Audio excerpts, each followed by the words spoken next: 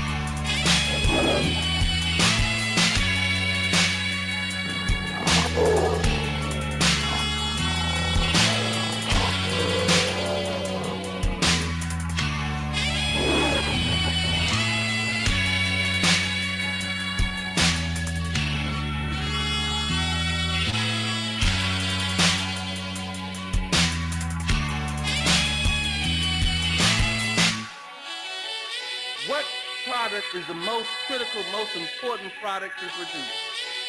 Our children. Our children. And if someone else takes authority for managing how we produce our most critical product, we have been rearranged. We have been rearranged. What are the two areas where they're arranged, where the production of children occurs? The family and the school. the family and the school. It is actually a trilogy. The family, the school, and the church. The place where you have a connection to the divine. And all three of those places have a singular mission to reproduce and refine the best of ourselves. The family does it, the church does it, the school does it. Except we know in a non-open, non-free society that the only place that we had total control of for the longest time was the church and the family. But as the church became more and more arranged or rearranged, the church became less and less of a place where we were able to reproduce and refine the best of ourselves. And quiet is kept as we became more and more involved in these places. We begin to learn about family life that made us believe that our family life should be a template that Ozzie and Harry could fit over and there'd be no empty spaces. That we should match up with white folks' notions of what family is about. And so we begin to question whether or not our families were operating, functioning in a proper way because these places told us that the black family had something intensely wrong with it because we were, in fact, developing at that time in a more authentically African form of family to reduce the difference.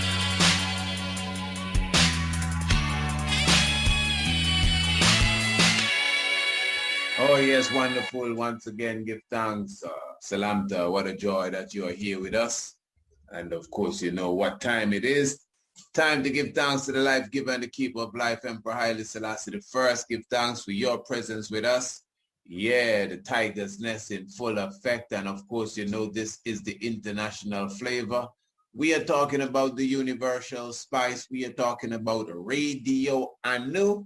Yes, give thanks for the moment now. Of course, this is the time we come together to do this the way we know how to do this on another level, different vibration, different energy altogether. Listening to the voice of one Dr. Wade Nobles there a moment ago, taking us from a bit earlier in the program. You know, give thanks for the elder still amongst us, you know, from them times have been doing a lot of works within the Black conscious community, specifically, you know, foundation himself in the United States of America. So yeah, give thanks to brother Dr. Wade Nobles, and of course the inspiration that he has been giving us throughout the years. And of course, you know, the Honorable Priest Isaac here with you again, and definitely you're in the zone with us, the Tiger's Nest. And I am still definitely looking forward to this Sunday in the Tiger's Temple. So all of those who know for sure you are really looking forward to a higher level of meditation, to a higher level of vibration, just know that it is all good when you come into the Tiger's Temple on Sunday. We will be definitely going into from Kente Amente to Marcus Garvey. You ready for that? From Kente Amente to Marcus Garvey. I mean, this is something that I don't think nobody needs to miss. This is going to be a meditation for the ages. Yeah, if I say so, that's what it is, man. This is going to be a meditation for the ages. So make sure you are well put together for the Tiger's Nest, Tiger's Temple, that is. Of course, make sure you secure your space. You just have to make a small contribution of only $10 to come into the temple, or you can, well, if you make your request before the day, but if it's on the very day, well, it's still only $20 really. But I would always suggest you could just throw $5 on that, and you are there every strong for a month period, and that is how we do it here. But remember, this upcoming Tiger's Temple now, I have been encouraging everyone to make sure you sit in and watch the Night of the Black Tiger, which is the divinity of Marcus Mosiah Garvey. Make sure you sit in and absorb that before you come into the temple. I mean, it would be good if you do that. It would help the whole meditation even more. And I even went as far as to say If you don't have the Night of the Black Tiger and you order the Night of the Black Tiger, our third full-length video documentary, wonderful, wonderful put together. If you purchase that before the coming Sabbath, before the Sabbath, not before the Sabbath done yet, before the Sabbath start. Once you purchase the Night of the Black Tiger before the Sabbath, you not only will get your pass to come into the temple on Sunday, but you will be getting a whole month, a whole month's worth of the temple. So that's 4 programs specifically, as that's how we balance our month. And that's just by purchasing the Night of the Black Tiger. So we definitely, obviously want you to get this information. I think it's obvious that you getting the information is the main thing, and we are encouraging you to buy the Marcus Garvey documentary. We are encouraging you because to the point that we'll make you come into the temple for a month just because you purchased the Night of the Black Tiger. This is for your own good, eh? It's like we're giving you medicine. This is for your own good, and it's not even bitter. Yes, I will give thanks to the love family. You don't know what to do, just email us precise@institute@gmail.com, and of course let us know what you're up to, what you have in mind, and we'll just take care of you. You better be sure about that. Yeah. So, and this evening now I'll be going where I promised that I would go. Well, did I promise it, or I said we'll look into it? Well, we're going there anyway. We're going to be talking about the vision or the beasts that Ezekiel saw in his vision or in reality. Well, he still visioned it. You don't have to be asleep to be visioning something. You know, give thanks. Where there's no vision, the people will perish. So Ezekiel was observing, and at the same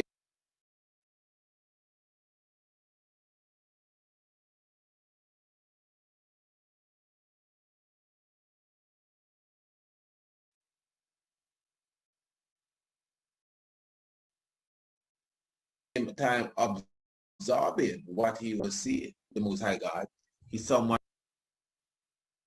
had to, you know, be intrigued by his security as well. Yeah, man, God and his security. The 4 beasts around the throne of the Most High. So we're going to talk about that since we brought it up earlier on the YouTube when we were speaking about Kente, Amente, and Wep Wawet, and of course the merge between Kente, Mente, and Anpu. And we also spoke of Wep Wawet even sitting with Kente, Mente at the opening of the doors. Oh, some deep stuff. The jackal-headed gods. Yes, we're looking into some deep vibration this Sunday. But tonight, we're going to also talk about some beast-headed figures that are around the throne of God, just like in Kemet. But these ones are coming out of the Bible. What some would say the Jewish Bible. You know, the beasts that are around the head of God or the throne of God. And what's the real vibration behind of it? We will be getting into that this evening. All right. Okay, let me see. What do I have in store for you?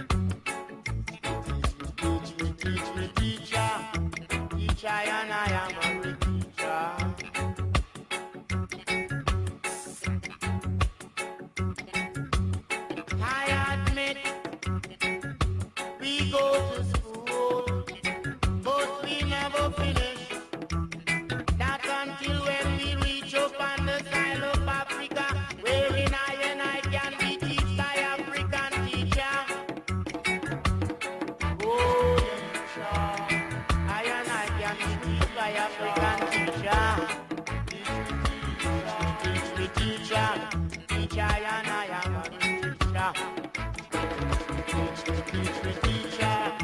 Teach I and I am a repeater.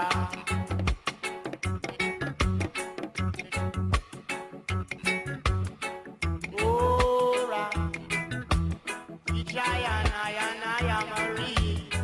I and I like to be teach by African teacher. Oh, naughty like you be bright, so bright, so bright, so bright, bright, oh, bright,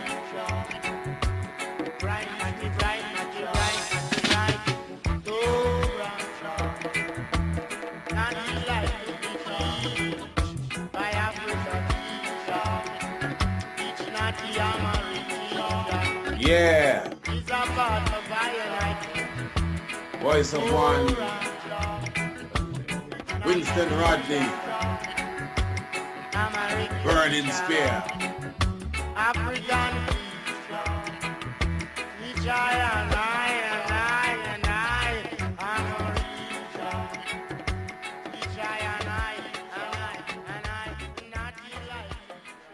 All right. So once again, give thanks for your presence with us. Of course, you know, as I said, right here in the Tiger's Nest, definitely doing it on another level this evening. All right.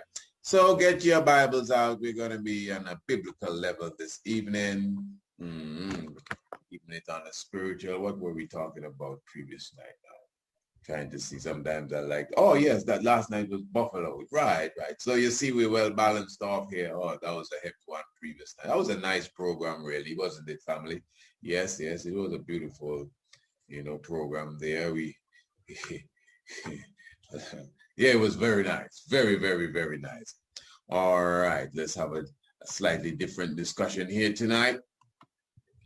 That's why, you know, when you come into the nest, you don't know what's coming next, really. But it's all conscious. It's all conscious, but it's just different subject areas, different topics, different levels, you know, domestic affairs, as I like to say, even spiritual, theological, geological, astrological, all the logical, give you all the logics here. This is from the book of Ezekiel chapter 1. Now it came to pass in the 30th year, in the 4th month, in the 5th day of the month, as I was among the captives by the river of Chebar, that the heavens were opened and I saw visions. See, I told you it was a vision. No, it was visions of God. In the 5th day of the month, which was the 5th year of King Jehoiachin's captivity, the word of the Lord came expressly unto Ezekiel the priest, the son of Buzi, in the land of the Chaldeans by the river Chebar. And the hand of the Lord was there upon him.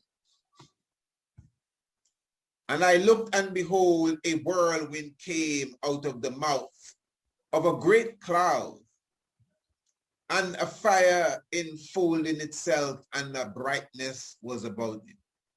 And out of the midst thereof, as the color of amber, out of the midst of the fire, and out of the midst thereof came the likeness of 4 living creatures.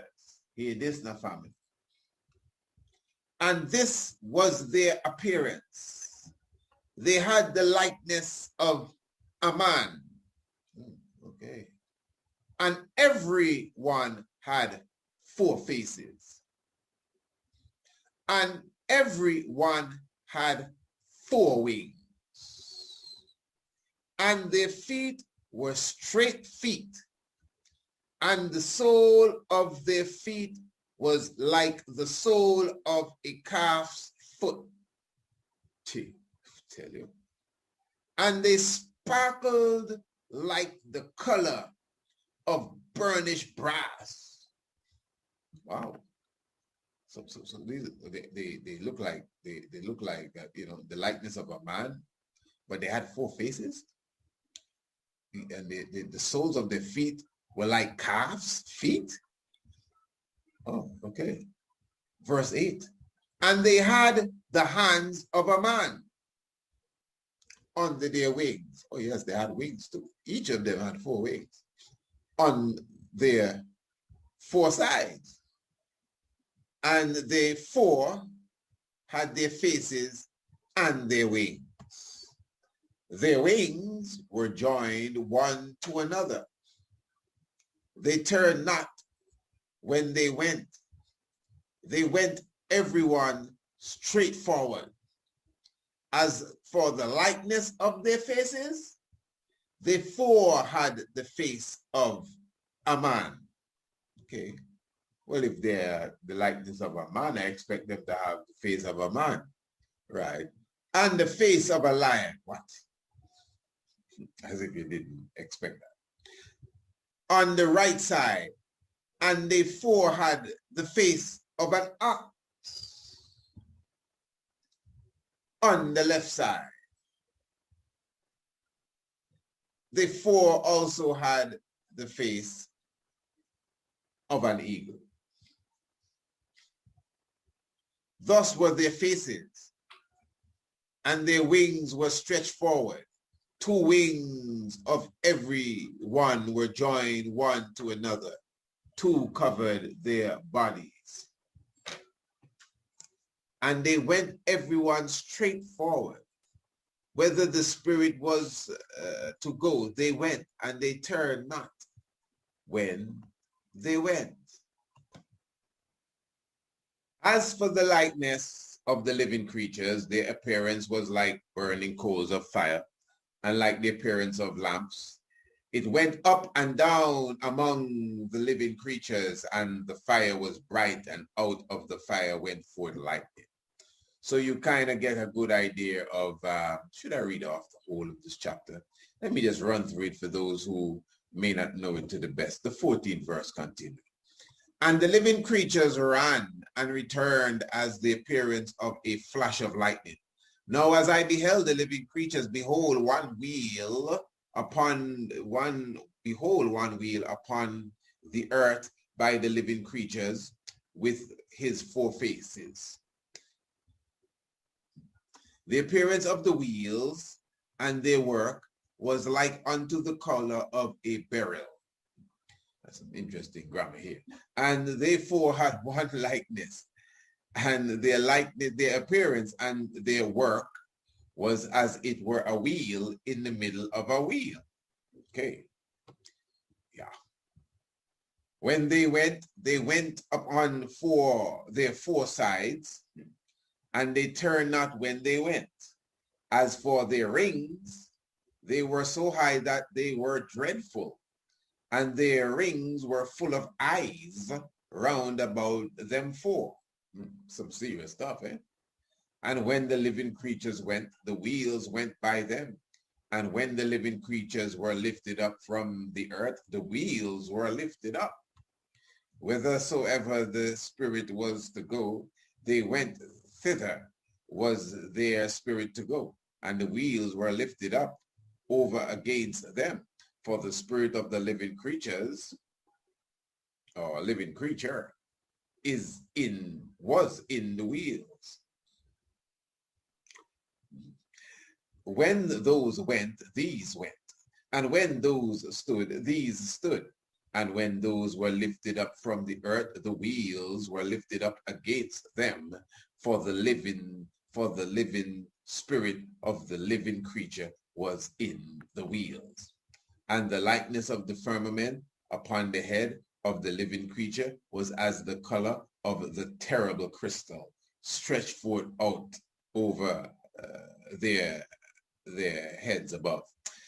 And under the firmament were their wings straight, and the one toward the other. Everyone had 2, which covered on this side, and everyone had 2, which covered that side, their bodies.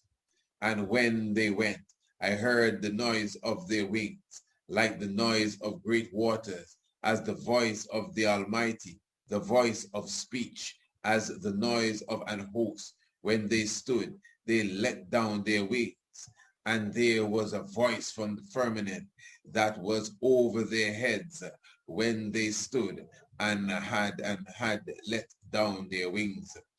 And above the firmament that was over their heads was the likeness of a throne, as the appearance of a sapphire stone. And upon the likeness of the throne was the likeness as the appearance of a man above upon it. And I saw as the color of amber, as the appearance of fire round about within it, from the appearance of his loins even toward upward, and from the appearance of his loins even downward. I saw as it were the appearance of fire, and it had brightness round about, as the appearance of the bow, that's a rainbow, that is in the cloud in the day of rain. So it is the rainbow banner he seen here. So was the appearance of the brightness round about. This was the appearance of the likeness of the glory of the Lord. When I saw it, I fell upon my face, and I heard the voice of one that spake. So what has been described here, this is the story of the wheel that many people would hear of in the book of Ezekiel, and Ezekiel is describing the beasts, the four beasts that he saw. Now, as I said earlier in another program, if you were to get a sketch pad and your pencil and pen and crayon and whatever you draw it, and you were to draw this, you would see something similar or even on another level to what you would see in the ancient hieroglyphs, because these beasts, four of them, and the four of them basically had the statue of a man. They were specifically of the statue of a man. But yet still there was a few different variations in their physique. Number one, their feet were like the hoofs of calves. And they had wings. Each of them had 4 wings.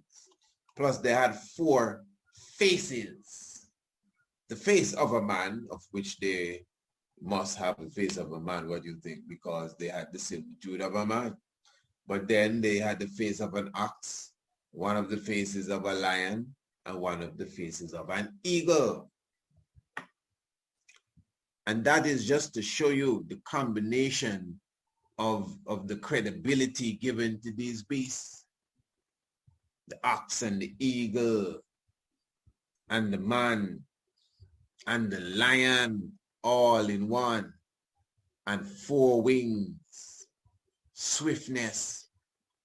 And these beasts do not turn left nor right.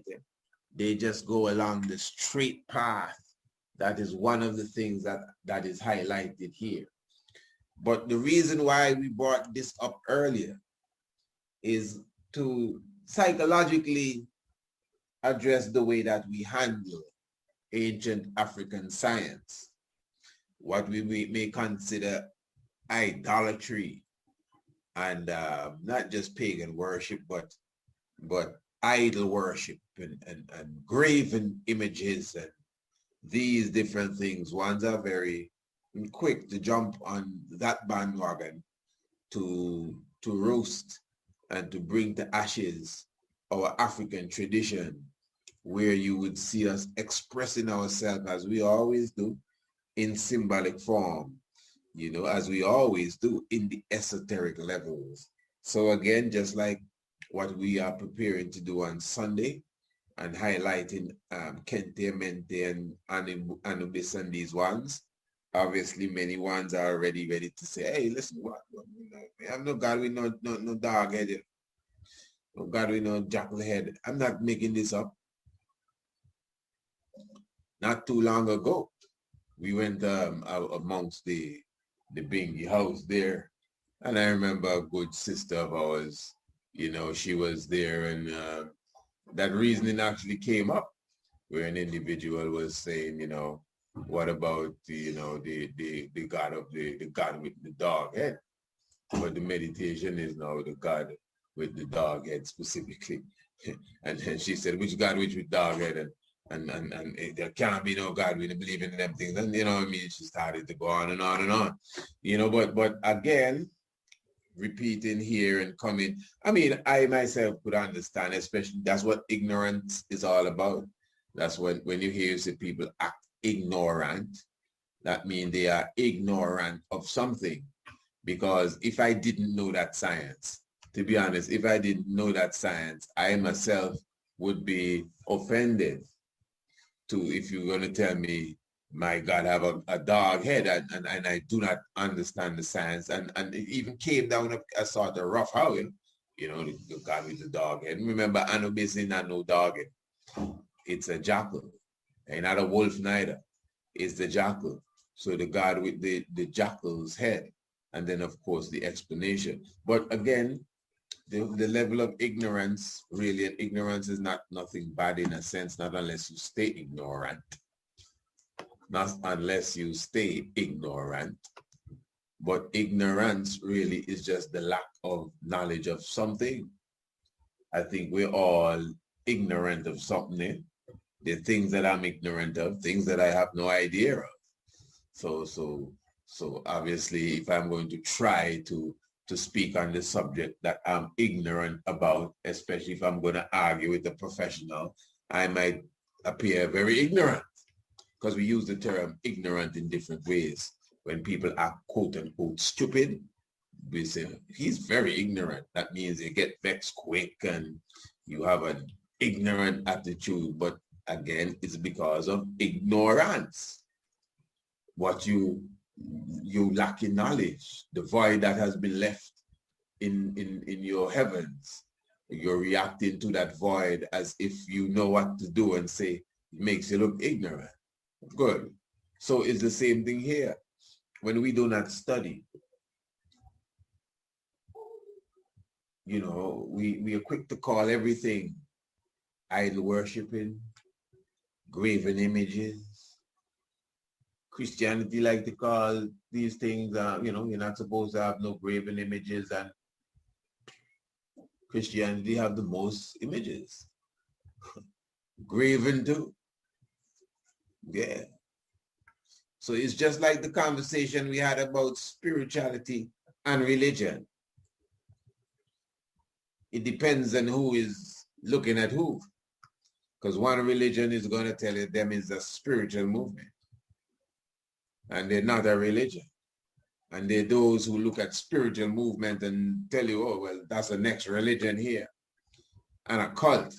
And all sorts of different things they come with and call these things.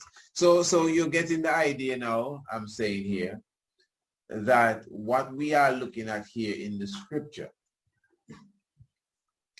in my book, is not too far off or far-fetched from what we deal with in ancient Meduneta science.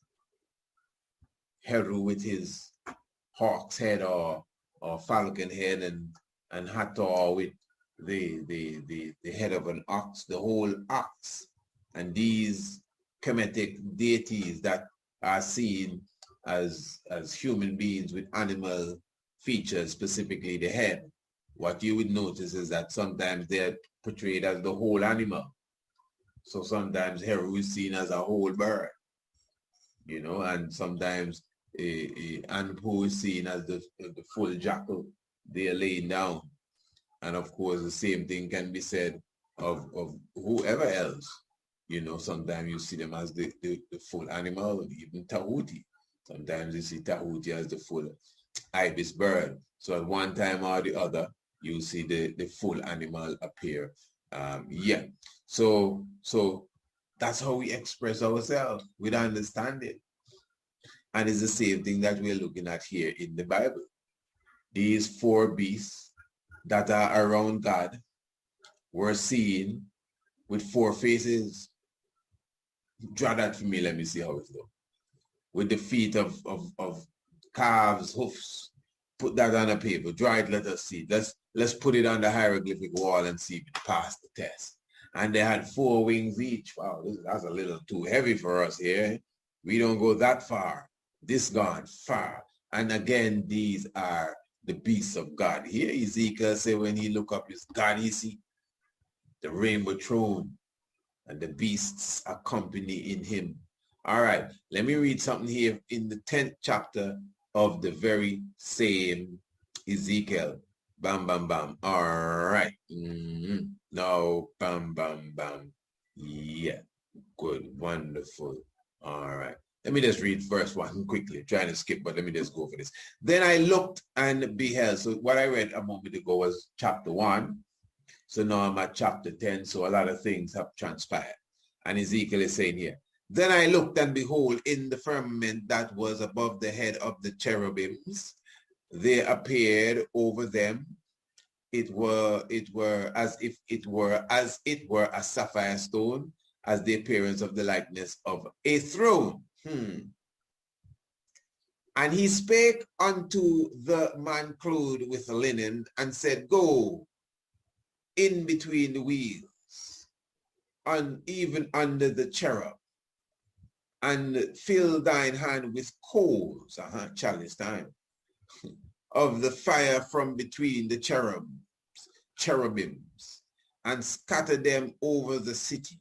And he went in my sight. 2 ins there. And he went in my sight. Very good. For the cherubims stood on the right side of the house when the man went in, and the cloud filled the inner court. Chalice time. Then the glory of the Lord went up from the cherub, chalice time, and stood over the threshold of the house, and the house was filled with clouds. I tell you, it's chalice, man. Yeah. And the court was full of the brightness of the Lord's glory. And the sound of the cherubim's wings was heard even to the outer court, as the voice of the Almighty God when he speaketh.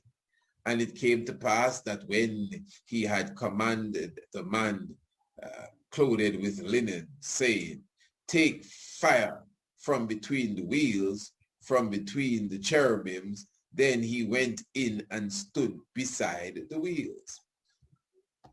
And one cherub, single for cherubim, and one cherub stretched forth his hand from between the cherubims unto the fire that was between the cherubims, and took thereof and put it into the hands of him that was clothed with linen, who took it and went out. And there appeared in the cherubims the form of a man's hand under their wings. And when I looked, behold, the 4 wheels by the cherubim. See that? The 4 wheels by the cherubim. 1 wheel by 1 cherub, and another wheel by another cherub. The appearance of the wheels was as the color of a beryl stone. Same thing going on again. And as for their appearance, they 4 had one likeness, as if a wheel had been in the midst of a wheel. When they went upon their 4 sides. They turned not as they went, but to the place whither the head looked, they followed it. They turned not as they went. Sounds like chapter 1. And their whole body and their backs and their hands and their wings and the wheels were full of eyes. Me tell you, their backs to mercy.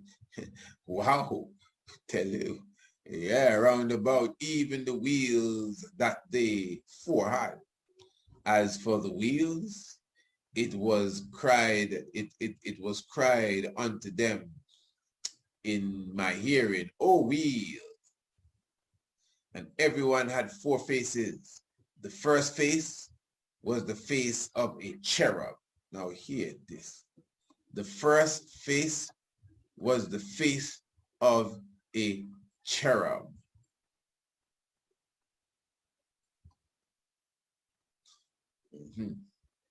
The second face was the face of a man. The third face was the face of a lion. The fourth face was the face of an eagle. and the cherubims were lifted up. This is the living creature I saw by the river Chebar in chapter 1. So Papa Ezekiel is telling you here that he encountered the same 4 beasts again that he saw at the river Chebar. And now 10 chapters after that, or 9 chapters after that, he buck up upon the same 4 beasts again. But this time he described the beasts slightly different. Yes, the beasts, each of them have the similitude of a man, and yeah, the same calf, feet, or hoofs, and yeah, 2 wings apiece. Yes, I understand, but something different here. They had 4 faces. Yes, same thing Ezekiel said, and they were around the throne of God. Yeah, all right, God's beasts, right, but something not right. Because in the first encounter, he didn't say one had the face of an angel or a cherub. Cherubs are angels, cherubim. Seraphims and cherubim and cherubim. Cherubims and seraphims, pardon me, them is different levels of angels. So cherub is like a singular. So when Ezekiel is saying one has the face of a cherub, that's like saying one has the face of an angel. So what's the point? In Ezekiel chapter 1, he never mentioned the cherub. He said one had the face of a man, one had the face of an ox, one has the face of a lion, and one has the face of an eagle. Okay, and what's he saying in chapter 10? He said one have the face of a cherub, and that's an angel. Yeah. Well, maybe that's the man. Which man? Remember in chapter 1, he said one has the face of a man, and the other 3 were animals, the ox, the lion, and the eagle. But one was a man. Okay, yeah. So in chapter 10 now, if he's starting off by saying one has the face of a cherub, well, a cherub is an angel, you said? Yes, okay, well, it can't be a lion, an eagle, and an ox. So I guess it got to be the man. So the cherub was the man. Nobody goes on to say, and one had the face of a man. And then, well, not one, they all had the face of a man. And then they all had the face of an ox. And they all had the face of an eagle. Hold on. Let's get this straight. We should have a pen and a pad here. We should have pens and pads for this one. I'm going to repeat this. In Ezekiel chapter 1, the 4 faces of the beasts that Ezekiel saw are as follows. Listen, family. The face of a man, the face of a lion, the face of an eagle, and the face in question, the face of an ox. Why the face in question is the one of the ox? Let's go to chapter 10. Same beast, 4 faces. And that's what Ezekiel says, and this is the same beast I saw at the river Chebar. The same living creatures. But this time, they have the face of a man, not a cherubim, a man. They have the face of a lion. They have the face of an eagle. And they have the face of a cherub. So the living creatures from Ezekiel 10 has the face of cherub and man, and lion and eagle, no ox.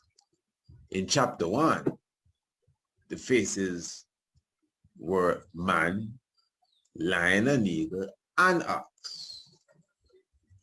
So it would appear that in chapter 10, the angel replaced the ox. That's all. Because Ezekiel says in chapter 10, oh, this is the exact beast I saw in chapter 1. So even if you were saying, hey, this is a different beast, look, that's how we study the Bible. I'm going to show you something. Look, it says here in Ezekiel that he had the face of a cherub, The ox is not mentioned here. So it's a different beast. A lot of ones would say that if the next line didn't say, that was the exact same beast I saw at the river Chebar. So there's a science there now, family, for you to figure out. That's what Ezekiel is showing you. He's showing you, hey, this is the exact beast. Because he knows you may be looking at something different, like, but wait, where's the head of the ox? Where's the face of the ox? And why is the face of the ox replaced with the face of a cherub? The face of an angel.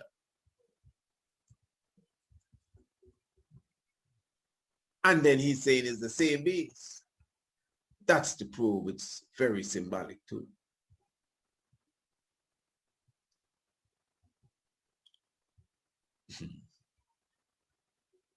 Remember, family, when you hear about oxen in any ancient science, of course, you know, we're talking about Hathor, Heteru.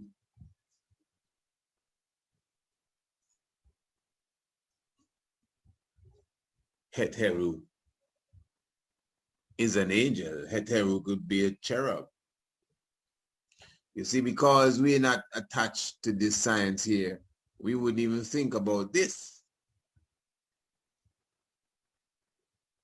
And maybe that is why Ezekiel could stress the point that this is the same beast.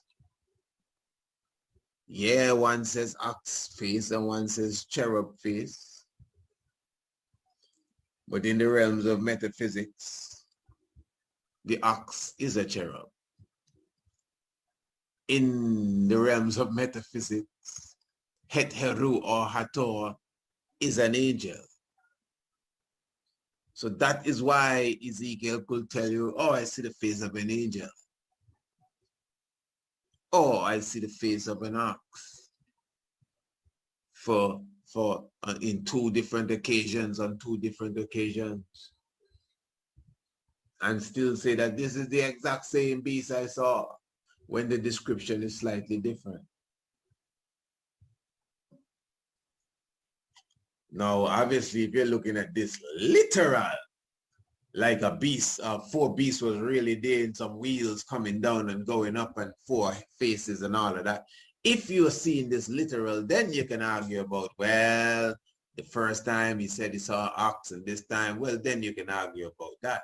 But I don't think there are too many of us that are, you know, willing to even go that level. I think we all can comprehend that there's high symbolism being expressed here, very high symbolism. But as I said, Hathor, Heteru, the ox, is a cherub.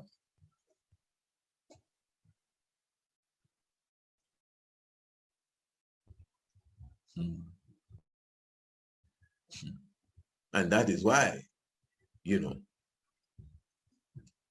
you could get that expression there of the cherub, you know, being seen as if the cherub is the replacement of the ox. And again, you know, I find that the Bible tends to have a very humorous way of expressing things, where Ezekiel clearly says, this is the exact same beast I saw, huh? Just in case you have any ideas. This is that, yeah, that's him there. That's him there. The same beast. Does it follow the description? Well, this one says he has the face of a cherub, but the other one said it's the face of the ox, Mr. Ezekiel. Don't worry with that. That's the same beast. I know it. I can recognize him anywhere. You know, as I always say, even in that book in Samuel, when Samuel was saying, hey, the Lord is not a man that he would repent. That's what Samuel's saying, you know, defending the Lord. Hey, the Lord is not a man that the Lord will repent. And in the very same chapter, not the same book, the very same chapter, it says that the Lord repented that he made Saul king.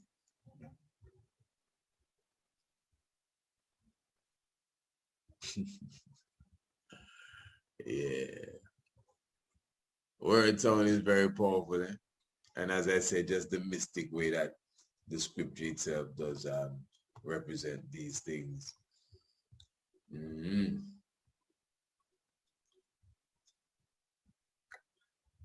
In the book of Revelation chapter 4, let's just say from verse 6, and before the throne there was a sea of glass like unto crystal, and in the midst of the throne and round about the throne were 4 beasts, full of eyes before and behind. Gotta be the same set of crew there, boy. That man have eyes all in the back. Mercy, one of his tattoos and things they be got. And the first beast was like a lion. Okay. And the second beast was like a calf. And the third beast had the face as a man. And the fourth beast was like a flying eagle. That must be Horus. What you say? That must be Horus.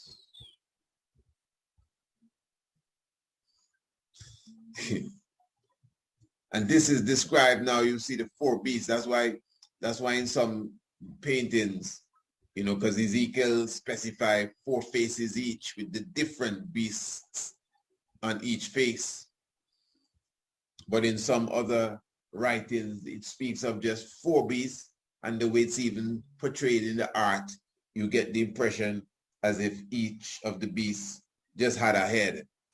One was an eagle, one was the ox, and one was the man, and one was the lion.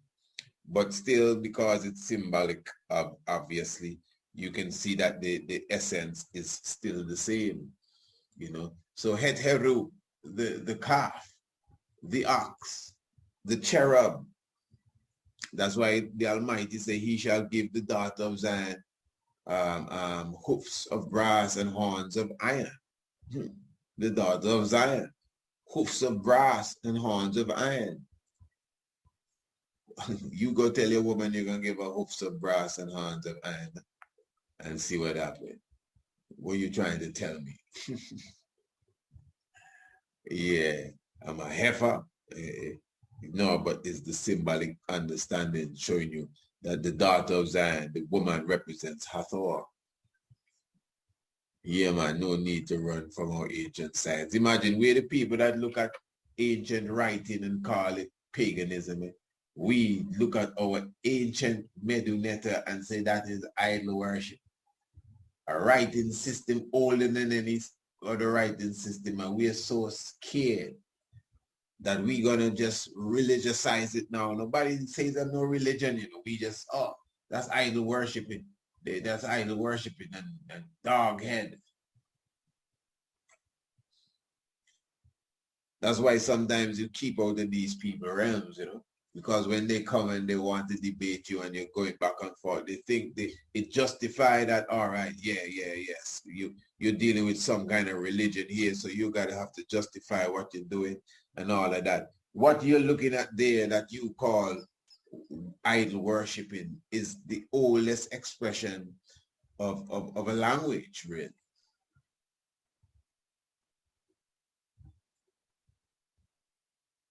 I'm telling you.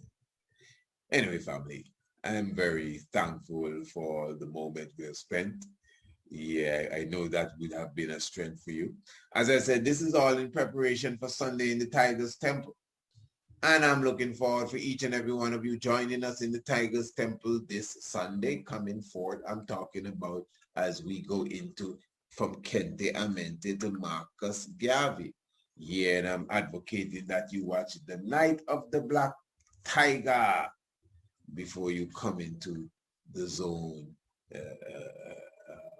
this Sunday. Remember, you can also order The Night of the Black Tiger, our full-length video documentary of the third thereof. And at the same time, when you order it, you don't have to worry about coming into the temple for a month just by ordering The Night of the Black Tiger, prepping yourself for the lecture on Sunday. Yeah.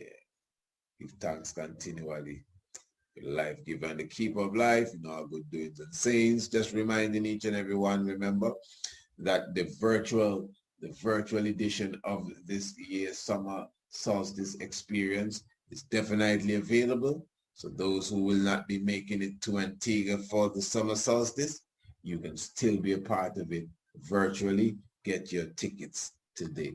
Love in the house, family. Give thanks to the life giver and the keeper of life. You don't know, as we always say, you know, there are many lions dens, but specifically there's only one tiger's nest. Emmanuel Selassie, Rastafari.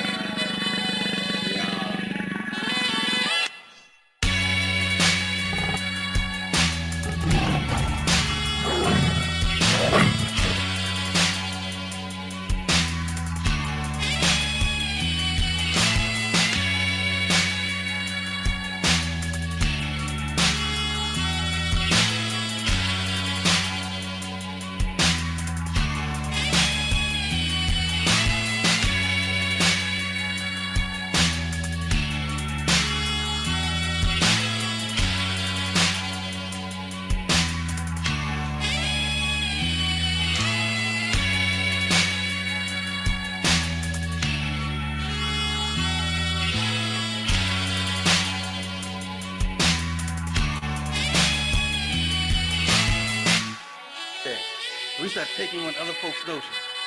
The control of the modes of production is an arrangement. But the most critical area of colonialization, area of rearrangement, is the reformation of the mind. The reformation of the mind.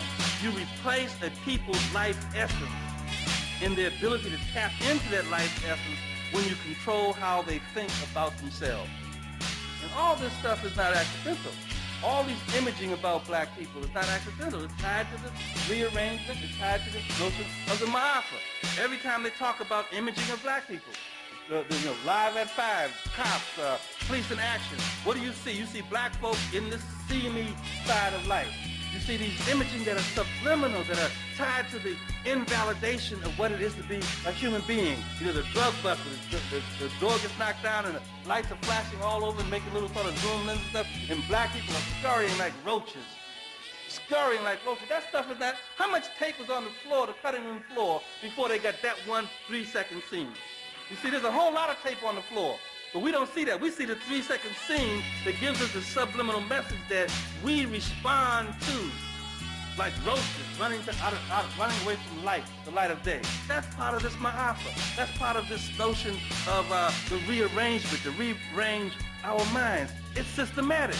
And the school and education has to counter that, as well as the home place in the church place. This notion of rearranging the mind is systematic. It's systematic. The best example I can give you of how systematic it is for you to think. Some of you old people live on a farm can really see this. How we create a sheepdog.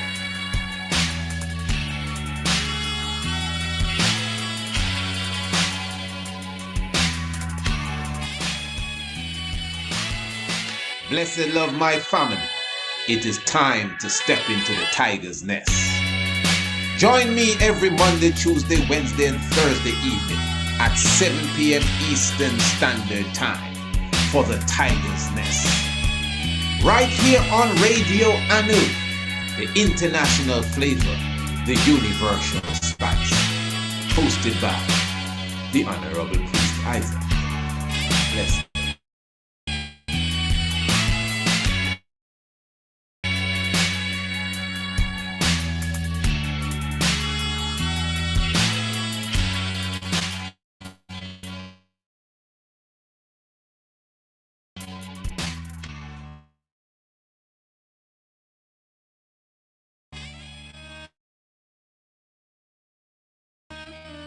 You're listening to Radio Anu, the international flavor, the universal spice.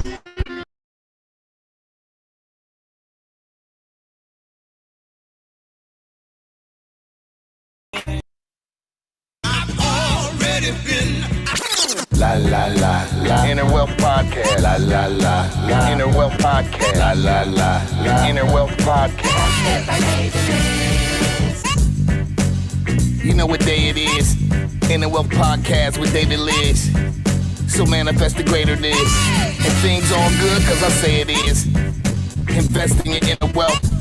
Real generational wealth is mental health. Inside game. Good morning. Ladies and gentlemen. And now introducing David McCullough, Elizabeth Holtra, host of the Inner Wealth Podcast. Inner Wealth Podcast. La la la. Yes. Go Inner Wealth. What up, though? What up, though? Man, you know, I've been since probably around 1999.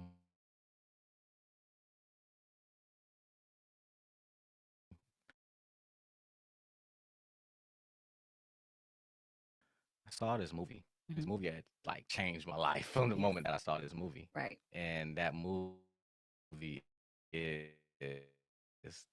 The Matrix. And when I saw that movie, man, I really, you know, going down the rabbit holes of being in the Christian world, self-help world, wellness world, I saw one thing. The Matrix, the movie, connected all of them. Mm. And what we talk about most of is trauma. Right. Today, we're going to talk about awakening from the trauma matrix. We broke that barrier, right? Well, the key behind forbidden knowledge is when you look up what forbidden means, it means that it's not unaccessible knowledge, but that it's actually just hard to find knowledge. And it's so fractalized and so displaced that sometimes it's hard to bring all the pieces together and make a picture. Right. So what I've been able to do is go here, go here, go there, go all these different locations and capture pieces of information from different sources and paint a better picture for people. Mm. That's Dope. deep. Yeah, it's deep and dope. So we're gonna have a lot of deep moments of that on this podcast. So if you you know, one thing about what we do is it's not about what we say. Right. It's about what you feel Yes. coming from us. Exactly. And we can talk all over each other. Yes, And we can and we right? do. But And that, we do. That's how we flow. That's just how we flow. talk. And if you don't resonate with that, Hey, you it's don't okay. vibe. If you don't vibe with that, then That's okay. you know, it just ain't for you. But today we're gonna dive deep into the rabbit hole. Go down deep into the rabbit hole. So let's talk about just the beginning of the Matrix. And again, spoiler alert: if you've never seen this movie, you probably want to turn this off I and know. then go watch the Matrix first and then come back. Right. But the truth is, many people who've seen the movie have never seen the movie. That's right. Exactly. So we're gonna talk about seeing the movie, Hidden meanings. right? And so one of the things that popped up in the first few scenes was Neo, basically the white rabbit. You remember that scene when the woman came with the white rabbit on the tattoo and it said "Follow the white rabbit" on this computer screen. Yeah. And immediately what I thought about when I saw that was, what you seek is seeking you. Absolutely. Yeah. Deep. Yeah.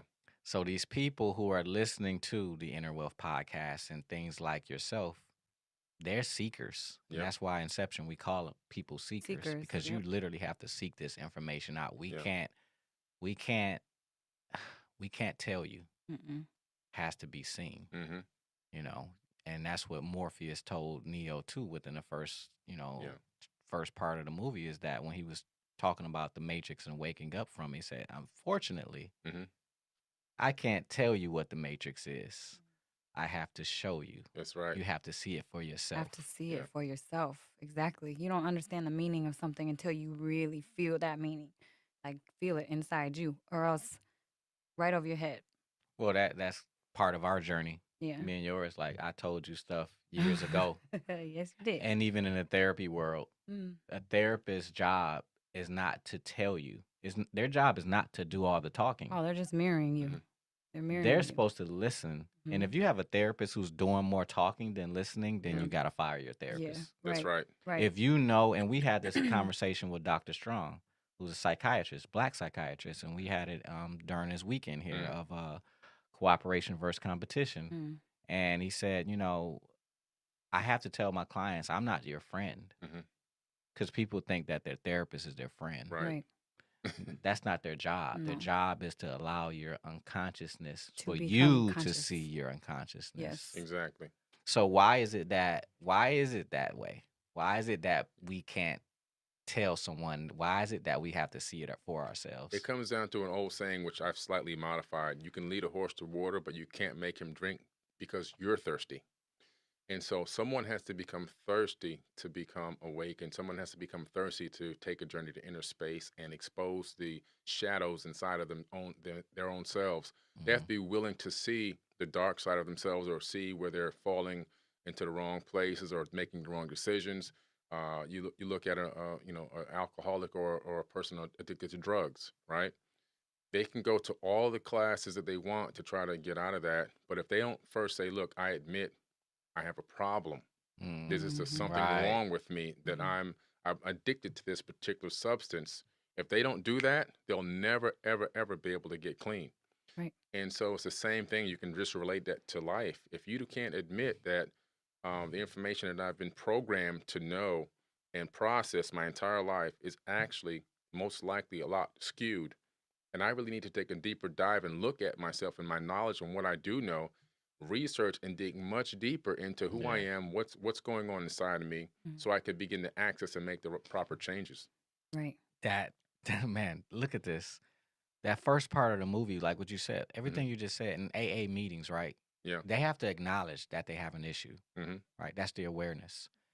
But you talked about being able to see our light and our dark. Yeah. And a lot of people who think that they're doing the work, Mhm. if you're not uncomfortable, if your mind has not been blown, Mhm. if you don't feel sadness, grief, Yeah.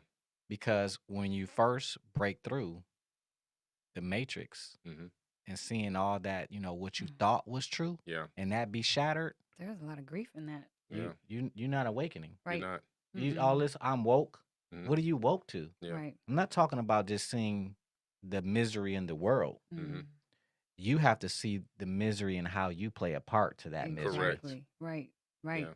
Because we all play a part to that, right? Oh yeah. Oh yeah. You can't be a proponent of talking about mental health, Mhm. but sell trauma. Exactly. Right. I try to tell people that all the time, especially on social media in their conscious community. There's a lot of accounts that are promoting this higher level of conscious thought, but they're consistently putting the fear-based information out. Yeah. Now there has to be a balance, as with anything on this planet. You have to have a balance, and so if you don't have the balance, you continue to push the fear porn on them, and what's Fear happening porn. is the fear porn, and Fear these people porn. become addicted to That's fear deep. porn.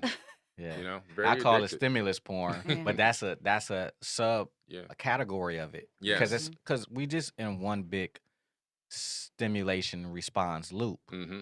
So that's just the stimulation that you're Yeah. interested in. Right. The fear, the Mhm. news. My Right. mom never let me watch the news growing up because what did they see? I would see us being shot. I would see us Right. misery. I would see us ignorant. Mhm. And it's not that we any of those things. Right. It's just a cool way to program. Mhm. And everything we're going to talk about on But this is you- programming. That's Right, right. exactly. But you become physically addicted to that type of stuff too. Like your Mhm. body releases chemicals that, Mhm. and then you become addicted to those chemicals. So now you're Yeah. searching it out. And now that becomes your lens Mhm. of life, of the Right. world, fear. So what happens is people start following some accounts, and they start thinking, I'm getting more woke because this account is exposing all this negativity, but there's no balance on that particular account. So what happens is you just fall deeper into a low frequency vibration of fear, and you're still in flight and fright mode. And you're still, building up trauma. And then if anything, you're adding so much more psychological trauma to yourself that you're Yeah. becoming even more and more sick mentally. Yeah. Yeah. And I went down that rabbit hole. I think I've been there too. Yeah, we've all been there. Yeah. I call it catastrophism. Right. And that's go to that part in the movie. The first part, the other part when Neo was waking up when he first came out the Matrix. First of all, Neo, man, he trusted Morpheus like Yeah. really heavily. I'm like, he's like, yeah, put this thing on your arm, man. Like, know. yeah, like He he getting hooked up wasn't. to machines. I'll be like, He was what are you doing? frozen Yeah. because he wasn't tripping Super out of nothing. frozen. He just Right. like, oh, I what's know. that? Started Right. looking at himself in the mirror. I'm like, I would have been know. like, I would have tasted that pill. Like, man, I what's know. this, man? What is this? What's in here, bro? I know. Asking way more questions. Because He you was know just like, what was one man who the cult where they drank the Kool-Aid and they all died. I think it was Oh, Jim Oh, Jones, man. Jim right? Jones, the Yeah. Kool-Aid that everybody drank it and died. Yes, that's So right. so even though Morpheus played his role, Hmm. he was just trying to show him himself. Yeah. If you're following a leader Yeah. and they don't point you back to you, yourself, right. Hmm. if they don't They're not. point you back to your own power, Yep. if they disconnect you and it's always something outside of you greater Right. than you, I Right. don't care. It's wrong. I don't care what religion. Yeah. They all, and you can probably tell me more than anybody. Right? You go through all the religions. Hmm. That the same to go inward. It's always inward. These religions even try to skew and take that towards on the outside. Mm. But when they're supposed to be studying it,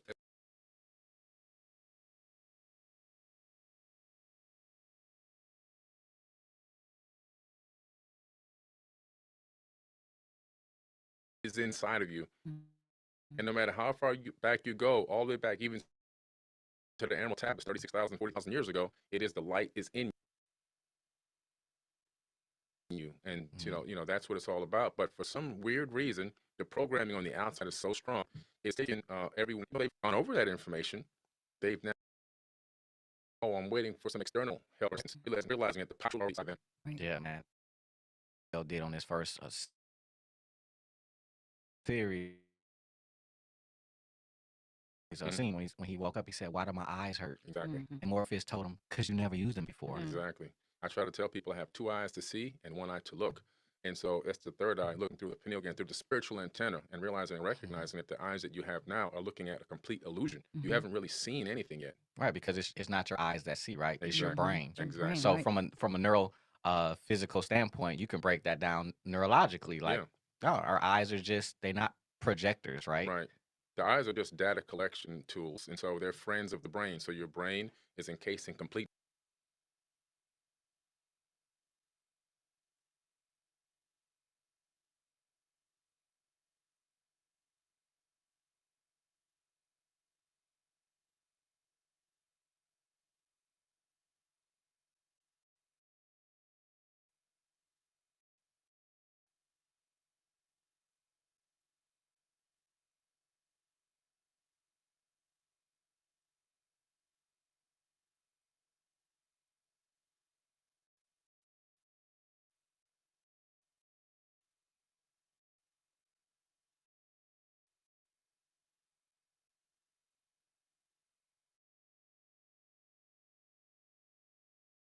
darkness. It doesn't know anything going on outside.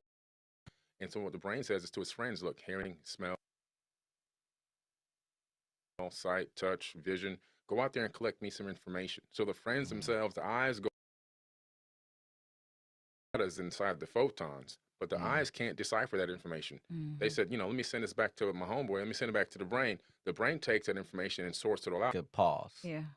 Because this is going to be something you need to listen to. Right. Yeah. Run that back. You can run this thing. I've watched The Matrix for the last 20 years.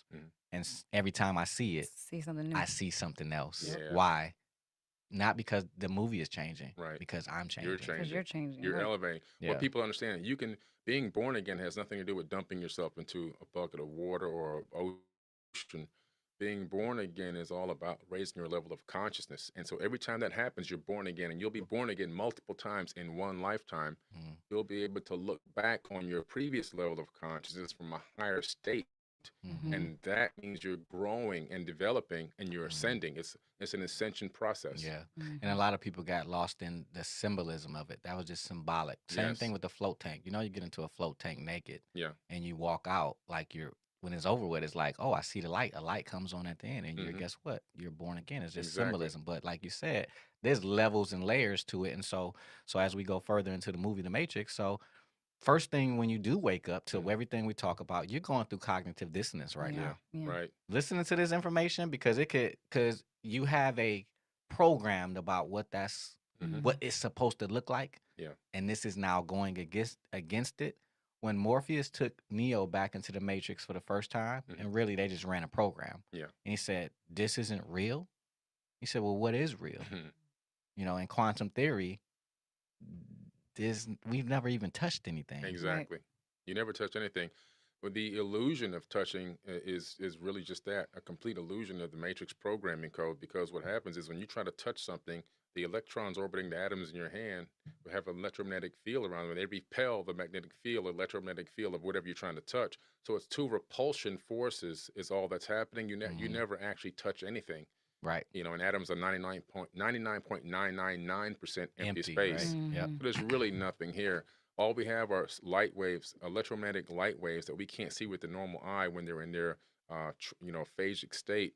We call it, wave particle duality in quantum physics.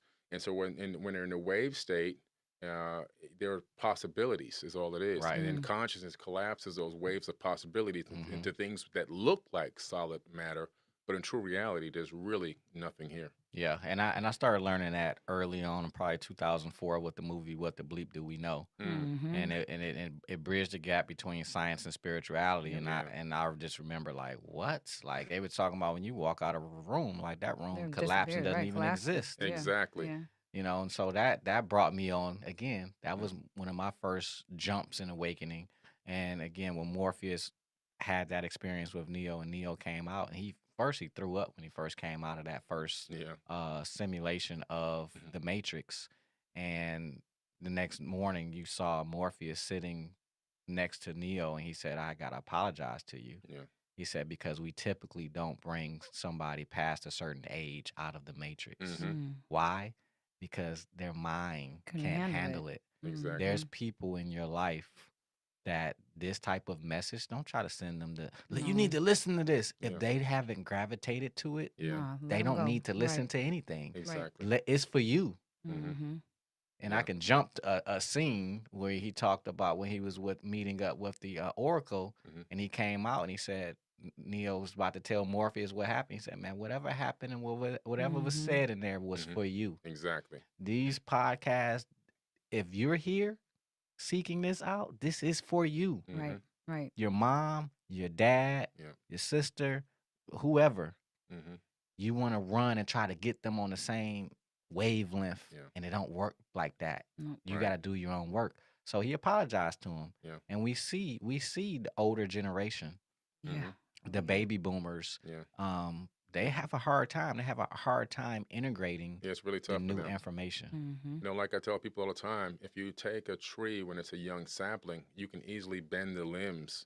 But when that tree gets deep rooted and grows, if you try to bend the limb, it'll break. Mm. Mm. And so you're looking at these baby boomers, and the coding and program is so embedded in them for so many years that it's they've become rooted trees. They've grown and they've got stiff bark, and you can't Yeah. really bend those limbs. They'll just snap. Mm. And a lot of them aren't ready for that information. So you have to just, I tell people who always ask me, how do I get my family members to wake up? And I said, you just be the light. You just do what you do. Mhm. Don't put Right. pressure on them. Every now and then you may drop a gentle seed, and that's about it. And just let them look at your life and how you're moving. Eventually, they may start to ask some questions. Right. Mhm. And then you can answer the question and walk away. Don't go too deep again. Just a little bit at baby steps, a little bit at a time. Some of them will come along, some of them may not. Just be happy Yeah. that you're doing what you're supposed to be doing and you're finding yourself. Mhm. And then others will also see how you're moving and how you're living through this matrix. And then they will then begin to ask you questions. And some people will jump right on in with you, full Yeah. blown. Some people will take time. Yeah. It's a gradual process, but Eh, like you said, right. you can't overdo it. Everybody's in their own game. Yeah. Exactly. You know. Lead That's by right. example. Just lead by example. Yeah. If it's not for you, it's not for you. If it's, Right. like And you know them by their fruit. Yes. yes, Right. right, Yeah. right. It's like, did we miss that message? Like you know people by their fruit, Mhm. meaning their actions Yep. show you who they are. Exactly. So that whole Exactly. I'm woke because you. And so here it 'Cause you is. say Let's go back. I was about to go full into Yeah. that, which is okay. You got the information. You got all his knowledge. Yeah. Neo, when he went, he got into the chair. He got the Mhm. thing plugged into him, and yo, he was sitting there for hours just downloading information, right? Yeah. Yep. And he said, and he told Morpheus, "I know kung fu." Morpheus said, "What? Show me." Show Right. me. Right. Oh, Right. you know. Mhm. Show me. Right. Exactly. It's the action that proves it. So Right. he went in that simulation again to show him he knew kung fu. And what did Morpheus do? He whipped his ass. Yep. Yep. Beat him Yep. down. He beat him down. He's training him the whole way. Yeah, you learn some information, Until but you you apply can't that apply information, it. until Can't. you apply that Yeah. information, it's not real. It's not in this Exactly. realm. It doesn't exist. It just exists in your mind Yes. until you apply it. Absolutely. That That's happens to the me all fruit. the time. People come to challenge my information and knowledge, but I'm basing all my knowledge on facts. And I never base my knowledge off of what's on top of my skull, what I just thought about that moment. I base it, and I always give people the references. And so some people come to challenge, and I go, well, show me the passport stamps. I've got the passport stamps to all these destinations that I've been to, all these ancient sites and civilizations and indigenous peoples that I've met with all around the world. Show me the passport stamps, and then we can have a debate. We can talk about this. But if you Right. don't have if you haven't applied yourself, if you haven't got on the plane, gone to some of these locations, spent the time with these people, done the hardcore research, been on archaeological digs, it's kind of hard for you to just go for a couple of Google Right. searches and think you got all the answers. And it's interesting that people are very confident in their ignorance. Yes, yes, I agree. Those are typically the worst type Yeah. of, because they're the most programmed people. Yeah, Right. They really believe what they're saying. yeah, And we can go there, but back to that simulation when he fought Morpheus fought Neo, Mhm. and he was like, he was trying to help him to free him, yes, right? While he was talking to him, because again, you know some moves, kung fu, but you still bound yeah, by the laws of this simulation because you still have your programming. Right. exactly. So he said, load up the jump scene. Yeah. Let's go. The jump scene is when he's gonna jump across. He's gonna go take Yeah. you to the Renaissance Center. That's a building here in Detroit. We want to jump from one building to the next. Let's Right. see. Yeah. Morpheus goes and does it. Mm-hmm. He said, you gotta free your mind, right? Right. So he goes, and it's an old song too called "Free Your Mind" by Yes. In Vogue. Mhm. In Remember Vogue, that? In And the rest Vogue. will follow. Right? Yes. Like these messages are just everywhere. They're everywhere. Yeah. Right? So he loads it up, and Morpheus jumps, no problem, Mhm. right? He didn't dealt with his trauma. Oh yeah. He didn't dealt with his stuff. Right. Mhm. He's free. Right. He's free. Yeah. Here go Neo. Mhm. He gotta jump, hit the ground, Yeah. Yep. right? Then they bring him out, and he says, because Morpheus will tell him this it's not real, right? Yeah. But he comes out of the matrix, and Neo touches his lip, and he Mhm. sees blood. Mhm. He said, "I thought you said this wasn't real." He said, "It's the mind that The makes mind, it real." right. Exactly. So Right. let's go into the whole Bruce Lipton, cell Mhm. biologist, Right. biology of belief. Mhm. Yeah. Why does the mind make it real? The mind makes it real because the mind, first of all, is very easily fooled. This is why you could put those goggles VR, on, the yeah. VR goggles, Mhm. and you can basically the mind will think it's on a roller coaster, and Right. you'll actually your heart will race, your Mhm. blood pressure will Mhm. go up, you start sweating and everything else, because the mind is literally designed to take input, exterior input, and process it. That's all it does. So, if you're in this case with Neo, what's happening is his mind is looking at the depth and perceiving real, true depth, and not understanding that there is no depth, there is no Mhm. distance. Locality doesn't exist. Non-locality, Right. right? Non-locality. There's Right. non-locality. There's distance and illusion. Separation is an illusion. Illusion. Yeah. But he's locking on to those programmed systems that have been Mhm. locked into his body, locked into his brain, saying, "Oh, we perceive death, we perceive this, we perceive that." And so when he jumps, his mind is saying, "There's depth here. You can't fly. Gravity exists. You're gonna fall, and you're gonna splatter on the ground." hmm And so what we do in our regular everyday life is we move through this matrix thinking that we're bound by the laws of physics, Mhm. not understanding that we're multidimensional beings. Mhm. We truly do have the power to transcend this dimension through thought, through consciousness, and through our actions. And something as simple as like pulling up here today to the studio, right? Well, we pulled up, there was no spots, and we were like, oh man, we didn't pre-think our spot We before we didn't got set here. an intention. Right. Exactly. Oh man. You see? You know, we should have set that intention. That's why you have Right. to live your life with intention. Tension, Neo right. Yeah. failed Mhm. because his intention was on what? On the past On- programming, which is exactly. what? I can't do it. Can't do it. I can't fly. How am I going to get over there? I'm going to fall. And as soon as he jumped, he fell. Mhm. And so if we would have set our intention for that parking spot when we pulled up here, the spot would have been there for us. Again, transcending space, time, multidimensional thinking. You know, Right. so the mind is locked into the programming code. But in another method, we can actually utilize the mind to understand. And once you understand it, you can break this system of relativity and all these constructs of gravity Right. and everything else. And you could think mind outside of body and become multidimensional. Even calling down an elevator in a busy building. I've done that before. You know, making sure when I get there and I press the button, the elevator's already ready for me. You know, simple things like that are ways to test the true power that you have. And you see it all the time. And so we want to come. This is science. Yeah. Like you see it all the time. One time, quantum theory is whatever you observe changes, right? So I'm driving down the street one day and I feel somebody looking at me. I know they're looking at me. Why do I know they're looking at me when I can't see them? Because it's their observation of me is changing me. Exactly. And I turn over and I look, and it was my cousin doing like this, just staring at me. Wow. And I knew, and everybody who's listened to this, write down. You can write down these moments that's happened to you. Right. Those deja vu moments. These things exist, not because it's some airy fairy, No. don't go down your program mind right now, because I know a lot of people are going to do that. Start going down. That's the devil. That's this. No, right. no. No. This is science. Science. Everything And is this is entangled. spirituality, and Exactly. everything is connected. Everything Yes. is connected. Yes. What you're doing is having a hard time coming to grips with who you are. Exactly. That's what's happening. Right. And Right. you're bucking it to the point where you will want to fight people to hold your limited Hold your belief. Right. Yes. Hold And we your see belief. that all the time. We see it. So when we talk about the biology of belief, I talk a lot about trauma because that's one of the ways to program that fear response where you're stuck in a protection algorithm program. Right. Oh, that's a threat that looked like something that happened to me when I was 4 years old. The brain stores that information and Yep. everything from light, sound, and what you heard can become that trigger to basically activate that program algorithm Right. protection algorithm program. Right now, you activate it. Now Right. you Now your body you're reacts. on guard. Your body right? reacts. Yeah. Yeah. Yeah, and you're stuck. Mm-hmm. So one of the biggest ways that you come out of the matrix, not just from the knowledge standpoint, but you gotta train your body. Exactly. It's not about just Not separation. psychology. Right. Right. Psychology is okay. That's awareness. Awareness. Exactly. But again, let's apply.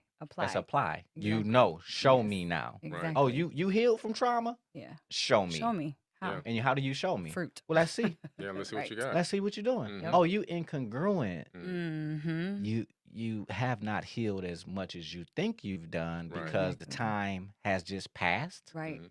Right. Time doesn't heal Time wounds. does not No. exist. Yeah. That's another thing. Time Exactly. doesn't even exist. That's right. That's another Just like problem. again in quantum theory, non-locality, it doesn't. There's no such thing as here and over there. No. Right. No. There So is no Jesus separation. talked about. He dealt with the Pharisees and the Sadducees, and Sadducees really means separatists. Separatists. Yes. So who's pumping this illusion of separation? Mhm. Whoever's pumping the separation program, those are the people you need to really stay away from. Exactly. Because they're disconnecting you from your own power. Oh, they put it on TV. Oh, so let's just make this plain and clear. Either you got it vaccinated or Yeah. you got a mask on. Right. And the ones without the mask means what? Mm. You're unvaccinated. That's So right. what are you telling us really? Yeah. You're telling us to not like each other based on you didn't get Right. vaccinated Yeah. yet. Yeah. Mhm. Method of control. Even though we don't separation. understand that there's a Mhm. lot of people who got vaccinated who still want to wear a mask. Exactly. But that's not the game. Right. Right. Right. Right. It's all about divide and conquer. Yes. That. So you break them, you break them. So you get them, you pull them apart, and Mhm. now you got them separated, and now you have everybody battling each other Mm. and not being able to focus on who really is the true person setting this up? Who are the Right. true? Yeah. Who's behind the scenes Distraction. pulling our Pulling the strings? strings. Yeah. You know? Yeah. It's the Wizard of Oz. Yeah. That's Wizard of Oz. It's the Wiz. That's what the Matrix is. And Right. and ladies and gentlemen, the Matrix was written by a black woman. Just so Yes. It y'all was. didn't know. That's right. Like, and you know her. Yeah. I've heard her on Clubhouse, and I Mhm. follow her on Instagram. Now she wrote that in Terminator 2. Terminator 2. Yeah. A Terminator. All the Terminator. Terminators. All Yeah, the all Terminators. of They them. just kind of fed off of the Yeah. whole thing. Yeah. Yeah. Turned it into multiple series of movies. So back to your belief. Your belief creates reality. Yeah. Mm. And one thing on that belief thing, real quick, is the epigenetic memories. Mm. I'm glad you said that. You Yes. know, Let's so go a there. lot of people are operating in this programming code, and they're trying to figure out why they're having all these feelings of fear, PTSD, anxiety, suicidal thoughts, and all these other things. And their life appears to be okay and great. Everything seems to be going great, and they want to address these issues and problems. They can't figure out why they're so locked in. Well, through the RNA from traumas that happened 15 to 20 generations ago, through the RNA of the father coming in through the sperm, those traumas are being passed in through epigenetics right down the line. Mm-hmm. And so it's like, okay, you could be trying to do everything right, but not realizing that you have ancestral trauma inside of your body. Right. Yep. This is real science, Right. Mhm. peer-reviewed real science. Mm. And so it's like you have to now address the actual epigenetics Yep. as well. Right. You got to go deep Yeah. inside. Gotta gotta go deep begin into the original source code. Exactly. You Yeah. got to go to the source code, and you got to start reprogramming, Mm-hmm. and you got to do it. And that's the only way to really clear those past traumas. Right. Yeah, Get to and the and root. and You that's have what to. we talk about in Inception all the time. Only thing we're doing is letting people empty the cup. The Mhm. cup. Right. Right. Jesus said you can't pour new wine into old wineskins. Right. You can't take in new consciousness Mhm. with old programming. Right. Mhm. Exactly. You can't put seeds on unfertile ground. Right. Mm. Like he's speaking in parables because we too stupid Mm. to understand. Right. Mm. Because our eyes and our program, it's not, and I don't want to use the word stupid how we understand it. Right. Stupid as in you're programmed Programming. to see what you see. Right. Mhm. This ain't about religion. This is not about conversion. Mhm. This is not about trying to make you feel a certain way. If you listen to this message and you understand, you resonate with it, Mhm. you do your work. Right. Mhm. Mhm. You're going to resonate what you're going to resonate, whether Yeah. it's Buddhism, Mhm. whether it's Islam, Yeah. whether it's Christianity, you're going to resonate what you resonate with. Yeah. And there's nothing wrong with that. But don't think that you're a seeker of truth Mhm. if you're only reading things that confirm what What you you already believe. believe. Right. Right. What you already believe. Yeah. That's the biggest thing I have, to keep telling people. Like, if you're basing all the information you know off of one book, off of what you heard from maybe one video off YouTube, or what somebody you go to meet in a building tells you once a week, Mm. then you haven't really gone into the information. You really don't know what you think you know. You just know what somebody's giving you. You're regurgitating the same information over and over again. Right. You've got to go deep, and you've got to go into the root and sources of information, track back through history where this information came from, and try to really even sometimes break down the root words. Yeah. Mhm. Get to the nitty gritty of things to find out exactly what you're being told and taught, and all the parts that you've missed in between that you haven't been told, Mm. and try to paint your own picture. Yeah. Right. And transitioning into Morpheus goes to take Neo to see what? The Oracle, Hmm. Mm-hmm. right? And the Oracle, he has in his mind Neo, and we all did Mhm. when we watched the movie. Yeah. He's about to go in and see the Oracle. Hmm. Before we even go into that scene, let's sit down with him and the little kid and the other Yeah. potentials that they Mm. call it that was sitting Yeah. there. And he sat with this one little kid and he said, this kid was sitting there bending spoons. Mhm. Yeah. And Neo sat down with him and he said, you got to realize the truth. Like, don't try to bend the spoon. Right. He said, realize the truth. He said, what is the truth? That there is no spoon. Right. Mm-hmm. He says, then you'll understand it's not the spoon that bends, but it's you that Mhm. bend. That's Yeah. deep. So That's deep. deep. That's so That's deep. deep. That's deep.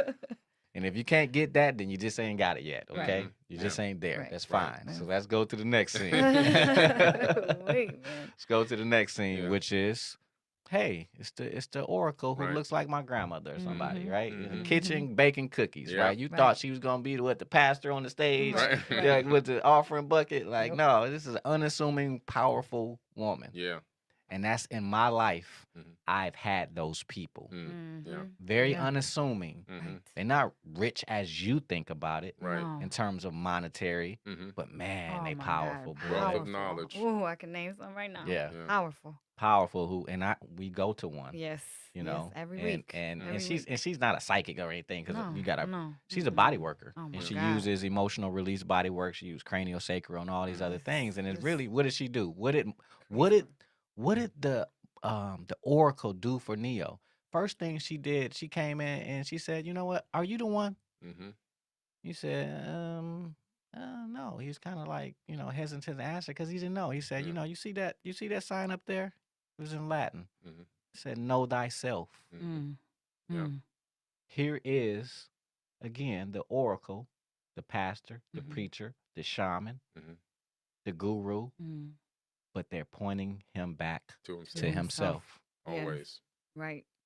Right. So she said, by the time she got done with it, she had a conversation with him. She said, yeah, you ain't the one.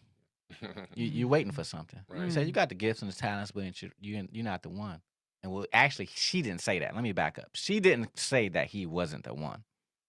She said, you know what I'm going to say. Yeah. Mm. And he said, that I'm not the one. Right. That's how Mhm. it happened. Mhm. He told himself Yes. Right. what he was and what he wasn't. Exactly. And Exactly. because what? Because he believed that he wasn't. Right. He didn't believe his program. Right. He didn't want to break the code yet. He The Right. wasn't code was ready. still It's still in activated. him. Right. And even up to this point, he had seen a lot of miraculous things and Right. amazing Still things. couldn't believe it. Still couldn't Mhm. believe it. Mhm. Still wrestling with the whole idea of Mhm. what he just experienced. Right. Right. Right. And so that's people. Yeah. We Yeah. can show people. You can come out of the matrix. You can read all of the information, Mhm. Right. but that still doesn't mean that you've done the work. The work. The Exactly. work. We talk about the work, and I know a lot of people probably gonna look at us in a certain way, thinking like, man, they talking about everything. We talking about psychology. We Mm. talk about neurology. Mhm. We talk about spirituality. Mhm. We talk about, and I've gone down all of these, and guess what? They're all the same. Yeah, they are. Yeah. There's They different are. levels of it, Mhm. And it's spoken in different ways. and I try to keep a broad overview of it all Yeah. because it's the way that I'm able to be able to speak to the masses in a way that makes sense. Right. Right. Right. Because I can go into the little micro. You're the micro person. Right. I You can am. really break because you're an organized person. Like Mhm. she's the science brain. Yeah. That really puts those pieces together. And for Mhm. me, I'm like, yo, I gotta be able to say this in my own way to make sense to Mhm. everybody else. But all those layers exist, and you gotta go through all those layers because it's Mhm. programming on every one of them. Exactly. Exactly. Every single one. Yeah. It's like a video game. Yeah. You have your reincarnation lives in the video game. Mm. And you get to pass Yep. the first level, and if you can't, you die. You come back again incarnated, and you keep Mhm. trying. And there's levels to the game, and you keep trying to get to this top level. It's an ascension process, like we always say. And every time you're supposed to become smarter, better, and you realize your skills become better, your talent becomes better, your ability to perceive what's going to happen in future events in the video game becomes Mhm. better. Mhm. Yeah. You start to find the Easter eggs and the Yeah. loopholes and everything else. It's the same way as we live here in this regular third dimension. Those same exact aspects of precognition, discernment, Yeah. all these things we're in the game. We're actually in this matrix game, and we have to Mhm. utilize those extra sensory skills and talents. And people may think that's crazy, but look at this. It's everywhere. Look at this. If I downloaded the new version of iOS Mhm. and it was worse than a version you just released, Yeah. Mhm. the latest version, what would happen? It would be pandemonium. We would hate it. Complaints and everything else. Mhm. So what happens when in your family you're a worse generation than the generation before you? A Right. mentor told me one time, he said, if my son and daughter are no greater than I am, Mhm. I have failed as a Failed. father. Mm. Right. Right. Yeah. And this is where we are. This whole generational curses, Mhm. generational programming, it's Right. all the same stuff. If you're not better than your people Mhm. before you, Yeah. you failed. Right. Failed. And I read a meme. Well, it wasn't even a meme. Somebody on the comment, they said we aren't our ancestors because they were saying that they were saying it in a way of like, oh, we not my ancestors. Like I whoop your ass, but I'm Right. black. I won't. What are you talking about? Our ancestors had mad resilience. Yes. You right. We are not our ancestors. We are Mhm. weak. Yeah. Mm. Very Mm. weak compared to We've them. become weak. Now one thing our ancestors, they had physical strength and we held our emotions. Mhm. That's what made us weak. Yeah. Mm. What we have to do though is bridge the gap to have that resiliency, Right. taking pain, Mhm. but acknowledging pain, Right. Yeah. integrating pain, Mhm. Mhm. and that makes you the greater. And that's where we are in our realm of, with the therapies and things of that nature. That's all that's doing is going Yeah. back, integrating that pain from our ancestors Right. Mm. and becoming new. Exactly. And that's what happened. Again, you go all the way down to the end of the movie. What had happened with Neo? He had to die. Yeah. Mhm. You Some gotta things, die. then you gotta die. Mhm.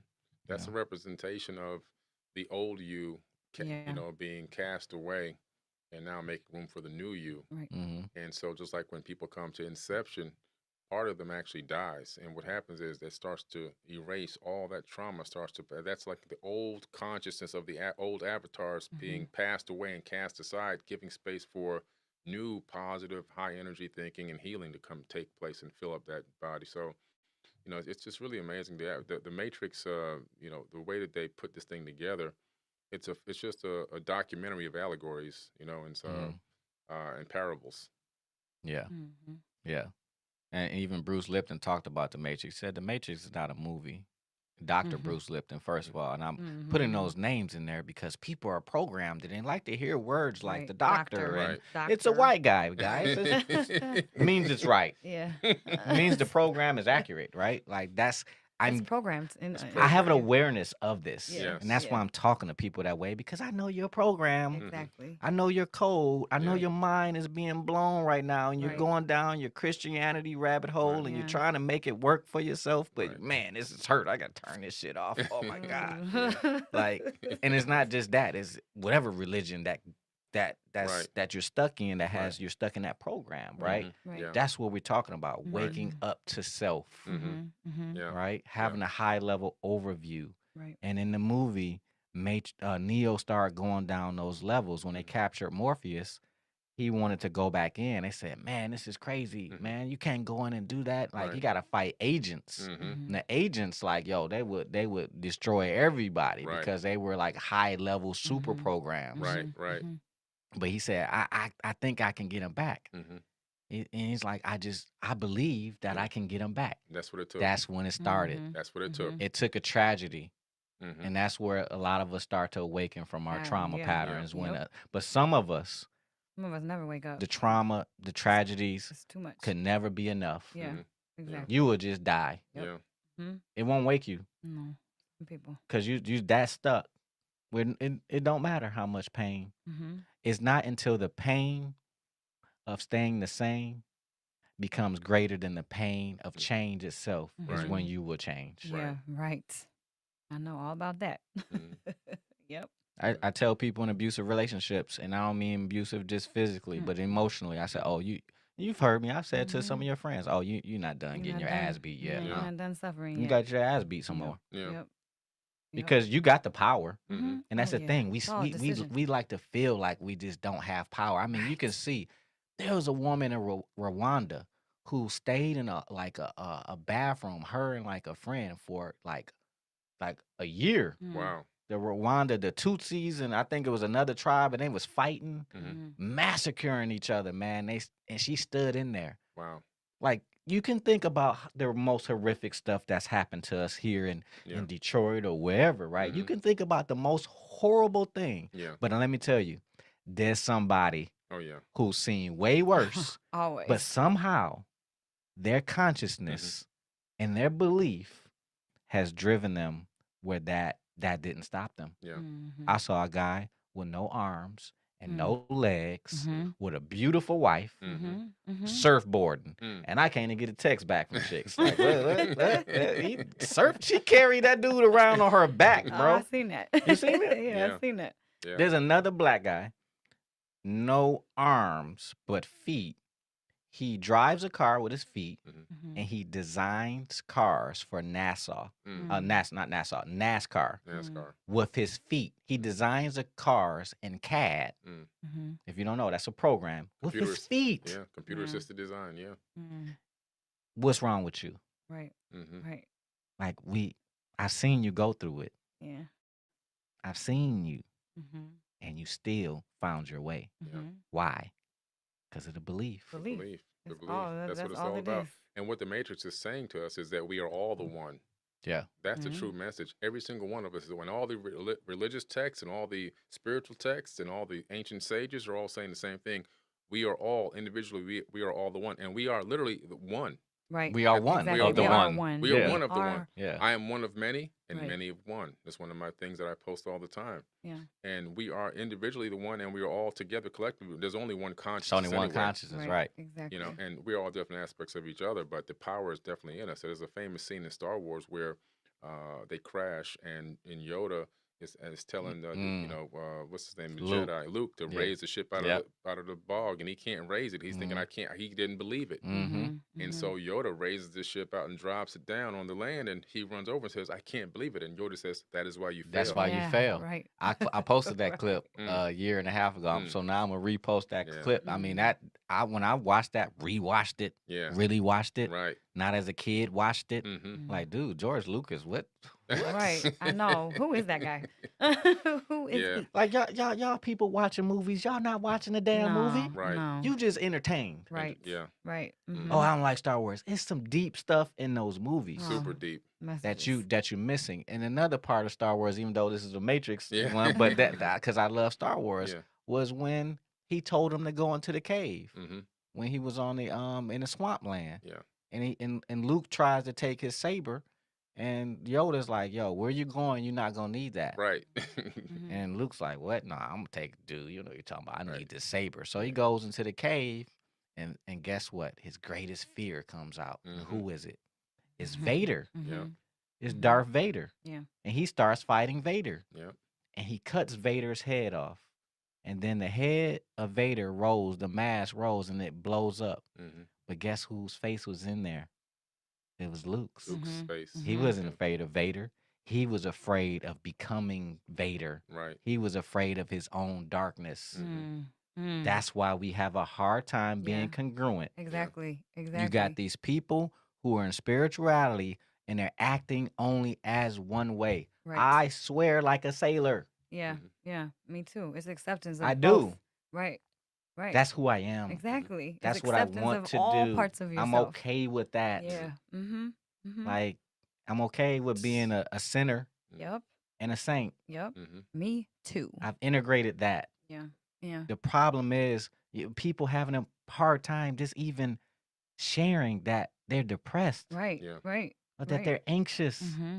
Mm-hmm. Well, you're human. Exactly. Like I say that, I'm tired, I'm Perfectly depressed, I'm imperfect. angry, Yeah. Me too. I'm Right. sad, you It's know, I'm acceptance. grieving. Right. I Right. told you the other day I was grieving about somebody. Yeah. Mm-hmm.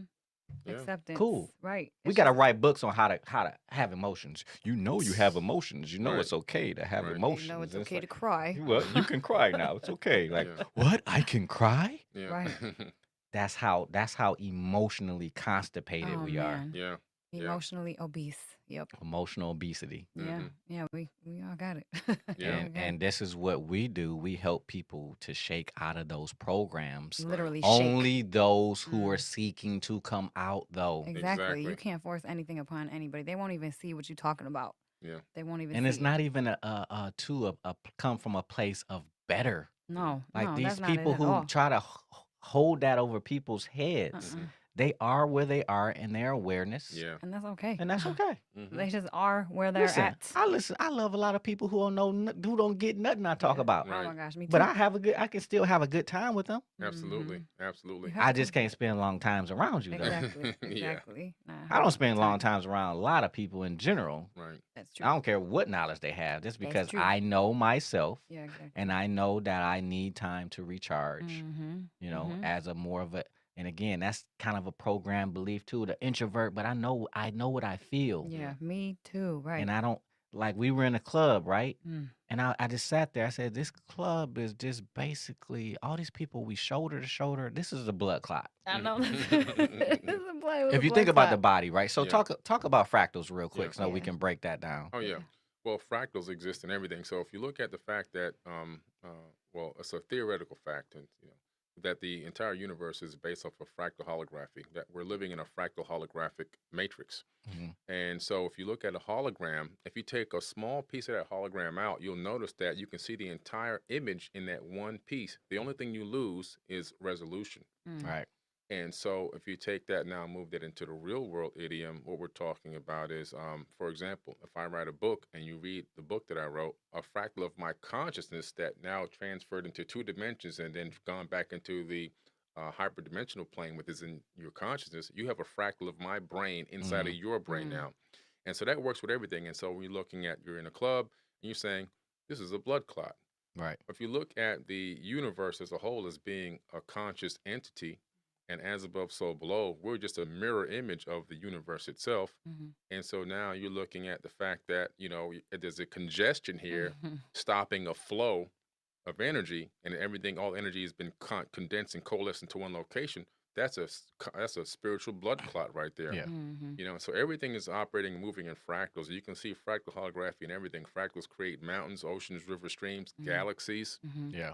You know, but they also create every single thing that we think. If you fractals even influence the financial markets. Yeah. But I think I told we was talking about that during the pandemic because we were trading. Like, Right. why does the Up, stock down, market up, look like a down, nervous up, down. system Exactly. or a brain pattern or a heart That's what pattern? it is, Right. though. That's what it is. That's exactly what it is. It's just emotions. Yeah. Yeah. Everything is emotional. That's why I say, I told Rashad and Troy, you know, that's our guys at Earn Your Leisure. I said, black people, we don't have a financial issue. It's not our issue. Our issue is mental. Yes, it is. It's always mental, mental. emotional. Yeah. Always mental. And if you go look at slavery and how they've conditioned us, yeah, like, what did we say earlier? It's not your eyes that see, it's your brain. Yeah. So what was in that conditioning of what they put into us? It's a lot of fear. A lot of fear, compacted with fear. We're super, you know, we have so much fear in us that all we do is literally operate at low frequency vibrations, and people don't realize that the law of attraction works at high frequency and at low frequency. Yeah. Yeah. Right. So whatever vibration you're at, that's what you're gonna keep Doesn't- attracting back. Right. And so you keep bringing back all the low frequencies, all the problems, all the trauma, all the drama, all the issues. And so you ever talk to somebody, and every time you talk to them, they always go, "Oh man," you say, "How you doing?" "Oh man, I got this and that, about this happened, that happened, this happened, that happened." You Where's talk the to them a date? week later, it's the same thing over and over again. Yeah. You begin to realize that people who are in that frequency state are always going to draw negativity and low frequency vibration. Look at the hoods and the ghettos and in the lower income areas. Trauma, drama is the prevailing thing. Yeah. I said the hood is only means lack of safety. Yeah. That's it. Mm. Because why are you trying to move out of it? Because Yeah. you don't feel what? Safe. Safe. That's what it boils down to. There's only 2 emotions really. It's love and fear. Yeah, that's it. And one collapses you and one opens you up. That's it. Fear collapses you, love opens you up. Yep. So when you do the work, again, regardless of everything you heard today, just think about it from do your work. Yeah. Yeah. Do your healing work, Yeah. not the self-help work, not the reading of the books. No, that's just a level of awareness. That's just knowledge. You got to do the work. Yes. You got to get that shit out your Out of body. your body. Out of your body. Your mind. In churches, what do y'all think we see? People jumping around, people shouting, all that energy. What do you think that is? We're trying to dissipate. Energy out of the When body. trauma release, what are we doing? We're dissipating. Energy out Going of to the body. shamanic circles. What are they doing? In the ayahuasca world, they're putting buckets next to you. You're Yep. throwing up, you're shitting because Get you're it out. purging. Right. You're purging what you have kept in your whole lifetime. Yep. Getting it out. Getting You more got to space. get it out, and you got to, again, Create more space. if I wanted to send you a file and you had no space on your phone, Yeah, here's you a can't take it fractal. in. What do Can't you take got to it in. do? You got to delete Delete. this. Yeah. Got to delete Yeah. some stuff to Gotta be able to delete. take the new stuff. Right. But once you go in there, you're going to see that, oh, I can delete one thing, but typically you don't do that, do you? Right. You start going in and seeing, it's way more crap in here that I need to let go of. Yep. And here's another fractal of that. Right. Go look, I didn't see storage facilities as prevalent as I do now as a kid. Yeah. Because we can't let things go. Right. Right. But in order to be able to level up in your life, right, you have to be able to let things go. Yeah. And that's why even, we're here to kind of help people to awaken to that fact. Right. Don't think that you're leveling up because now you got some money. Yeah. Right. No, right. you Or just now a, got you're some just a money knowledge. you just got money on top of the same programming. Right. And Exactly. that's gonna destroy Exactly. Yep. Yep. Absolutely. Yep. And what I try to tell people as well is you got to realize that what you're seeing manifest on the outside of you in your area is what's going on the inside. Inside of Yeah, you. yeah. And so that's the problem we have with a lot of people, unfortunately, a lot of black people. The turmoil, the inner trauma, and the fear is manifesting on the outside as their reality. Yeah. And we have to do positive affirmation. We have to talk positive to ourselves. We have to do trauma release and go to places like Inception. We need all these things working together to be able to really reprogram ourselves and heal from the inside out. When we heal on the inside, the outside is going to become totally different. Yeah. Cooperation versus competition. Yeah, and then too, the first shall be last, and the last shall be first. Yeah. I believe it's not even a belief. From what I'm seeing black people wake up like never before. Absolutely. Like y'all weren't my Seeking. clients for years. Right. They're seeking. They were not my clients for years. know. It's not I because I know. didn't want them to be. Oh, Right. I know. It's because They weren't seeking. they weren't seeking it out. Right. The white Right. folks was coming in doing the stuff. Yeah. And when I would see one black person in, I'm like, and she talking about David Icke and conspiracies. I'm like, oh, I see why you here. You know, that Right. one person, Yeah. you know, but now who's all at Inception? Yeah, I mean, it's all black people. Yeah. And all what's black happening as they leave? people. Man. Space. And Space we, and peace. me and you, my mom, we didn't do anything. No, we don't do anything. We don't do It's- anything. it's Stop them. chasing after me. I know. I know. Let that worship worship gene Worship gene. Yeah. cut out the worship gene. Yeah, it's I you. understand it that you need a figure Mhm. to guide you, but all you gotta do is listen to our podcast. I know exactly. All you gotta do is listen to all the messages we putting out. We put can't go and wake everybody up one by one Right. personally. Mhm. That takes space away from us. We Yeah. can't do it. Right. But right. we damn sure will guide you Provide the and right. provide you with provide the the information and then send and you to a place education. to do what? The work. Mhm. Yeah, exactly. And it's the power is in you. We don't hold the power for you. Right. The power is in you. You heal yourself. We don't heal you. You heal yourself. Yeah. It's in you. As much as, again, you were around me, you're using all the tools. It wasn't until you fully decided to heal yourself that you fully got to where you are. Mm-hmm. Yep. And I was around you. Yep. And, you know, like I can touch your head and pull something out of you. What did the lady who tried to go after Jesus? She said, if I can just touch the hem of his garment, I will be whole. And was it the hem of his garment that made her whole, or was it the belief? It was the belief. Belief. The belief. Placebo and nocebo. That's Let's talk it. about placebo and nocebo. Oh, listen, the placebo effect is massive because, first of all, if you see it in scientific studies where they give you medicine. So if they take 10 people who have a particular illness or disease, and you give 5 people a water pill and 5 people some of the, whatever the medicine you think might help it. And the people who took the water pill end up getting healed because they believed that pill was going to heal them. And so what we have to really understand is that the mind is a lot more powerful than we give credit to. And so the fact that we're walking around here and we're always looking for something exterior to come in and fix what's on the inside, a lot of times we have to realize what I love about your facility at Inception is the fact that it lets people go to the inside and deal with it internally. And so I don't need any kind of outsource. I don't need a pill because now what's happening is I'm ready. I've been psychologically set up. I'm ready. And now when I get on this, these circuits, I'm allowing myself to heal myself, realizing that I am the healer of myself. Stop waiting on external sources to come and heal you. Stop waiting on external things to come and fix you.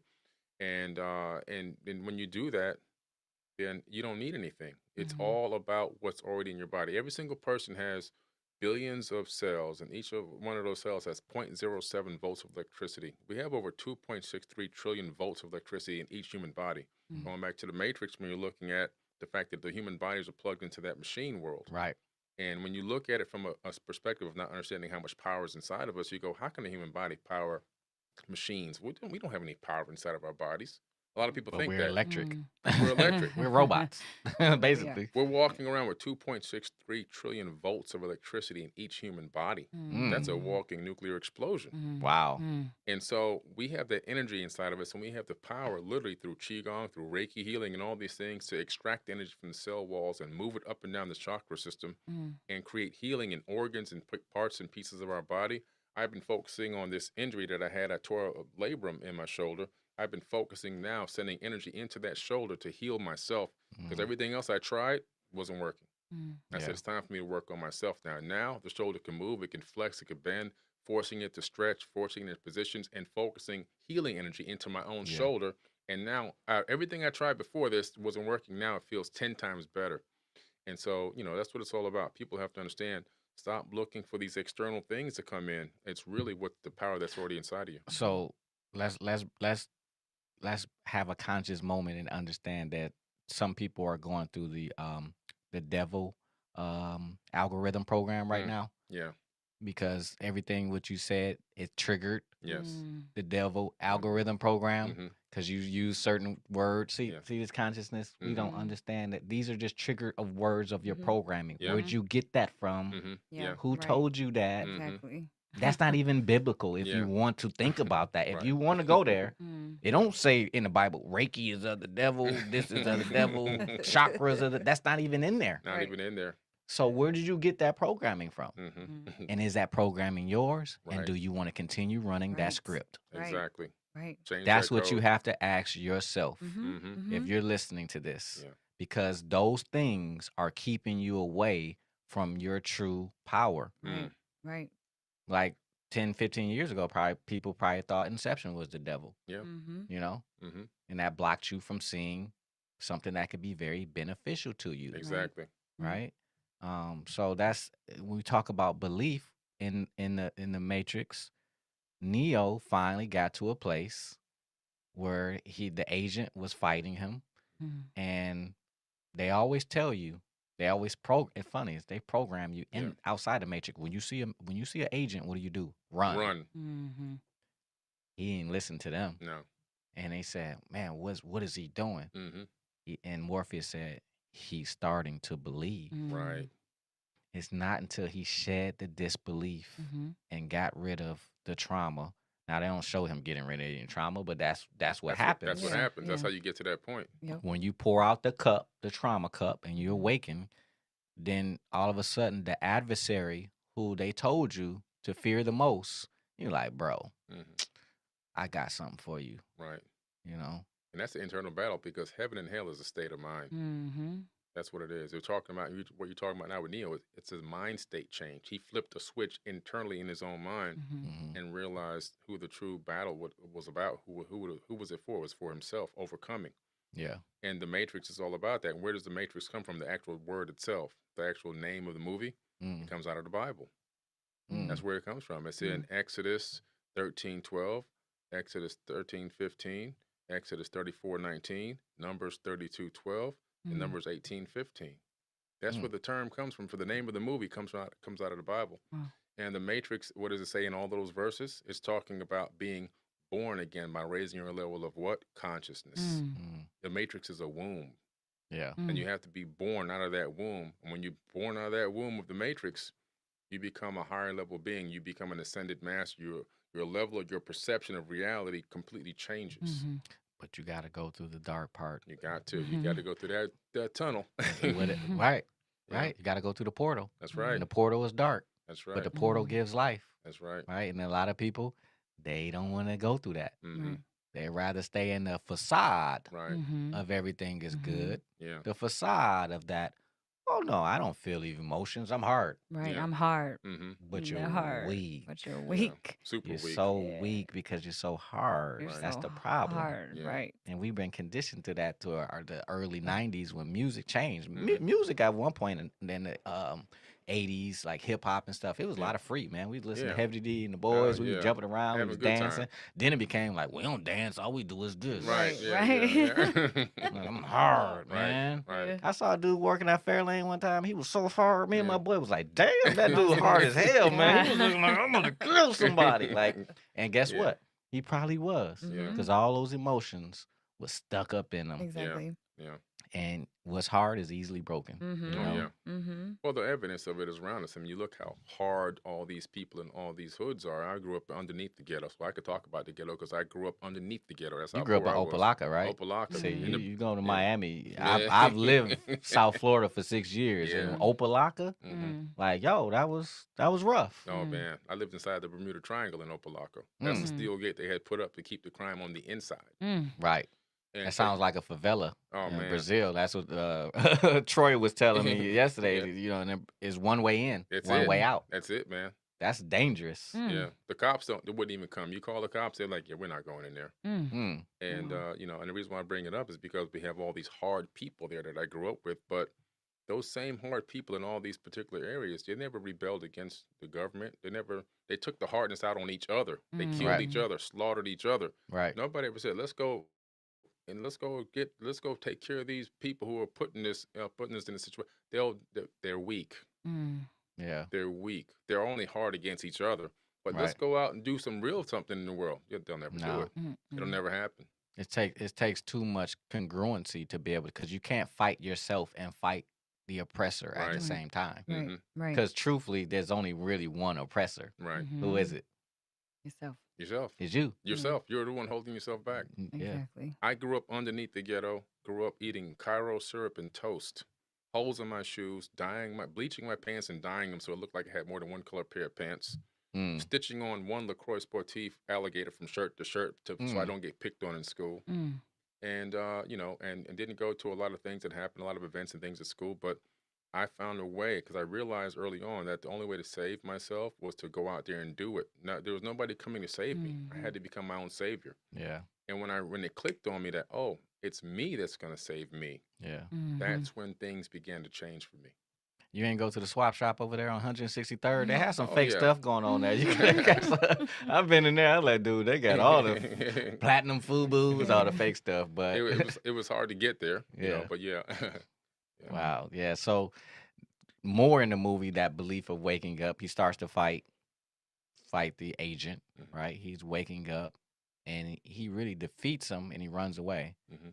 And then it get to the last part where, you know, he comes out of the Matrix, answers the phone, and then actually he's going to get the phone, and Yeah. the agent is waiting for him, Mhm. and the agent shoots him. And you can, dude, if you watch that movie, like the acting in that, Yeah. like he looks stunned, like, wait, he Yeah. looks confused, He does. like, wait, is that really bullets? Like, I thought that wasn't bullets, but they are bullets, and it hurts, but it doesn't hurt, Right. and he dies. hmm And Morpheus and say, like, no, this can't be real, Yeah. right? And then Trinity, they add the romance in there. That probably wasn't the black woman's version. But Trinity kisses him, and he wakes up, right? Yeah. And when he wakes up, he sees everything Yeah. how it is what it for the is. first time. Right. For the first time. Right. Mhm. Right. Mhm. That's that whole movie Mm-hmm.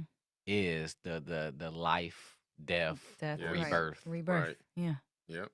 And that's what you go through in the whole spiritual, psychological, neurophysiological Mhm. realm. You Yeah. go through that on it's different levels. Again, it's on every different level. Right. And you have to, you don't have to, first of all, Right. but if you're seeking, and if you continue to seek, and you continue to go down a rabbit hole, Mhm. that's what you come to, Right. Mhm. you know? And that, and from that point, guess what you are? Man, you powerful. Yeah. Yeah. Yeah. You Exactly. can walk in power. Yep. You should walk in power everywhere you go. You should realize the true power inside of you. When you walk into a room full of people with low frequency vibrations, your energy field should be so strong that you actually raise their vibration. And people say, "Oh man," you know, you hear people say all the time, "Man, that person walked in the room and just lit this whole room up." Right, Mhm. right. You know, I could feel your energy. That's real. Yeah. Those are real statements. Mhm. Yeah. See, and there's certain people we know who had that energy. Mhm. Yep. And Michael Jordan was one. Yeah. Mhm. He had that. He has that even now. Yeah. Mhm. Still have that Mhm. mystique. Yeah. Mhm. You know. Mhm. Who else would we say? Oprah Yeah. has that mystique. Mhm. Who else would you say? Will Smith. Will Smith. Will and has if you that. listen to Will, what Will talk about everything we talking about. Yes. He Yeah. know. Yeah, he does. Yeah, He does. knows some stuff. Mhm. Does. Yeah. He spent And a lot of time with ancient sages and gurus all around the world. Will Smith did. Yeah. Yeah, I believe it. Mhm. Because if you got the money, Yeah. you know, you go do it, Yeah. right? And you not just that you got the money, he had himself. Mhm. Because if you think about it, a lot of people thought Will Smith can't act. You think that stopped him? Right. Nope. Nope. And that's where a lot of people are having a hard time. Like, no, you too busy where you can't rise above the noise Yeah. of everybody else's perception of you, their Right. thought process of you. Yeah. And so we're going down that rabbit hole ourselves right now because people are starting to become more aware, and you've gone through that, and people Oh yeah. talking negative about you and things of that nature. And my thought process is like the emotional translator just says, "Man, you really want to be like me, don't Right. you?" No, you're just so hurt inside. Yeah, There's that's it just so is. much Well, Really pain in hurt. there. Yeah. So much pain in there. Remember, we talked about even when there's hate, is love. Right. Yeah. That's why Right. they hate you so much Fine That's line. what it because they is. really love Yeah. you, Yeah. Yeah. That's what and they it hate is. the fact that they can't get what you, Right. What you you know, have. what you have. are Yeah. around you. Right. They or- can't get what Mhm. you have from you. Yeah.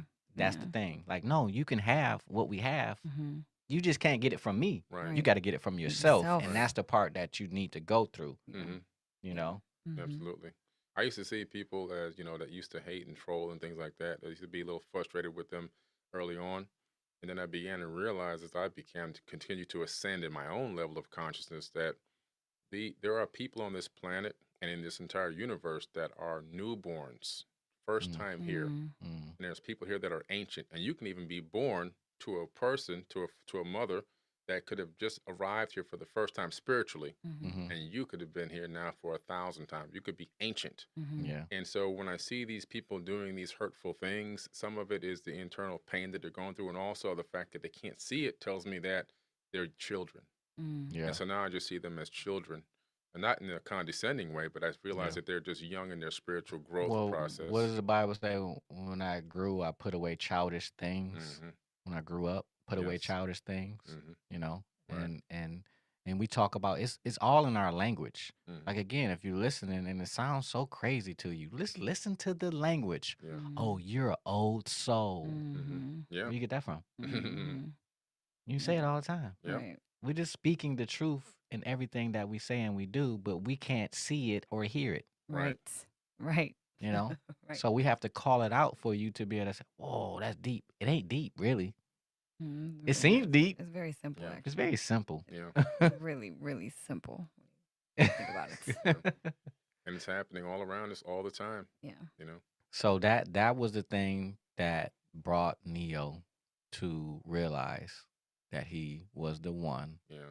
was his own, going through his own journey. Because that whole movie was a journey, and that movie was more in this reality. Mhm. Based in this reality, that journey doesn't happen in an hour or 2 hour time frame. Right. It take you years Mhm. to really get there. Yeah. But the reason why, again, we don't want to have this conversation just to have it. What is the outcome? Mhm. When I think about Inception, what is the outcome? Right. I want to sleep better. Mhm. Mm-hmm. I want to heal faster. Mm-hmm. Mm-hmm. I want to have better relationship. harmonious relationships. Right. Peaceful life. I want to have my mental, emotional faculties. Right. And be Right. able to move through pain. Move through it. Don't get stuck there. Yeah. And accept it. I want to be able to have the intention Mm. and the ability to manifest Manifest. Right. at will. Mm-hmm. Maybe Mhm. not Create as the life. will, but Create 'cause the life you want. Yeah. you want to be it. That's why we're doing what we're doing. Yep. Mhm. So what are we doing? We're creating, instead of sitting there waiting for somebody to say us. And I said this on our last podcast with the guys, is that you want to be able to create and not stop waiting for people to Just- come and right. save you. Thank Right. you. That Right. was the message. Yeah. Yes. Yeah. Thank you. Okay, even if you subscribe to whatever you subscribe to, all of those guys said it's inward Mm-hmm. Mm-hmm. and I'm in you. Yeah. So if it's in you, then why you still looking outside you? Right. Yeah. Why you Right. keep putting all this money in these external Right. buildings trying that to has fill a nothing to hole. do with your Right. vessel? Right. Right. Right. The vessel is here, the Yeah. kingdom is here, and it's Right. like, yo, this is what you got. Mm-hmm. And it's powerful. How much voltage do you Right. say? 2.63 trillion volts of electricity in the human body. Mm. I can't even repeat that. That's a lot. I mean, like, I can't even. I'm trying to convert that in my head. Yeah. You know, That's power. that's power. Yeah. But you have to have that awareness, and you The have belief. to do the work to access Right. that Yes. power. Or else you Right. won't have the belief. You can't. Exactly. You can't when you're so programmed. You Yeah. know. Well, your so many belief people are into- waiting to die so they can live. This is the biggest problem we have. We're Escape- programmed to live escapism. that. Yes, Right. escapism. And I mean, like I say all the time, I'm going to live now, and I'm going to bring heaven to earth. And I think that's the true mission for us all, is to bring heaven to earth. Let's live in heaven here and right now. Right. I think that's the true agenda going on. When they realize that they can make this a heaven in this third dimension and then ascend to a higher level. But waiting to die so you can live, that's a tough way to be. So if you want to live now, then you have to awaken to the trauma matrix. Yeah. So that's it, guys. That's a very powerful episode. Yeah. Oh, yeah. Come back, listen to this over We gotta and listen to over. this one over and over again. This is I mean, this is whew, the true. Super deep. This is the deepest we probably gonna Yeah. get for a minute. This Yeah. is the inner wealth, Right. and it's a lot to digest. And I understand it, and I understand that some people's minds are hurting. But everything we sharing with you, you can look it up. Yeah. Yeah. Right. You You did can. listen. It's a tragedy to be ignorant in the age of information. Boom. Right. So Right. do your work and don't let nobody else tell you that what is. Right. Because nobody can tell you what is. You have to see it for yourself. Exactly. So that's it. Power's in you. Till next time, guys. All right. You've been listening to the Inner Wealth Podcast on EYL with David and Elizabeth. Theme song produced by Be Ready for West Coast Creations. I am Raz Cass, reminding you to take action, be proactive, be congruent, get out of the matrix, get your mind right. We've automated mental health at inception. Join the movement.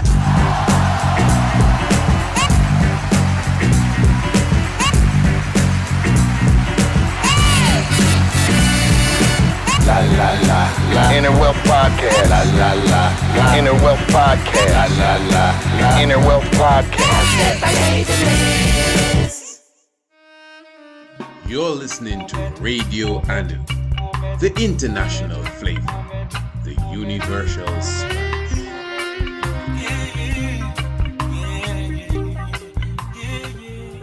Blessed my family, do you have your copy of the True Biblical Land of Israel? No?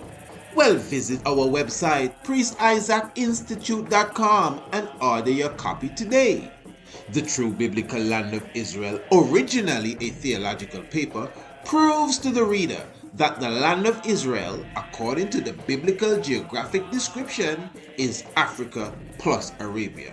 Most definitely a must-read for all.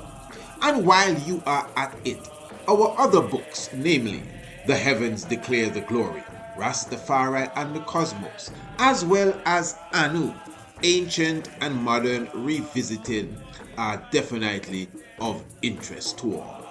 Each book goes for only $20, but when you order the three together, you get them for only $50.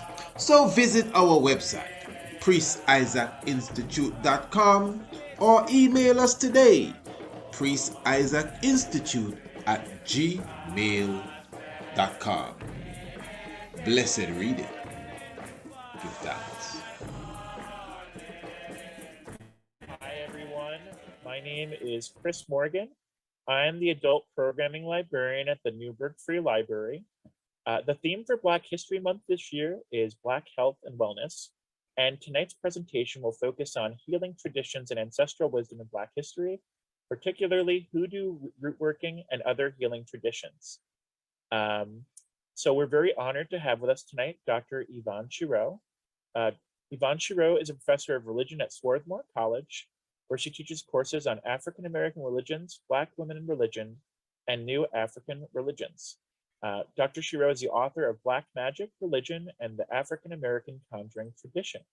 So I am going to turn things over to Dr. Yvonne Chirot. Just so everyone knows too, I mentioned before, but we are recording tonight's presentation, so it will be available to watch on Facebook and YouTube. Dr. Chirot? Okay, good evening. Thank you.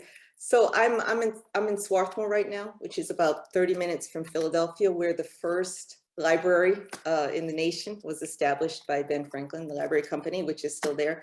And it wasn't for about another 100 years that free libraries were established in the country. And municipal and county libraries followed that. Young, rich, poor, black, white, these are spaces that are for all, and we don't take this for granted. So we really love the free library system. We appreciate the people who care for this beloved institution, which includes many volunteers. So I want to thank Christopher for inviting me. I want to encourage you to support the library. Libraries are one of the last places, right, that you would think are coming under any kind of political assault, but we even see this during Black History Month with reports of censorship and book banning. But we need access to books. We want the stories that they provide for us, and this is something we're grateful for. So I thank you for inviting me. So tonight I've been asked to talk about root doctors, hoodoo, and African-American folk medicine, and I have a lot to cover, so I may not get through it. I may zip through some parts.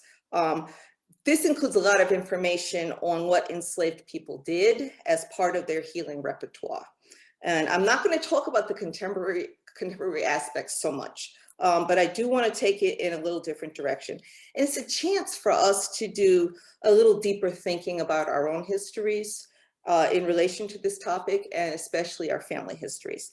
So as a religion person, it strikes me that some of the former ways of doing things from hundreds of years ago are coming around again today. You see this even on the internet, where many of the old time practices have been documented and preserved and adopted by the younger generations. And I find this to be a beautiful circle of culture. I'm going to share my screen now. Make sure that I can pull this up. Okay, only host.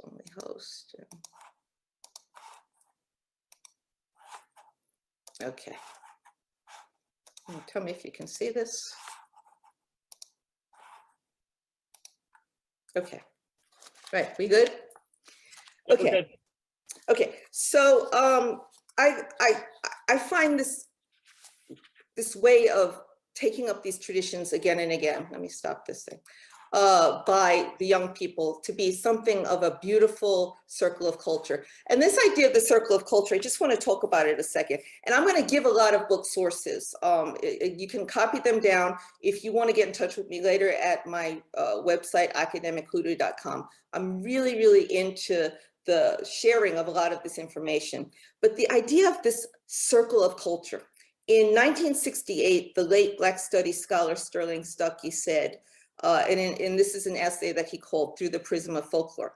And he said, what enslaved African-American people had learned about handling misfortune was not only a major factor in their survival, but many of the lessons learned and aesthetic standards that were established would be used by future generations in coping with a hostile world. Really, really prescient, right? Stuckey described African-American slave culture after the model of the circle or the ring shout, which was part of African-American enslaved religious worship, the ritual cosmology of the spiral. And he's arguing that the culture of enslaved African-American people encompassed responses to suffering, not only physical suffering and affliction, but forms of spirituality and creative practices that Black folk pursued for their own well-being. So he is placing a great emphasis on spirituality as a source of personal and collective agency. So tonight, I want you to consider the prospect that notions of health and sickness are also spiritual concepts, or if you will, religious concepts. And this is the idea that the individual's health and well-being is both personal and it is social. And in this way of thinking, healing is something that is balanced against the presence of disease, misfortune, evil, and affliction. And it's this idea that there are things that support human flourishing, right, in this world. Things like culture, community, family, plants and animals, the sacred and ritual practices that are available for us. So for Black folk, many of these afflictions also included afflictions of the body, of the social body. So let me start with some terms. Hoodoo is the name that's been applied to a broad system of practice associated with Black American folk magic in the 19th century, and that's a mouthful. We're not sure where the term comes from. The Paiute Indians in what is now Utah used it to refer to these spectacular, these red geological formations. They called them hoodoos. And the Indian myths and stories tell us that these were once ancient people. These are like colossal people and spirit beings who turned to stone. And these are in these sacred supernatural spaces. And you can see these hoodoos throughout the Southwest, not only in Utah, but in the Great Plains in Colorado. On the other hand, in the colonial era, Anglo sailors used the term hoodoo to describe ships that had been attacked by unexpected storms, that had been cursed at sea. It became part of the maritime vernacular. So I also wonder about slave ships, but hoodoo in this sense is used to talk about the misfortune of the ship. And there are also called hoodoo ships. And then in African speaking populations, in Hausa speakers in particular, the term huduba meant to arouse resentment or retribution. And there were, of course, many Hausa speakers in the enslaved Black community. Many of them were literate Arabic Muslims. So you see this term hoodoo is sort of a mixed bag. And this is where the fun comes in solving these kinds of questions. They become a great riddle. But hoodoo today is used as an umbrella term to describe African-American practices of metaphysical healing, protection, and ancestral devotion. It consists of ideas and actions that are utilized for purposes of healing and well-being, but also acts of retaliation and aggression. And that is to say that hoodoo was believed to both cure affliction, but also cause it. It can heal and it can harm. And I want to talk about this later. The word root working refers specifically to the use of certain natural and organic objects, herbs, plants, elements, and this is in the performance of actions, whether healings or again, poisonings and so forth. Conjure and conjuring refers to interactions with spiritual beings, angels, saints, the dead and the ancestors, as well as the Christian God. And again, in order to heal and sometimes cause harm. Of course, there are cursing practices in most religions that may or may not be authorized. And then there's the term voodoo. And I crossed this out because those of us who study this don't really use this word. And it's sort of a junk category that refers to an imagined racial and religious otherness. It has nothing to do with hoodoo. It's disparaging. It's not really useful in this context, but we can talk about this too at the end. The idea of voodoo comes out of the West African context, as well as Haiti, when the word was first used by outsiders to refer to enslaved Black people back in the colonial era. So it's a very derogatory term, and it has a history of misrepresentation. But the first three terms refer to healing, medicine, and self-protection. This, in the context of slavery, takes special resonance. So practitioners of these traditions were known by many names: root workers, conjurers, two-head doctors. You have male conjure people, female conjure people, female spirit workers. Very, very, very diverse tradition because it is geographically specific. Right now, I want you to sort of reach back and consider your own ancestors, all right?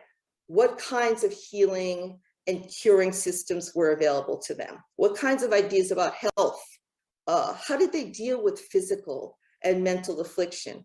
And in your mind's eye, as you think about your great, great, great, great grandparents and the world in which they lived in, you'll come up with different ideas, different pictures, different ways of dealing with healing.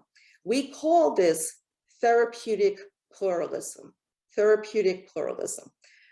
I want to take you back to an earlier period in American history. And I want to show you the only document that we have of someone named Dr. Long Hercules. And this is hard to read, I know. This is from the 1700s, so I'll read it for you. It says, run away from the subscriber on or about the 12th ultimo. Ultimo means last month. The following Negro, Long Hercules, otherwise called Dr. Hercules, for his remarkable conjurations of pigs' feet, rattlesnakes, from the legs of several sick people, many of whom believe him to have performed miracles. So this is from Savannah, Georgia, 1786. Georgia hasn't even joined the Union yet, so this is pretty early. There's not really a United States to speak of. The international slave trade is still going strong, and it will for another 20 years. And the war for independence is 75 years ahead. But I want you to think about this man. And this is the context. This is an advertisement for a runaway slave, Dr. Long Hercules. Imagine 240 years ago, this was the kind of document that was very common in the newspapers. As for Hercules, this is all we know about him, all right? He may have been a priest in his country of origin. He's referred here as an African. He is called Hercules in the way that a lot of slave owners gave bogus Greek names to African people instead of their own names. He was also called Doctor, which is very significant to me. And according to the notice, he possessed great powers and performed remarkable conjurations on behalf of sick people. Okay, the advertisement here also refers to removing live animals and animal parts from the human body. And this is a treatment that's very similar to that documented among Native American shamans, as well as Pentecostal faith healers even today. Okay, I think that Hercules might have been a vital healthcare provider to other enslaved people, as well as freed people in Savannah, Georgia. He might have been a ritual specialist. He might have been someone who drew from various techniques. Other than this newspaper notice, little is known about the life and the death of this man who left behind a wife in bondage on the Georgia plantation. He's a fugitive, right? So like so many Black people at this time, Africans and African Americans, he is subordinated by an economic and social order that endorsed the ownership of human bodies by other people. Something to think about as we think about bodies, affliction, and health. What does it mean not to own your body or to be told by the law that your body is not yours? What we do know is that Hercules was probably not, Long Hercules was not unique. There were other enslaved persons who fit a similar profile. And these are some of the names that were given to these people. One of the issues that I have is that it's really hard to find these folks in slavery era documents. So we have good histories of what slavery is like, but the practices of healing and spirituality really seem to be shrouded in mystery. Sometimes the closest references that we have come from things like art and fiction. So these are some of the names that appear in some of the documents from the slavery era. And this is some of the history and fiction. Charles Chestnut, you may know his work. He wrote one of the first books about the Conjure Woman. It's called, and again, you can probably find all of this in your library. The other image is from one of the films you might know, Midnight in the Garden of Good and Evil, an image of a real South Carolina root worker. What we do know about hoodoo, conjure, and root working practitioners is that they were considered to be different and apart from others. Some were called sorcerers. Some were known to use ritual actions to cure different afflictions. Many were seen as having particular abilities and knowledge, and they were often described as having some distinguishing feature. Some of them were birthed with a caul. The caul is the amniotic veil that covers the face of a newborn. And the folk beliefs say that children who are born with this have the gift of enhanced sight into the spiritual realm. Stories by formerly enslaved people tell of people who had some distinguishing characteristic. It could be a birthmark. It could be a bodily trait like a hair lip. It could be red eyes. These are seen as signs, physical signs of one's abilities or spiritual powers. And so they're usually very anomalous. Other anomalies include moles, eyes that are green for Black people, albinism, hunchbacks, and so forth. And hoodoo practitioners also adopted emblems that signify their status. Sometimes they would wear dark glasses. This is a sign of second sight. Sometimes they would have exotic paraphernalia like snakes or snake skin around the shoulders. And most hoodoos carried elaborately carved staffs And we actually have some of these. Or they own spirit helpers, animals. One of the favorite is the frizzle-headed chicken. And so, of course, we have a variety of descriptions of these people, again, more so in the fiction. But what does this tell us about African and African-American religion? I like to use religion as the interpretive framework in order to understand this. Why? I find that there's a strong bias against indigenous African practices. For so long, they were considered not as religions, but as witchcraft, okay? Or as voodoo, okay?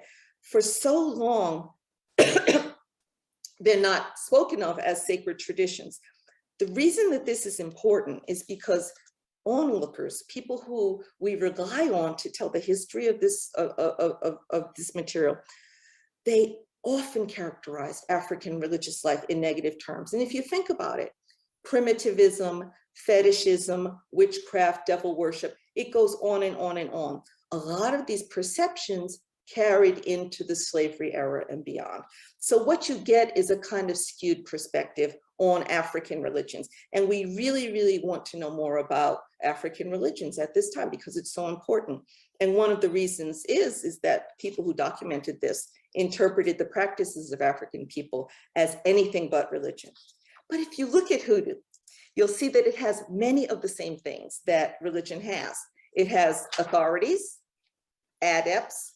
There are no priests or ministers in hoodoo per se, but there are practitioners who have a leading role in their communities, especially Black communities, enslaved Black communities. In fact, some have described hoodoo practitioners as the other important spiritual functionaries in Black communities, other than Christian preachers. And here I want to quote W.E.B. Du Bois, and he's talking about the world of the slave after Africa in his book, Souls of Black Folk. And I highly recommend this book. He says, and I changed the wording so that it was, I changed the gender of the wording, but he says, after Africa, there were some traces that retained of the former life, and the chief remaining institution was the priest or the medicine man. He, I said she, appeared on the plantation and found his function as the healer of the sick, the interpreter of the unknown, the comforter of the sorrowing, the supernatural avenger of wrong, and the one who rudely but picturesquely expressed the longing, disappointment, and resentment of a stolen and oppressed people. This church, he says, was not at first by any means Christian, nor was it organized. Rather, it was an adaptation and mingling of heathen rites among the members of each plantation, roughly designated as voodooism. Now see here, I take exception to the language of voodooism. It's not a very precise term. It's something that was used very, very often in the 19th century. But Du Bois is speaking of something that Professor Albert Rabateau called the invisible institution, the invisible religious institution. This invisible institution is the birthplace of hoodoo and conjure. And this is where women's leadership really becomes apparent. And this is because women were chiefly responsible for healthcare in the domestic environment. Women tended to be the repositories of knowledge, I think, as they are today. They were the keepers of folk remedies, recipes, rituals, and medicines. And African-American women's slave traditions were also developed, were associated with female-specific healing practices. But another overlap that we see between hoodoo and religion is that hoodoo, like religion, had sacred texts. Now, most of the tradition was and remains oral and passed on, but you really see post-slavery, and this is a time when literacy really opened up for Black folk. You see certain books and sacred texts that were used by hoodoo practitioners. Zora Neale Hurston, and I'll get to her in a second. Zora Neale Hurston, who was the anthropologist who really began to look closely at hoodoo in America, she said that for Black folk, the Bible is the greatest conjure book in the world. Also, like religion, hoodoo, as we know, in many religions, hoodoo has materia that's provided by nature, plants, leaves, vegetables, fruits for medicine and food. So there's a sacred medicine in this tradition with herbs, and God said it was good. So you find many of the same things that you find in religions across the world, you'll find in the hoodoo conjure tradition, but it is not organized religion. It's something that attaches to organized religion. And you can find religious people who engaged in these practices in slavery, but there's no church of hoodoo. There is a community, there's a hush arbor, which is the secret place where enslaved people went. There are public ceremonies and dances, but they may not be organized around hoodoo, but there is a shared vision and a collective worldview. And because the traditions of African people who were brought to the New World were diverse, it cannot be said that there was one African religion. And this is a really, really important point. People came from all over the African continent. They passed through that Middle Passage. They became Africans instead of people of the nations and the ethnic groups that they were, all right? However, even with that great diversity, there are common symbols and values and traits, a common shared orientation of African people.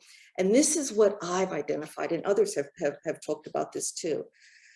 When we think of healing in the way that African folk thought of healing, this is an ethos that says that harmony or harmonious existence between living beings is the optimal state.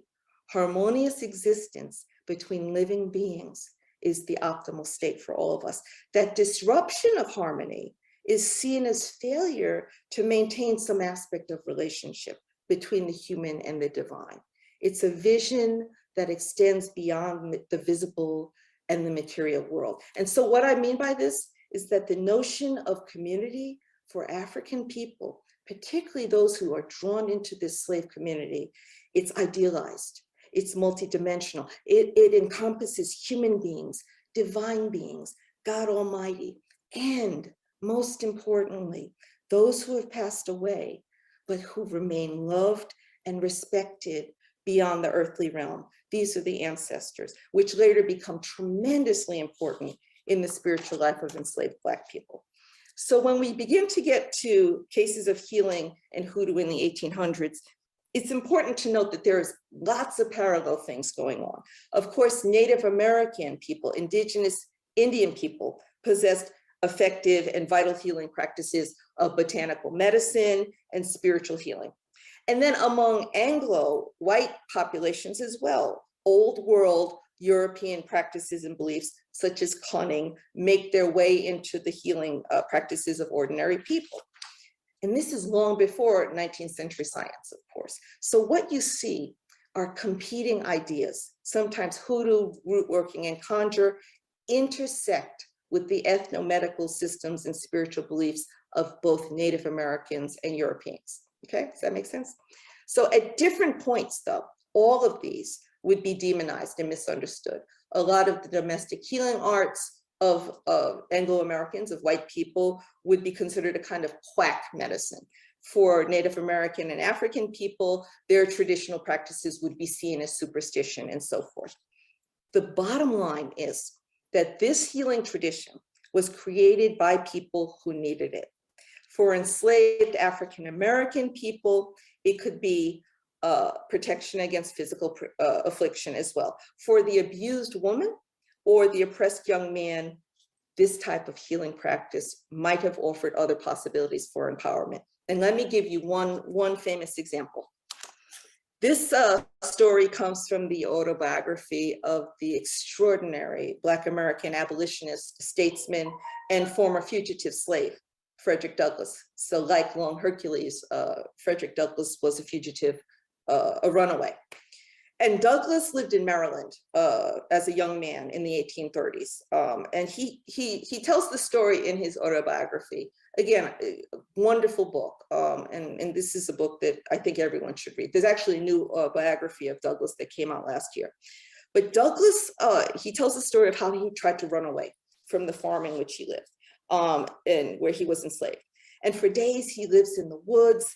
He doesn't get very far. He's hungry, he's cold, he's tired. And then he says in his autobiography, he met in the woods someone that he called a genuine African conjurer. Sounds like Long Hercules again, but it's about 100 years apart. A genuine African conjurer, and his name is Sandy Jenkins. And Douglas says, Jenkins had a religion for which I have no name, all right? So he's tired, he doesn't know what to do. And Sandy Jenkins, the conjurer, gives him a root. And we believe it was the High John root. High John is the root par excellence in Hoodoo tradition. And he said that if Douglas took this root, it would prevent any white man from beating him. And as you can understand, for enslaved young men, this was a huge problem. So Douglas, of course, he's skeptical, but having no other options, he takes the root and then he goes back to the home. And this is the fascinating part of the story. I took the root, he says, and according to Sandy's direction, I carried it in my pocket on my right side.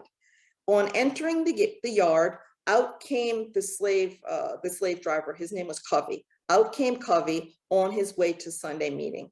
He spoke to me very kindly. Now, Douglas had already been gone for a few days. They knew he had tried to run away. He spoke to me very kindly and went to church.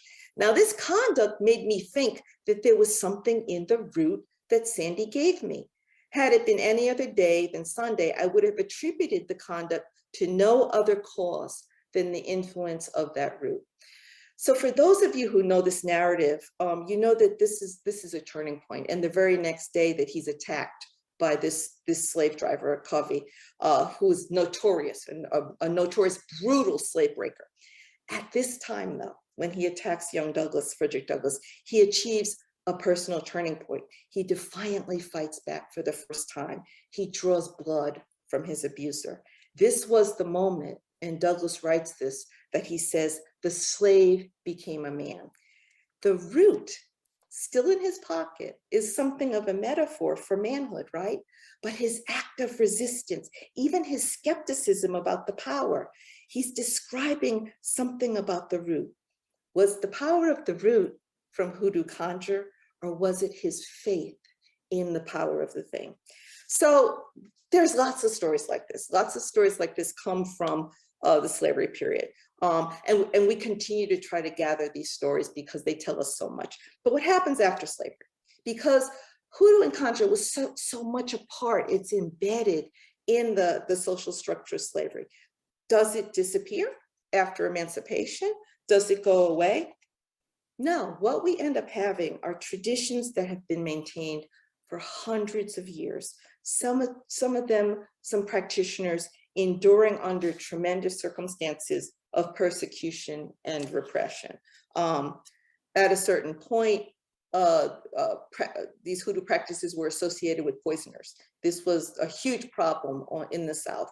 So they were basically outlawed. They were illegal and so forth. So some of the practices of retaliation go underground, the healing practices as well.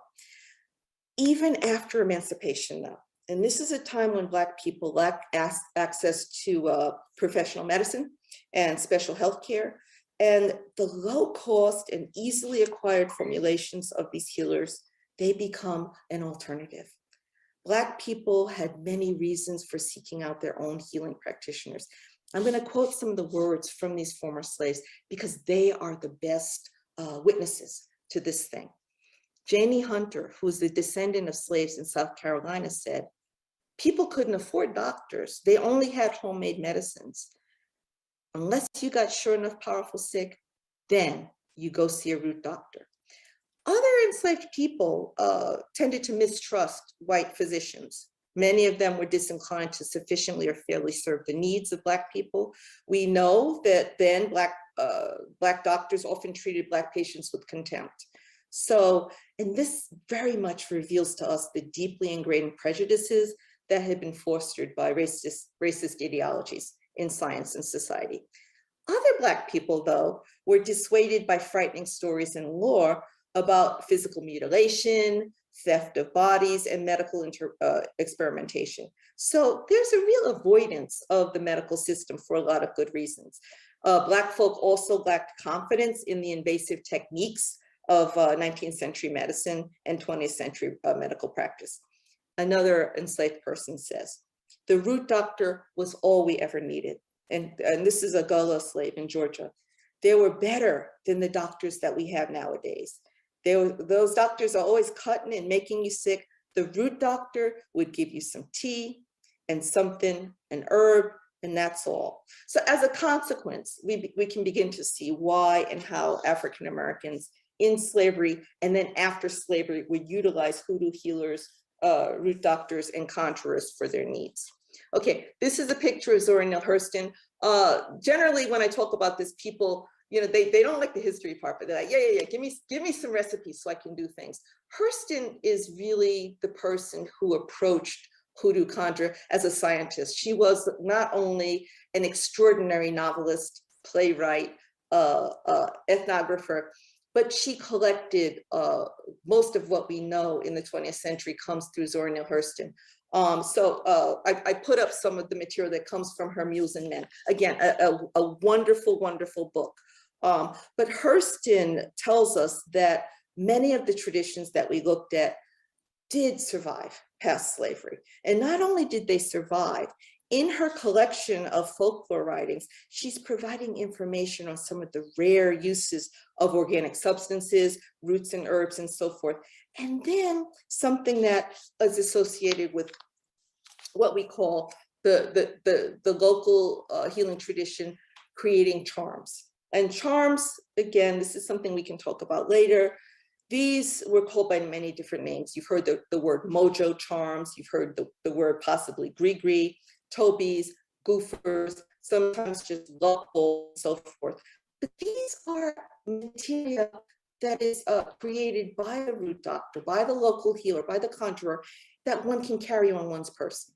These charmed objects were said to ward off misfortune, physical and otherwise, or conversely, you can bring misfortune to others. So these local healers were often very busy. And I post this image here because I really believe that the research and the history that is done on hoodoo conjure has to be done at the local level. All right. These are images of local conjurers in different parts of the country. Some of them are well known, some of them aren't well known. Okay. But in order to recover these histories, which is really what we want to do, one has to go local. It's very, very hard to generalize about this. All right. But one of the things that is interesting after emancipation, the traditions of hoodoo conjure become more commodified. And what I mean by that is that as people leave the South and as people move into the urban settings, they bring their traditions with them. And so there's a certain point, and I would say this is maybe within the first decade or so of the 20th century, where hoodoo becomes part of a commodity system. It becomes part of business. It changes for the most part, but you can see here, these are some examples of catalogs in the 20th century where you can actually buy the herbs where maybe a generation before they were just, they were grown, or you could go into your own backyard. So this is one of the things that I point to where I say that hoodoo conjure is a very local thing. With the opening up of hoodoo tradition, the commodification and the commercialization of the tradition, it becomes more universal in some sense. So, you know, like right now, we can buy herbs from all over the world. This was really the first time when you could buy the roots that were used for these traditions through mail order, mainly in the early 20th century. All right. So I've skipped over a little bit here because I want to wrap it up. And we can get into details. One of the things that I really find, again, so interesting about these traditions is how they're being recovered or reclaimed by members of the African American community even now. We need to know more. We need to know more because there are so many gaps in our knowledge. For many African American people, though, it is clear that the role of the healer is understood as a sacred role, even a religious role, okay? So I don't believe you can really get at the essence of this tradition without a grasp of the spiritual and the sacred aspects. I mean, one can, and there have been some tremendously good studies of hoodoo conjure, but there's something about this. It's this legacy that's been carried forward in time. the understanding that hoodoo is something, and the hoodoo practitioner, it's a sacred office. It is like Du Bois said, the hoodoo practitioner, or what he called the voodoo practitioner, had this extraordinary role within the community. And this legacy that I think is being carried forward.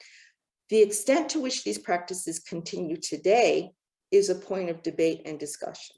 So we're not sure whether people who practice these traditions today are doing it the same way that their ancestors did. We don't know. A lot of times there's a chain of learning that's been broken, all right? But what we do know is that this distinctive spiritual focus and ritual knowledge of the Black hoodoo conjurer, practitioner, and root worker still remains strong. And so we continue to recover these stories and histories so as to learn more and to reclaim our community histories. And in so doing, we honor our own ancestors as well as the ancestral traditions that are central to African American culture. Thank you. And I'm going to.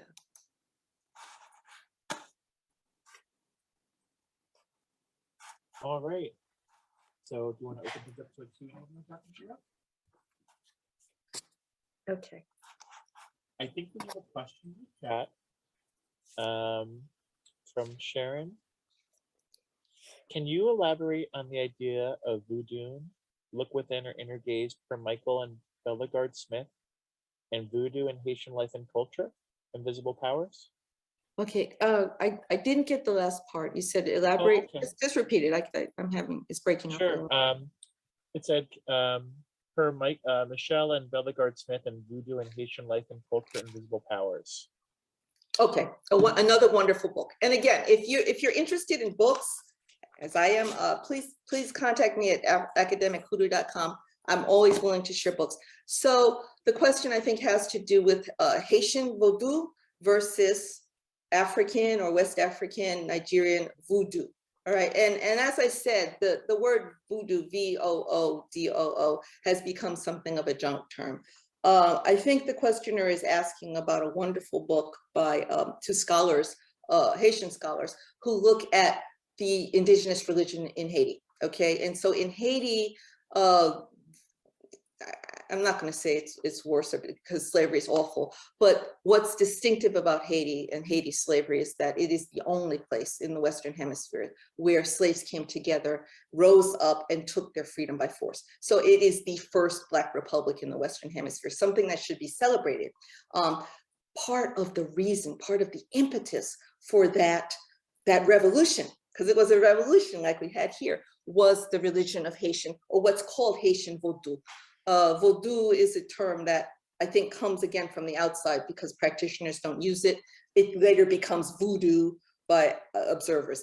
The idea that a religion that brings together Africans, as I said, African people coming from all over the continent.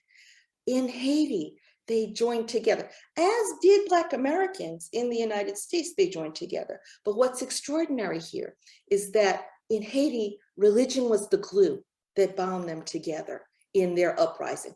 In the United States, as we know, by the second generation, many Black Americans were Christianized, all right? Or they had no religion, like Douglas says. They have a religion that we don't know a name.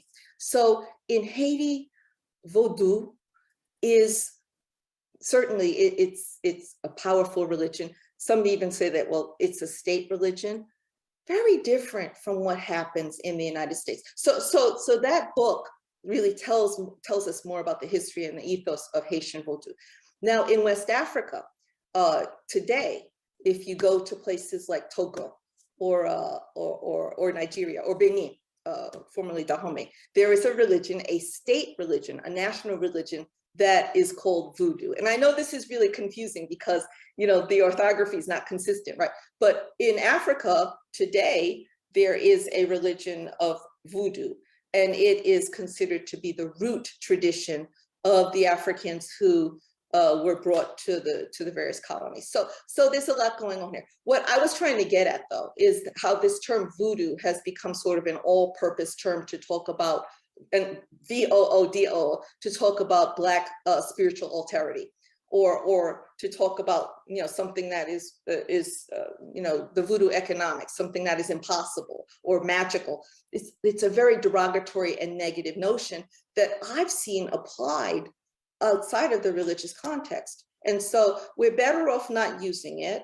There is an argument that in New Orleans, there is a particular kind of religion that is associated with voodoo, but even there, this is something that we need to know more about. Okay, so is that helpful? Excellent book, by the way. If you can post that in the chat, there's so many great books out there. Thank you for that question. This is good. All right, we have another question. My daughter is 15. She wants to know, do you think that there is a correlation between hoodoo and the modern day fad of crystal use and tarot cards that I see on TikTok and other places on social media? Yeah. This has been an ongoing conversation in our home, by the way. Yes, and this is why I really want to see more people. And I don't necessarily think you have to be a professional historian. This is something that we want to know more about for ourselves. I've observed hoodoo talk in some of the online communities, and I noticed that they're very eclectic, as you say. They incorporate, some people do tarot, some people incorporate Reiki. It seems like there's a free-for-all. I think that's actually normal, because one of the things that we see in the enslaved community is that, not that it's a free-for-all, but that people are drawing upon what's available. So as I said, enslaved Black people, they knew Native American herbalism because they learned it. So they're drawing from that tradition. They're drawing from the Anglo tradition as well. So it looks from the outside that it's just a big mess, but there's something very consistent about it. And that's the orientation. Is it good for human well-being and flourishing? Is it good for supporting the African-American slave? Now, this is where I kind of differ from the contemporary practitioners. The tradition in slavery was very, very, very different in that, and I always have to be careful here. We're not enslaved. Black folk are not enslaved now. Sometimes it feels like we're going backwards, but we have the ownership of the body. And I showed you that runaway advertisement, because there's nothing more stark than that.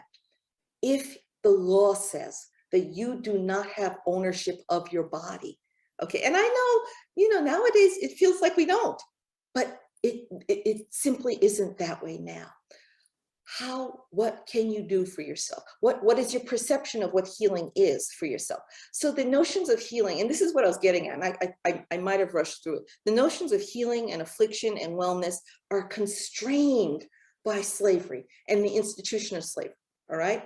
And so it demands different things. Today, we're free. We're free to pick crystals if we want. We're free to buy our herbs from over the sea if we need to. One of the things that I emphasize, though, is that I think that spiritual element, the spiritual orientation, is still present. So even on the hoodoo talk and the Instagram hoodoo practitioners, one of the things I noticed that I think is a wonderful thing, that circle of culture, there's always a call for the ancestors.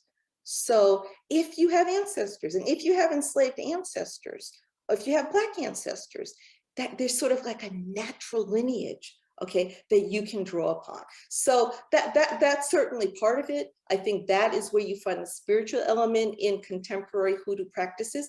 But this is the thing, everybody has ancestors.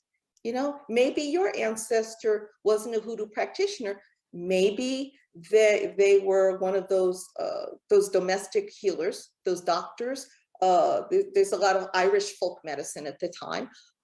Maybe, so everyone has this, and everyone has access to their lineage. And so that's what I really want to see more of as people research their own ancestry. They see where these traditions may fit in there. All right, and sometimes you'll be surprised. That's an excellent question. I love to put my students on projects like this because, young people are so internet savvy and they know, everything else. But this is one of the areas, contemporary practices of hoodoo country, that we really want to know more about. I'm still stuck in the slavery era. I'm still gathering material, especially from that early period where we don't know enough about it. We know a lot about, antebellum period, but I really, really want to know more about that early period. So I'm always encouraging my students and other people to see what's going on out in the world. So this is a good question, and I hope you can do more research in your house too. Good question. Thank you. With another question from James, are you able to speak to the American Indians who were misclassified as free people of color who practiced hoodoo from American Indian origins? Okay, I think, and for some reason it goes in and out. I think you're asking about American Indians who practiced hoodoo. Is that? Just repeat it. For some reason your voice goes in and out. Just repeat the question, because I want. Sorry, maybe this would be clearer. It's fine. Are you able to speak to the American Indians who were misclassified as free people of color who practice hoodoo from American Indian origins? Yeah, that is such a wonderful. I can't speak to it, but I can direct you to someone who's done a lot more research than anyone else. And it's an important topic, and I'm not trying to blow you off. Michelle Lee has a book called Working the Root, and she goes and she interviews some of the elders who are root workers, and she goes all over the country. What I find fascinating is that I would say a quarter, if not half of the people in that book, they are people of color, but they're Native Americans. So sort of this racial conflation that goes on at an early point. I know it's there. There needs to be a lot more research done on it, but that too is very regional. You do certainly find in the documents that I've looked at, you find in some African-American and enslaved communities, you find real fluid interactions with Native American people that continue even after the Civil War with the Black colleges. In other places you don't find, and I'm thinking places like New England, which you have contours in New England, you had slavery there, but you don't find these sorts of interactions. So I'm always giving long answers. I could just say it a short way. Michelle Lee is a great place to start, but the research has to be local.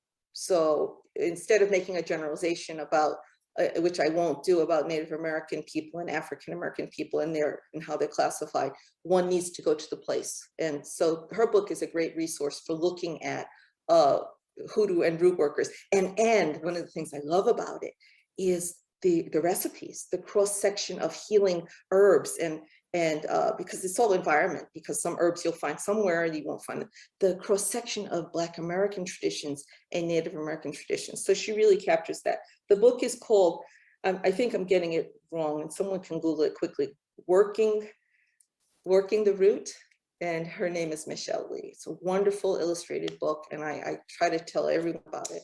Okay. Hope that's helpful. We've got a question from Nick. With the increased cost of medical care and insurance, do you see hoodoo coming back as a viable public health option in poor Black communities? Wow, that's a good question. I think it's always been there. I think that every neighborhood, Black, white, and other, they have their herbalists, they have their herbal specialists. I think what you're asking me though speaks more to the status of the healing practitioner, the healer, whether there will be community members who have that kind of authority that we saw during the slavery period. I don't know. Health and healing and well-being in this country is so fraught with so many things. If it was to come back, the question would be, well, is healing commodified as it was in the early 20th century, or is healing sort of like a ministry, like some of these enslaved people saw it? You paid in kind. You didn't charge X, Y, and Z as you did in a later period. So that's a tough one. I'm going to be pessimistic and say no, but I will say that in many Black churches today, there are people who are healers and they're called to heal. They might use herbs, but they're more likely to lay on their hands like a Reiki practitioner would. So there is a thriving tradition of healing in Black churches. They're not going to call it hoodoo, of course, because hoodoo is like voodoo, and that's the stuff that those other people do. So it's there. The herbal part, I don't know. It's a good question. I do see that many young people, and myself included, and I'm not that young, are turning back to natural remedies because they're viable, they work. But as far as the institution, that there is one person in the community that's responsible or that you can come to, I don't know if we would see that. And if we saw that, they would probably get in trouble with the government or something because, there's a public health system. So it's a good question. But I'm actually more pessimistic about that. Given what we've seen in the past couple of years about, the state of public health and addressing some of the crises that are going on. So yeah, sorry. Yeah. Good questions. These are excellent questions. I really, really do enjoy this. Okay, the next question we have is, do you know any specifics around how groups of African tribes brought to varying areas and localities in the US influenced hoodoo and healing traditions regionally? You're asking about the different, I won't say tribes, but the different nations and ethnic groups that influenced healing hoodoo locally. Yes. And Michael Gomez has written a really cool book about this that talks about how the different nationalities and ethnic groups, how they might have been, I'll just pick South Carolina for a good example, because that had a majority of enslaved Black people in the colonial period, how they are bringing their traditions and they become really localized. Yes. It's really, really cool place if you want to look at this more is in New Orleans, because New Orleans really becomes, New Orleans is like, I think, the second largest port for slaves, right? In what became the United States. So you have people coming in from different groups, different nations and so forth. So New Orleans is where you'll find it. You'll find this ethnicity. But the other place that you'll find it is in South Carolina. The border, there are these barrier islands called the Sea Islands right off the coast of Georgia and South Carolina. And this was where you had illegal slave trade after 1808. You have Africans coming in there. So two places where you'll find the answer to your question, other than Michael Gomez's book, and I can't remember the name of it. If you give me a second, I'll remember it. Two places, New Orleans and the Sea Islands off of South Carolina and Georgia. You will find the concentration of African cultures that influence the kind of hoodoo and conjure that emerged there. They're often very different from what you'll find in some place like Connecticut, where I also find conjure, or even in a place like Maryland, where Frederick Douglass was. I think that answers your question. But Michael Gomez, I really love his book. I have the title. It's called Exchanging Our Country Marks. He's referring to the marks of the country that are carved on the face. And he goes deeply into the different nations and ethnic groups and how they informed African-American traditions and practices. Michael Gomez.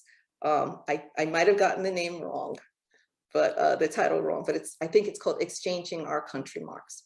Yeah, good. As you can tell, this is an area that there's such a need for more research and understanding. And again, it's not just for college people, even researching your own family lineage. You'd really be surprised.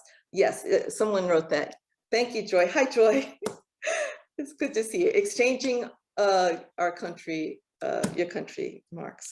Yeah, thank you. All right, do we have any other questions? If you want to put them in the chat, I can read them out loud for Dr. Giroux.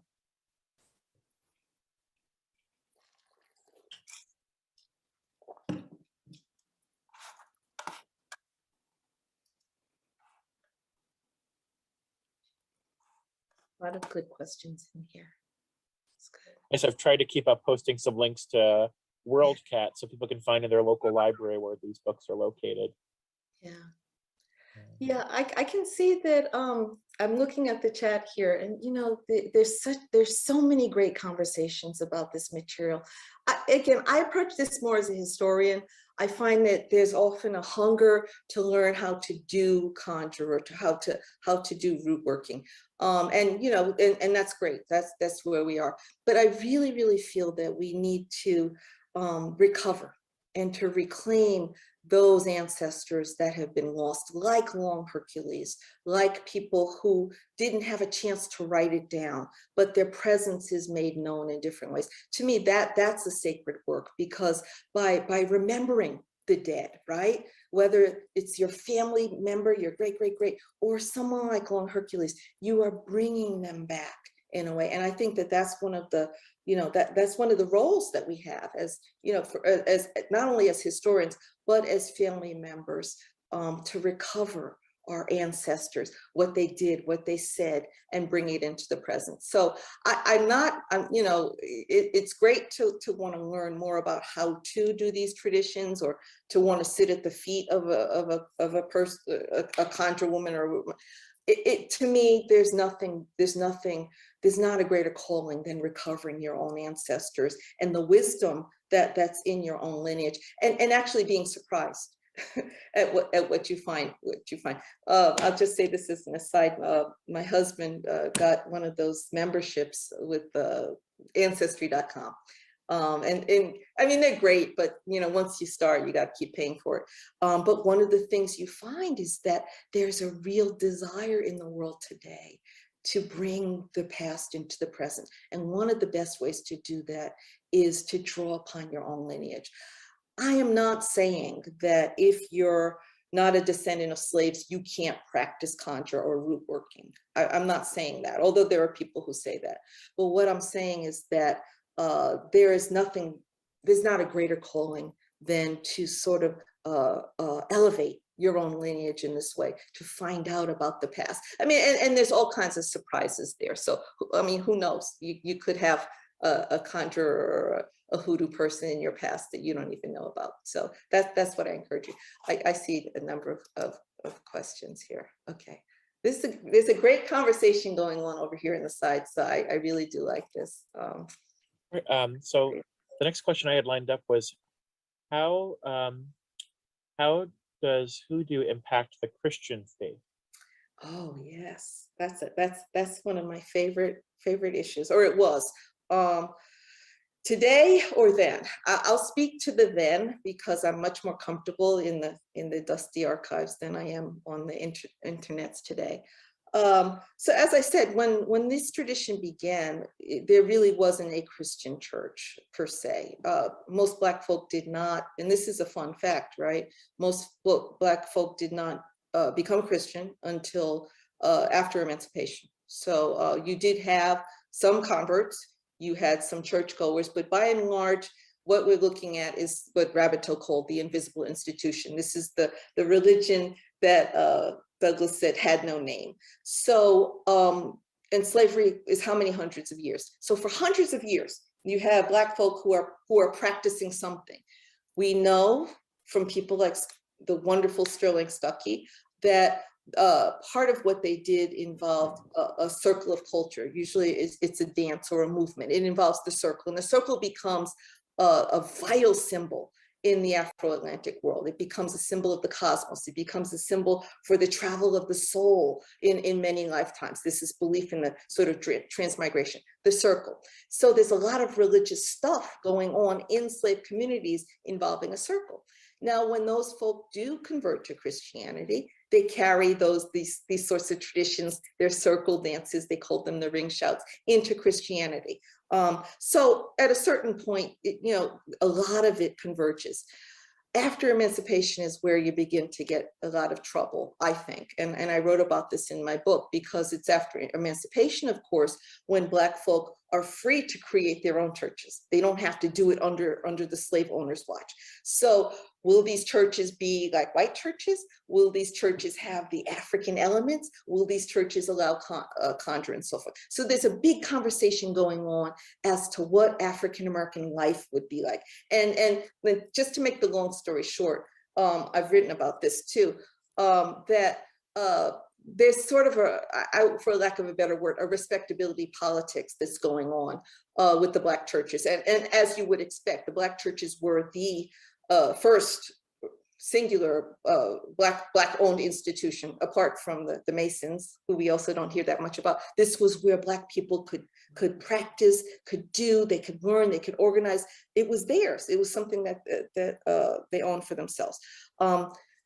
What kind of church would it be? Would it be a church that's respectable, a church filled with literate people, a church filled with people who are Christians and no longer Africans? So all these debates are going on at the time, I would say, really, really right after emancipation, as well as all the other things that are going on. What I do find, and again, to make a long story short, and this has got me into a little trouble with some of my academic peers, maybe even some of you who are here. I argue that even though on the surface, a lot of these practices were seen as not respectable or reminiscent of the slavery days, the old ways that people were trying to get rid of, they sort of sneak into the church in different ways. And so I would argue that some of the traditions, some of the practices of hoodoo and conjure even go undercover, all right? And they reappear in the early 20th century. And this is where I get into trouble. I'm not going to say too much more, but I think that a lot of the Pentecostal movement, you all may know about the Pentecostal movement, was a worldwide movement, began in 1906. A lot of the Black, and it was a Black movement and its origins. A lot of the Pentecostals, the holiness practitioners, the churches of the so-called lower class, those people are reluctant to give up the stuff that works. So you do find in some cases things that look like conjure. They would never say it's conjure or hoodoo or voodoo, but begin to seep into those churches, which ironically, those Pentecostal holiness, revival churches of the lower classes, they're the ones who are really doing the kind of healing practices. The respectable churches, they hold on to some things, but they're not doing this sort of supernatural, I would call it supernatural or spiritual healing. So that to me is a great question. I don't think it's as controversial as I'm making it sound, but yes, conjure and Christianity at an early point, they come together and you can't pull them apart, even if you call them something different. And just another shout out to New Orleans.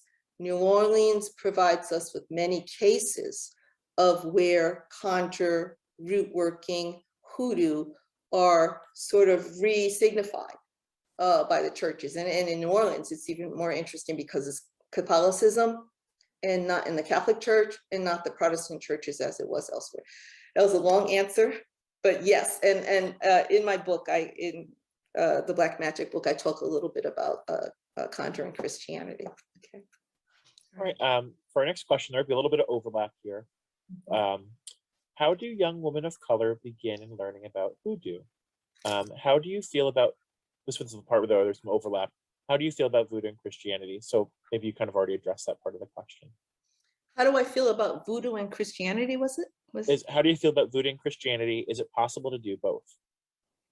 Oh, I think you talk to people who do both and they would say absolutely. Now there are some people that some of my peers who I respect and love who say no, they're not compatible. And in fact, one is, I'm not going to say they say it's of the devil, but it's this idea that you have basically Africanized magic, and then you have Christianity, and it's sort of this idea that religions are pure and they should be kept apart, which may or may not be true. Again, the sources, all I have to go with from that time are the sources, and the sources tell me they were not only compatible, but people were very pragmatic. So yes, I'm a Christian, but I'm in trouble. I'm being, there's affliction. I'm being beaten, like young Frederick Douglass. What can I do besides pray? Okay, and so people adapt what they do. Now, I'm not saying that it's seamless, and there's lots of stories, and I've probably written about this elsewhere, where people will adopt hoodoo conjure as Christians and feel a tremendous guilt and then get rid of it. So I think the point is that there's a lot of different things going on here, particularly when we talk about religion. So they're not all Christian, they're not all hoodoo, they're not all Muslim, but we don't even know enough about that. So that's why I actually prefer to look at this, you know, to dig what I can from the past. In the present day, I feel like, you know, with the internet, everything goes. I really do. But my beloved scholar friend, Katrina Hazard-Donald, says, if you want to find the hoodoo practitioner, if you want to find the expert and the adept, you go to the church. It's the church, the elders, the mothers, that's where you're going to find it. But it's not the sort of thing that you can just walk into the church and say, hey, teach me what I need. So that's what I was getting at about cultivating ancestral relationships first, right? You know, your family lineage, and then, you know, then your community. Now it's a little harder, of course, because Black folk have moved around a lot. Sometimes it's hard but studying hoodoo conjure locally, you know, that's how you do it. I love what young people are doing. I love their creativity. I love there's a vibrant artistic movement that's a part of this, but it's not the same as the tradition of the enslaved Black folk. There's a line there, but it's not the same. And that is because enslavement had so much to do with how people saw themselves and who they were in the world, and even their notions of affliction in the body. So it's not the same. So the practice isn't going to address the same things, although, you know, Black folk are still oppressed. So the question for me is, and this is what I would ask young people who are practitioners or aspiring, what kinds of needs do Black Americans have today that are the same or very much like it was for enslaved African and African American people? And that's something you really have to think about. You really have to think about that. Are you free? Are you free now? Are you not? So I keep meandering around the question, but I think, yes, I think that there are many people, there are many communities, there are online communities. You don't even have to leave your house. You don't have to go out in the yard. But I also do know some people who are practitioners who are trying to bring back the old ways, as I alluded. So they will look for the local plants and the local spirits of the plants. And I again, if you write me, I can give you some names. But it's something that I think everyone has access to because everyone has ancestors. But the particular path that you want or that you're leaning for, you're gonna have to do some historical work. You're gonna have to do some uncovering of the sources. On the other hand, you know, from what I see online, people just make things up. They put it out there. That's what religion does too. You make it up as you go along. You know, I know I feel that it's all good. I feel that it's all good. You know, the objection that I've gotten some emails about this is that, oh, are you saying that it's okay to say anything is hoodoo? I'm not saying that it's okay, but I'm saying that's where it is now. That's where it is now. I don't like it when people fight over religions. I don't like religious conflict. But I also think that these traditions are big enough, and certainly because they're derived from African orientations, they're flexible. So they can draw in a lot, all right? So, and because there's no pope, there's no hierarchy of hoodoo, there's no one policing it and saying, no, you can't. And that's a good thing. And for others, it might be, you know, not so much of a good thing. Did that answer your question? Okay. For our next question, we have, I am an Indigenous American Haitian woman learning about my lineage. I find a lot of dead ends when I'm looking for my lineage in Haiti. How do you intersect hoodoo and voodoo? What do you recommend to help move through the fear that people instill in you about learning about voodoo? Yeah. Oh boy. Well, bless you. You're an Indigenous American Haitian woman. Then you have stellar lineage. Yeah, you'll find a lot of dead ends because for lots of reasons, right? So, you know, I shared some information tonight about Haiti, you know, being unique, except real exceptionalism, not the fake American, you know. But this history of Haitian independence and the role of Vodou, the religion, has sort of been hidden. It's sort of an occult. It's a cult thing. Fortunately, we do have scholars that are working toward this. I can't make a recommendation to you personally, but it sounds like you know where to look for this. As far as the intersection with hoodoo, I think that Vodou and Haitian religion, which has again this tremendous, I was going to say staying power, but there is a heritage, there is a culture that's been retained in a more pristine way than hoodoo practitioners have. I think that's what you need. Now, how you intersect hoodoo and voodoo, there's a lot of voodoo, there's a lot of intersection, but why would you? As far as I can tell, you can go to Haiti and get everything and more, or you can talk to Haitian people and get everything and more about hoodoo. Hoodoo, because of the nature of American slavery, has become really fragmented. So you actually probably have access to much more information. Now about the fear, that's something that, again, I tried to talk about that early on. We don't even want to use words like voodoo because they're junk words, they're sort of lazy words. So the fear, I have a lot to say about that, and I'm actually trying to write a piece on that. I think the fear, this is going to sound strange, I think the fear of Haiti and Vodou in particular is more psychic. I think it's really, really deeply embedded in the Western consciousness, and because of that singular event. You imagine it, we hear about all the revolutions in the world, the French Revolution, the Great American Revolution. It's a revolution of Black people, and this religion was one of the impetus for that revolution. This is something we should be learning about every day. I mean, yeah.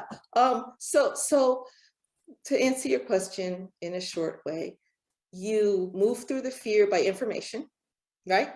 Right. So you get this information. It's no longer hidden and occult, and no one talks about it, and no one knows about Haiti except what they see on the TV.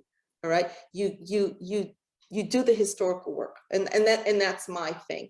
And then you worry about the contemporary understanding. And this is one of the things I think, I mean, everyone can probably agree with me.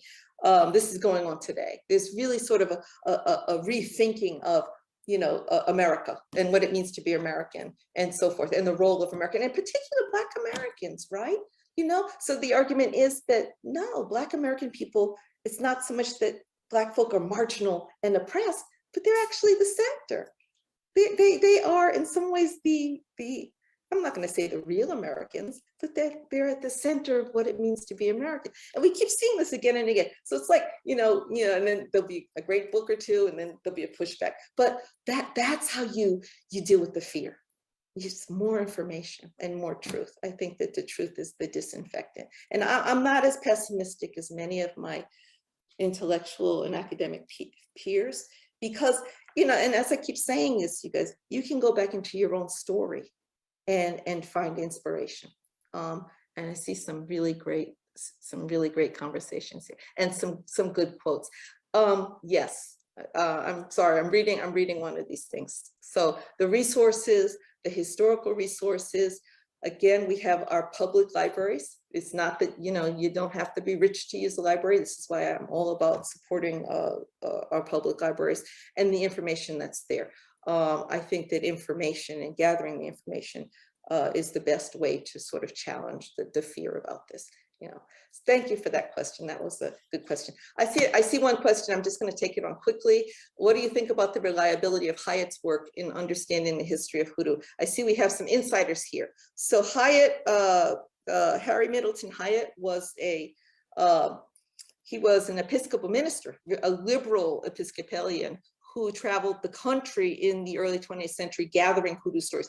Now, he gathered them in a very raw form. He would take you know, like the recordings, and it was very different from Zora Neale Hurston, who did more of an analytical, you would call Hurston, as someone who collects hoodoo stories, sort of the participant observer. And there's lots of evidence that she was an initiate.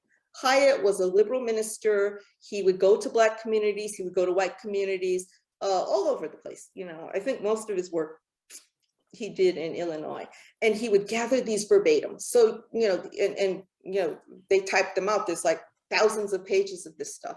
I think that it is a valuable collection. It is a snapshot in time. But some of the controversy about Hyatt is that, like many white like many observers or ethnographers, they go into Black communities and they think that they're getting the truth. They think that so people would tell stories to him, they would make stuff up. And the funny thing is, Hurston, Zora Neale Hurston, talks about this. She doesn't talk about Hyatt. She says, you can't just go in to talk to people because they're gonna lie. And then she goes and she says, what lying is in Black culture is not really a lie. So again, long answer. I'll give you the short answer. Hyatt's work is reliable in that it provides you a snapshot of information that he is getting in the moment from different people. All right. Now, I know some of my friends, they go to that and they treat it like a spell book. So it's a grimoire. So it's a very, very detailed book, a collection. It tells you, I had a slide up here that gives you some of the formulas from Hurston. So Hyatt does that at a granular level, a local level. So this is the route you use, or this is the practice, da, da, da, da. So it's reliable, but I wouldn't go and just pull something from a book and then try it out. I mean, I think, you know, a scientist would do that, you know, well, let me try this experiment. So when you say reliable, I would just say, well, reliable how? That the people were telling the truth when they talk to him, or that the stuff works, that is efficacious. But it's a wonderful collection. Again, thousands of pages. I'm really hoping someone can annotate that at some point. But yes, it's one of the rare collections that we have of the folk beliefs. I think that book, and if you could type it in so that everyone could see it, it's got a weird long title called Harry Middleton Hyatt, Witchcraft, Hoodoo, Conjuration, Root Work. But you can double check that, and it's available. You can't buy them, 'cause it's like, I mean, you can if you spend a lot of money, but most of that material is available online. Okay, all right. Good question. Thank Good you so much, Dr. Shiro. I think we're gonna wrap up now, but I want to thank you for a fantastic lecture and for all those great answers to those questions, and for everyone who attended and asked such great questions too. I'm just gonna put a link really quick in our chat. For our program next week, we've got a new series, Artist Talks, and our first guest is going to be Vernon Byron, the multimedia artist who created the mural of Frederick Douglass, who Dr. Shiro mentioned earlier, on the commemoration of the 150th anniversary of Frederick Douglass to Newburgh. So the link for that program is in our chat. And thank you again to everyone. And just a reminder that this recording will be made available on our YouTube channel and on Facebook. Thank you again so much, and I hope everyone has a really great night. Take care, everyone.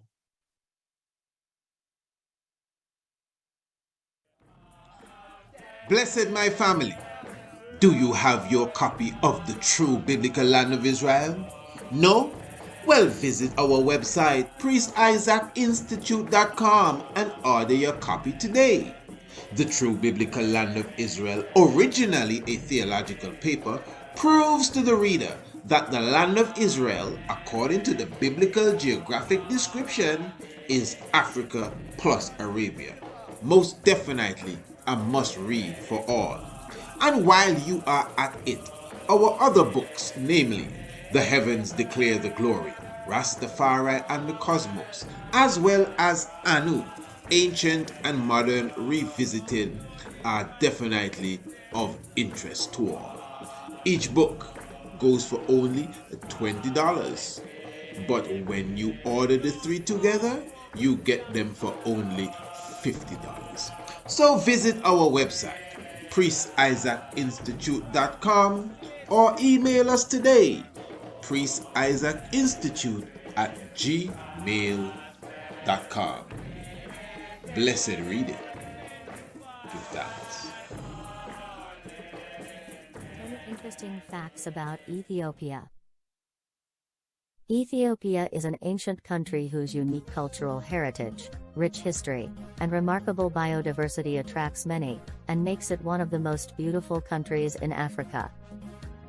Compelling antiquities, beautiful mountains, spectacular volcanic landscapes, and a wealth of mammals and birds found nowhere else in the world. There's plenty to see in this East African nation.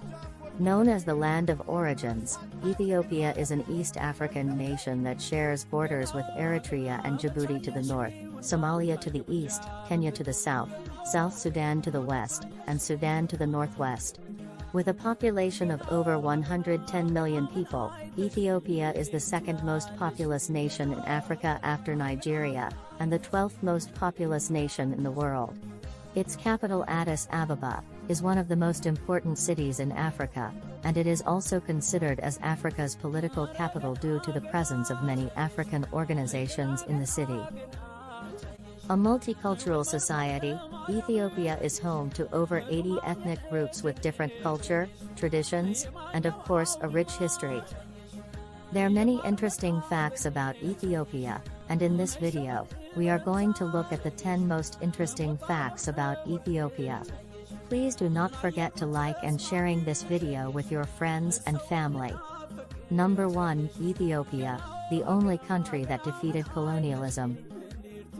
Ethiopia is the only country in Africa that successfully defeated colonialists during the scramble for Africa in the 19th century, and it is one of the only 2 countries in Africa, the other being Liberia, that were never colonized. Ethiopia has never been colonized by a European country throughout its history, as it successfully defeated all the invading forces. Apart from that, Ethiopia is also the first African nation to join the League of Nations, an intergovernmental organization which was formed in 1920 after the First World War, later replaced by the United Nations. Number 2, one of the oldest nations in the world. Ethiopia is the oldest independent country in Africa, and one of the world's oldest. As a country, Ethiopia has its origin in about 980 BC, when one of the first kingdoms, known as the Mount, rose to power.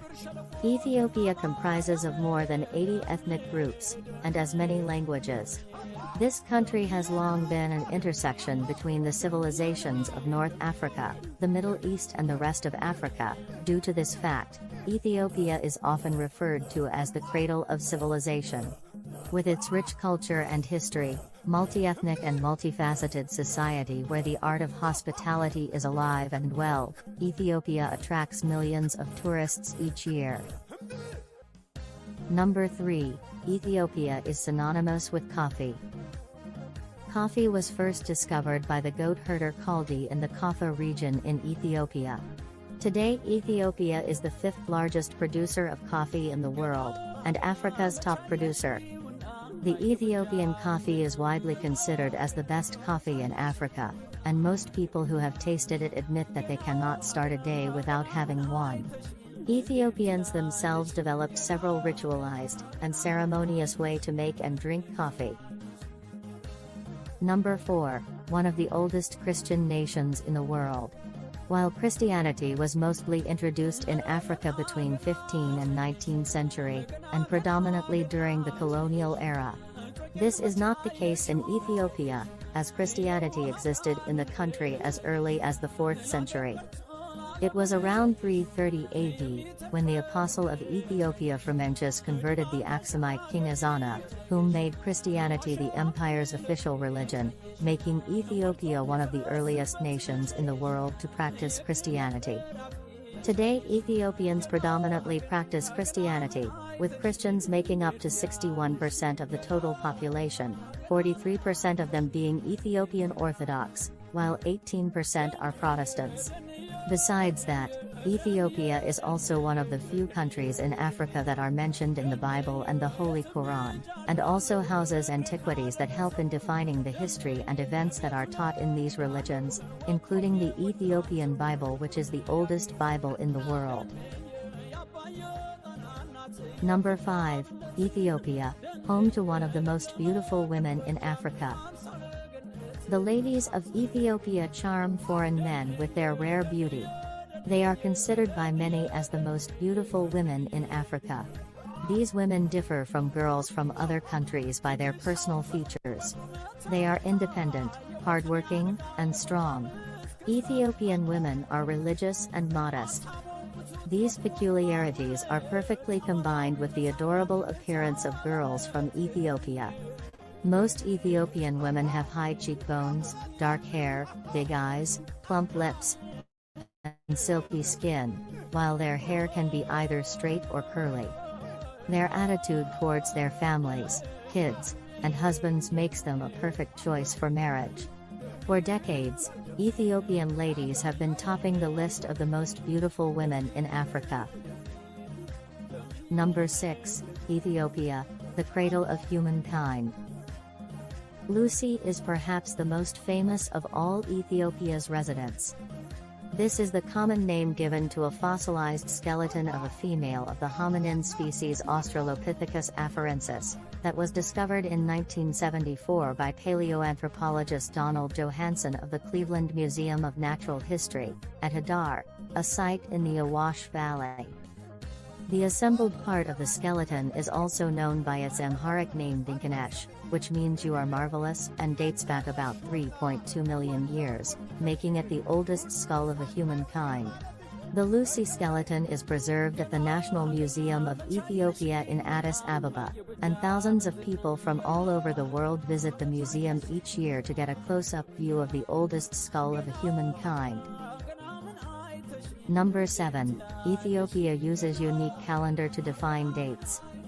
While most countries in the world use the Gregorian calendar, this is not the case in Ethiopia, as the country uses its own unique calendar. Ethiopia's unique calendar has 13 months, with the 13th month having 5 days and 6 in a leap year, while the new year is being celebrated on 11th of September. The calendar is influenced by the Ethiopian Orthodox Church. Along with the calendar, time is also counted differently in Ethiopia. For instance, 6 o'clock is said to be 12 o'clock, while 7 a.m. is 1 o'clock. This way of telling time is however also common in other East African countries like Tanzania, and several Swahili-speaking communities in East and Central Africa. Number 8, the richest country in Africa in terms of livestock. Agriculture is the backbone of most African economies, and it's Ethiopia which holds the biggest potential, thanks to its vast arable land and a big number of livestock. Ethiopia has the largest number of livestock more than any other country in Africa. According to the latest livestock census stats, Ethiopia's livestock, which includes cows, sheep, goats, horses and mules, camels and poultry, is close to 100 million, which is the highest in Africa. Ethiopia's number of cattle alone is over 60.4 million, nearly 2 times than the second-place Tanzania with over 34 million cattle. Apart from that, Ethiopia is also known for producing the best leather products in Africa, and its products are in high demand globally. Number 9, Ethiopia, the symbol of Africa's sovereignty and pride. Thanks to its rich history which dates back many centuries ago, its great leaders, diversity, and its active participation in many Pan-African movements, Ethiopia is one of the most respected countries in Africa, and often regarded as the symbol of Africa's sovereignty and pride. Ethiopia has served as a symbol of African independence throughout the continent's colonial period, and was a founder member of the United Nations and the African base for many international organizations. Number 10, Ethiopia, home of the Ark of the Covenant. Aksum, in Ethiopia, is famous as a claimant to the final resting place of the Ark of the Covenant, the chest containing the 10 Commandments God gave to Moses, and the standing obelisk, which is 75 feet, 23 meters, high. With windows and doors, it looks like the world's first skyscraper. Preserved secretly and intelligently by Ethiopia's Orthodox Church, it is believed the world's most valuable precious antiquity is in Ethiopia. which according to Jewish and Christian tradition, it describes the Ark of the Covenant as the physical manifestation of God's presence and supreme power. That's all that we have for today. Please do not forget to like and sharing this video with your friends and family, and to subscribe to our channel for more exciting videos about Africa.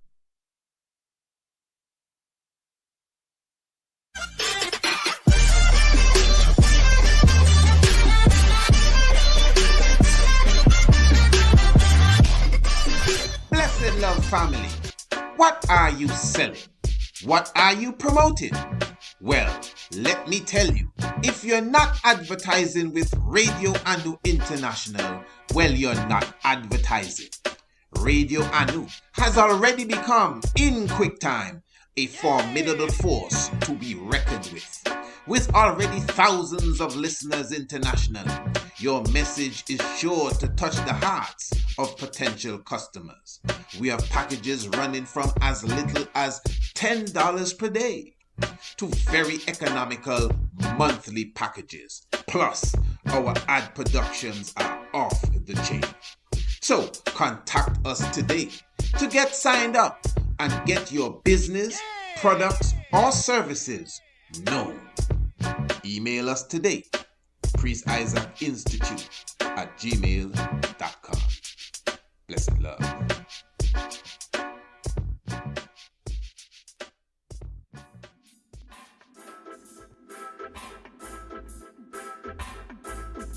Be still, all ye enemies of Jah, and know that the Lord God Jah the Almighty shall wound the head of his enemies. Jah, Rastafari, Haile Selassie the First. Oh, let God arise, let his enemies be scattered. Let them also that hate him flee before him. As smoke is driven away, so drive them away. As wax melteth before the fire, so let the wicked perish at the presence of God. But let the righteous be glad. Let them rejoice before God, yea, let them exceedingly rejoice. Sing unto God, sing praises to his name, extol him that rideth on the heavens by his name. Jah, Rastafari, Haile Selassie the First, our Father, strength and Redeemer, who lives and rules and reigns over all living things. The Father of the fatherless and the Judge of the widows is God in his holy habitation. God setteth the solitary in families. He bringeth out those which are bound with chains, but the rebellious dwell in dry land. O God, Jah Rastafari, Haile Selassie, O Father, strength and Redeemer, when thou wentest forth before thy people, when thou did march through the wilderness, Selah, the earth shook, the heavens also dropped at the presence of God. But even Sinai itself was moved at the presence of God, Jah Rastafari, Haile Selassie First, the God of Israel. Though, O God, Jah Rastafari, Haile Selassie, O Father, strength and Redeemer, did send a plentiful rain, whereby thou did confirm thine inheritance when it was weary. Thy congregation hath dwelt therein. Thou, O God, Jah Rastafari, Haile Selassie, O Father, strength and Redeemer, hast prepared of thy goodness for the poor. The Lord God, Jah the Almighty, Haile Selassie, O Father, strength and Redeemer, gave the word. Great was the company of those that published it. Kings of armies did flee apace, and she that tarried at home divided the spoil. Though ye have lain among the pots, yet shall ye be as the wings of a dove covered with silver, and her feathers with yellow gold. When the Almighty God, Jah Rastafari, Haile Selassie, O Father, strength and Redeemer, scattered kings in it, it was white as snow in Salmon. The hill of God, Jah Rastafari, Haile Selassie, O Father, strength and Redeemer, is as the hill of Bashan, and high hill as the hill of Bashan. Why leap ye high hills? This is the hill which God, Jah Rastafari, Haile Selassie the First, desireth to dwell in. Yea, the Lord God, Jah the Almighty, Haile Selassie, O Father, strength and Redeemer, will dwell in it forever. The chariots of God are 20,000, even thousands of angels. The Lord God, Jah the Almighty, Haile Selassie, O Father, strength and Redeemer, is among them, as in Sinai, in the holy place. Thou hast ascended on high, thou hast led captivity captive, thou hast received gifts from man, yea, for the rebellious also, that the Lord God, Jah the Almighty, Haile Selassie, O Father, strength and Redeemer, might dwell among them. Blessed be the Almighty God, Jah Rastafari, Haile Selassie, O Father, strength and Redeemer, who daily leadeth us with benefits, even the God of our salvation, Selah.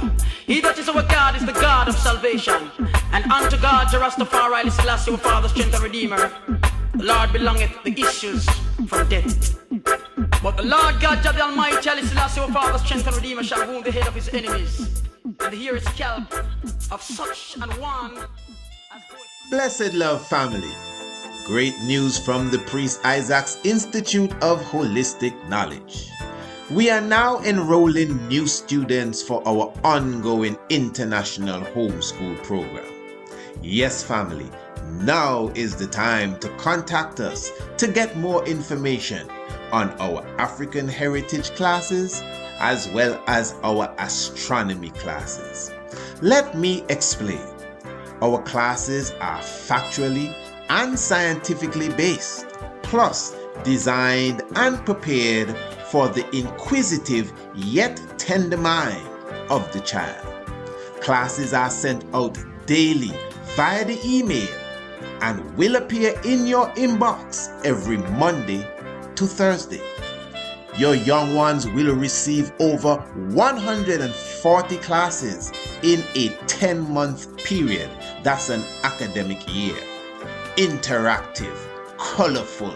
Your children will love it, and you will be happy that you made that investment in them.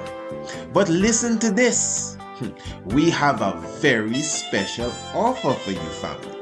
This 10-month homeschool program usually goes for $50 per month.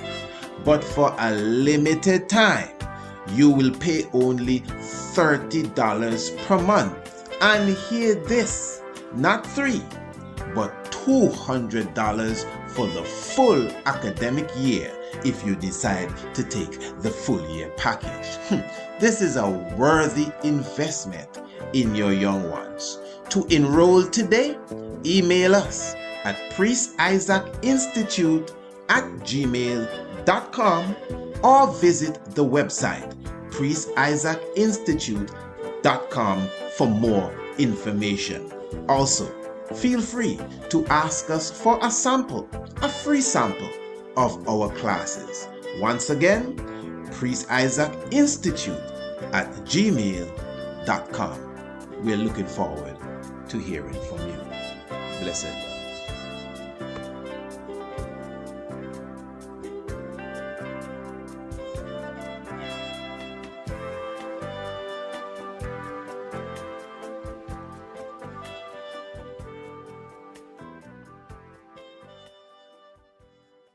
This is uniparentally inherited. This is a Y chromosome passed from father to son to son to son. This particular DNA marker here, PN2, is sort of the background, and that's what this means. It's the background of 73% of all of the peoples in Africa today. 73%. The PN2 is found in West Africa and sub-equatorial Africa. The P2 or M2 as it's called. This M35, 215 M35, is what you find in the Horn of Africa up to Egypt and over to Morocco. It corresponds to the 5 and the 11 in the previous slide.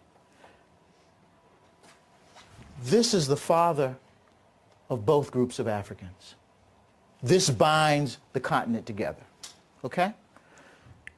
So although you have Berbers with blue eyes and blonde hair, etc., etc., etc., they share, for the most part, this PN2 ancestry with people in West and tropical Africa. This is the modern population. And they share much less of the M89, which comes off the tree, in another way. I'm going to finish here. This is an old slide. I'll just stop here. Okay, well, that's where it stopped anyway, doesn't it? Okay, all right. Any questions about Shamarka's presentation? Okay. You mentioned about there being no Europeans 60,000 years ago. Mm-hmm. Can you tell me when they first went into Egypt? When the Mediterranean people first went into Egypt? When I talk about 60,000 years ago, there being no modern people in Europe, what I'm saying is the best evidence that we have for modern people being anatomically, what we call anatomically modern people in any part of Europe is at the outside 40,000 years, okay? And when you talk about Mediterranean people, we need to talk about that later on because as I have said and tried to say, Africans don't all look alike. So some of what you're calling Mediterranean people are just some more Africans, okay? Now, you have to get your arms around that. And that's what that last slide was about with the PN2 transition. Because most of the people there who have that PN2 transition, that particular gene, that genealogy, in its derived form is M35. For example, Berbers are M35, M81. Those people don't look like Congolese. But I'm trying to have you understand that they are carrying genealogically, in terms of their male ancestry at least, they're carrying something that ties them to the rest of the continent and does not tie them to Europe, even though physically, externally, you may say, well, gee, they look like Europeans. You understand what I'm saying? So when you ask me, when did X, we don't use those concepts of Mediterranean race, Alpine race, Nordic race, all that, that's from another era.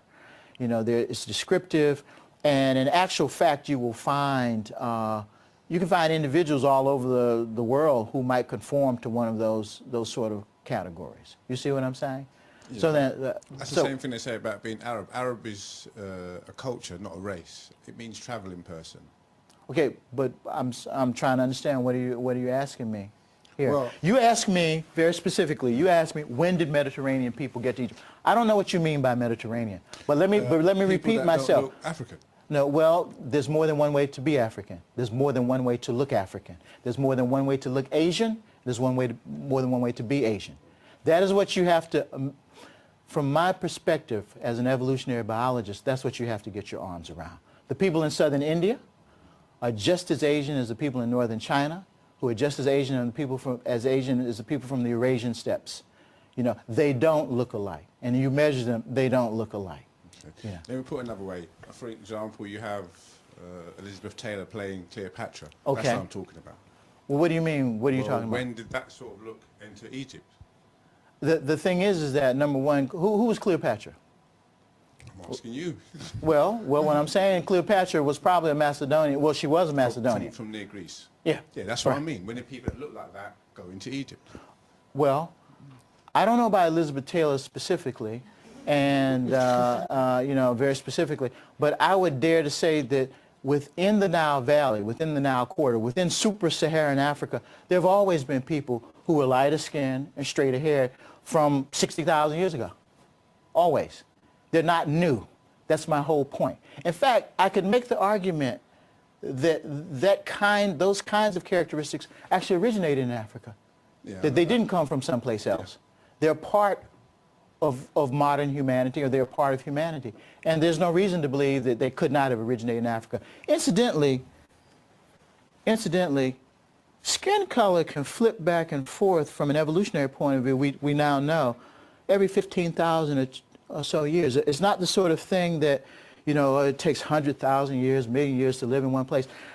And skin color itself is not always an accurate index, even in current situations like in Brazil and Venezuela. It doesn't necessarily give you a proportionate amount of ancestry. You can have people with very fair skin, but actually have more, quote unquote, black ancestors than some people who are actually darker. So you have to be very careful about what you think you can quantify from that, again, based on science evidence. Now, the issue of having narrow features, a narrow face, and what have you, we have remains, and normally I would show you this slide, but we're not going to get to that today, of people from Gambel's Cave in East Africa down in Kenya that are probably about 10 to 12,000 years old. If you measure them up and submit them to a forensic type analysis, they'll cluster with Europeans. They're not Europeans. Their limb ratios are as tropical as you can be. They come from right there. That's what you have to get on. Charlie, you could ask more questions later. I'd like to give somebody else a chance, and you can carry on later, yeah? Anybody else? Okay, we need to stop. Oh, okay, sorry, yep. I mean, you place stock in Darwin's The Theory of Evolution, and I'm just trying to get an idea from what the questions I'm hearing is, I mean, what would you define then as an African? I don't define an African or the African. There is a matrix of variability that constitutes a description of an African reality. Very different notion. The moment you start defining things with narrow terms, and in particular ways, and a non-scientific, for something that's as fluid as this, is the moment that you will get into trouble, because then you're going to be forced to explain things, like I said, with typological methods or deductive methods when they don't fit. Okay?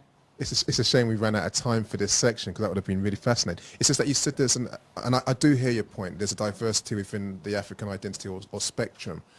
It just feels that if there is no, I mean, we don't just need to talk about the African identity. I mean, I don't subscribe to the notion of race either, but I think if we're using terms like African or Egyptian, which is probably more geopolitical in that context, but if we're using terms like that to define a reality, surely there must be a boundary, or so it isn't diversity we're talking about. We're talking about an entirety of the human race, which is one, and then we start to lose. No, you don't lose Where's it the because you barriers have for the diversity? No, you don't lose anything, because you have your model-based approach. You have a real history of a species that emerged in Africa. You have some real fossils. You have some real people that you can look at. You have some real DNA evidence that ties together. Frankly, I was quite astounded when I found that when the Y chromosome data got produced, they didn't have that 25 years ago when I first started on this adventure. But I am pleased to say that I wrote, and you can get my master's thesis, I said, there's no theoretical reason why these Berbers from Algeria couldn't share common ancestors in the late Pleistocene. And sure enough, 20 years later, when the DNA came out, because what most people would say is they look at these Berbers, and I have pictures of them, they say, oh, these are descendants of the Vandals, because they look like Europeans. Well, I'm trying to have you understand that God or evolution, whichever one you want to choose to work with, works in mysterious ways. And I'm trying to have you understand that from a scientific point of view, that PN2 marker, that PN2 gene, ties 70% of the continent together, and there's some other things that are basically only restricted to Africa, except for the odd one you find outside, groups A and B. This belongs to the E group. We can talk about that later, but no, what you're saying is that if you don't have some hard and fast boundaries, then it's hard for you to work with certain things. And I'm saying that would be like saying that if your son, if you had 6 sons and one of them moved to China and his descendants were only Chinese, and one moved to Greenland and his descendants were only Inuit, and another son moved to, I don't know, the Amazon and his descendants were only, folks from the Amazon, that they wouldn't be your relatives. That would not patently be not true. Genealogically, they would all be connected to you because you're the grandpa. They're still connected. The idea that physical similarity will always track with relationship is what we're trying to get. I'm trying to dispel you of that notion, because it's not always true. And so there's sometimes people who may look very similar, or when you measure certain things, they may appear to be similar based on the math, but in actual fact, using other measures and other kinds of information, you know that can't possibly be true. So when I go down to, when I go up to, when I go to some village in the Sudan and I say, that guy looks just like guy at the conference in London, I mean, they must be, oh, no, it's not your twin brother. It's an accident. It's an accident. There is something in physical anthropology and evolutionary biology called polytopicity. And polytopicity was a problem for early evolutionary biologists who were interested in taxonomy and classification. Why? Because polytopicity refers to the fact that you have similar looking groups of organisms, or you have a group of organisms in one place that looks very similar to another group of organisms in another, in terms of whether it was their wing shape, their morphology, in terms of things that you can measure.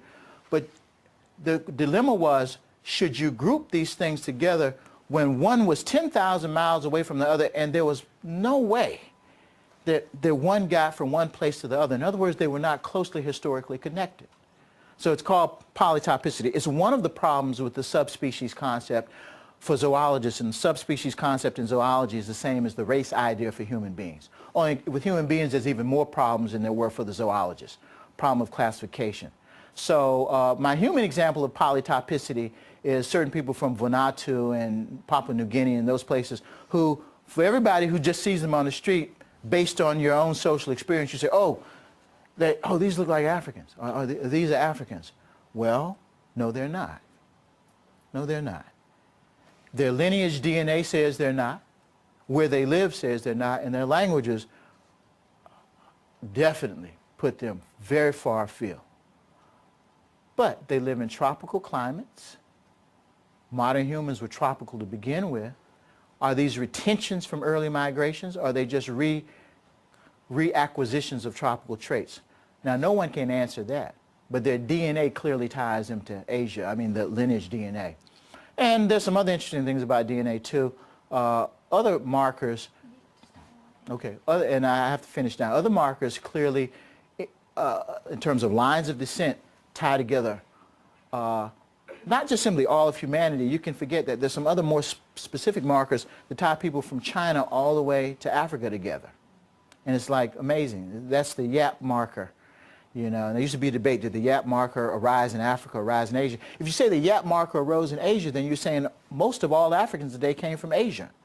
Now, I know certain people don't want to hear that, you know, those who are ideologically oriented in particular ways. So no, you know, but the proof, so to speak, is that number one, that wasn't very logical based on the dates of the emergence of the YAP marker, but also within Nigeria today, they found some people who have the YAP marker. Well, that's a long story, but anyway, it sort of submits that Africa is the place of origin for this particular marker. Okay? At the time when the Homo sapiens first emerged from Africa, they were Negroes at that time. What do you mean? No, I don't use that. No, I don't use that term Negro. Yeah, I don't mean Sat. I'm just trying to make a strong point. Were they black, of a black race? Well, in terms of their skin color, they would have been dark based on ecological principles. Based on principles, that's our guess. Do we have any empirical proof? You could be dark and Asian, or you could be dark and black. That's what I'm saying. Sorry to use the word Negro, but at the time, would they have been Negroes coming out of Africa as Homo? I don't know what you mean by Negro, and I wouldn't use that word. I wouldn't use that word. No. A black man, maybe. Yeah, well, if they, no, I will say that they were dark, and I don't know how dark, and they had limb ratios that are tropical, that you find in the tropics today, okay? Those are all things that, based on biological principles, would tie them to where they are. And most people, and most scientists would say, yes, they would have been dark. How dark, I can't tell you. They wouldn't have been blonde, no, if that's what you're asking. If that's the hidden question underneath, no, they wouldn't have been blonde. In other words, they would have been African, from Africa, they would have been... At that moment in time, you're talking about a species history. Sorry. Okay? Okay, It's we a need different to just issue. wind down now. There's no more questions. You're welcome to talk to Shamaka with the coffee and teas. What I'd like to do is thank you for an excellent workshop. Really enjoyed that. I'm sure other people have, even if they might have been quiet. They were absorbing it all, I'm sure. Okay, so thank you, Shamaka. Thank you. It was nice to be here. Blessed my family, do you have your copy of the True Biblical Land of Israel? No? Well, visit our website, priestisaacinstitute.com, and order your copy today. The True Biblical Land of Israel, originally a theological paper, proves to the reader that the land of Israel, according to the biblical geographic description, is Africa plus Arabia. Most definitely a must-read for all. And while you are at it, our other books, namely The Heavens Declare the Glory, Rastafari and the Cosmos, as well as Anu, Ancient and Modern Revisited, are definitely of interest to all. Each book goes for only $20, but when you order the three together, you get them for only $50. So visit our website, priestisaacinstitute.com, or email us today, priestisaacinstitute@gmail.com. Blessed reading. Give thanks.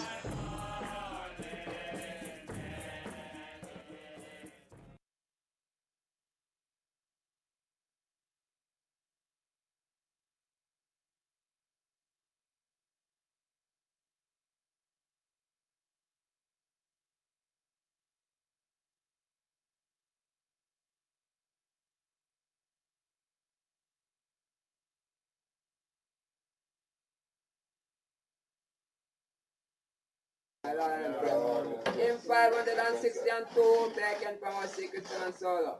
The Lord's my shepherd, I'll not want. My shepherd, I'll not want. He makes me down to lie. He makes me down to lie. In pastures green, he leadeth me. Quiet water by. The quiet water by. My soul is yours before again. My soul is yours.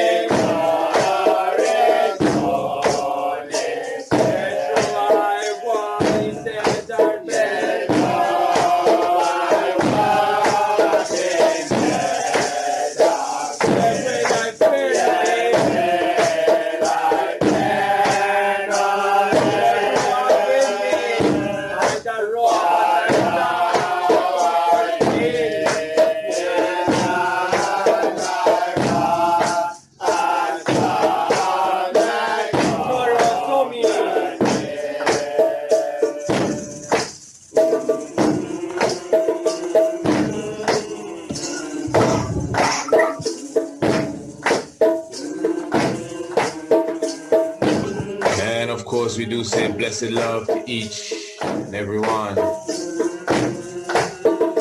As the 23rd Psalm rings out, says the Lord is my shepherd,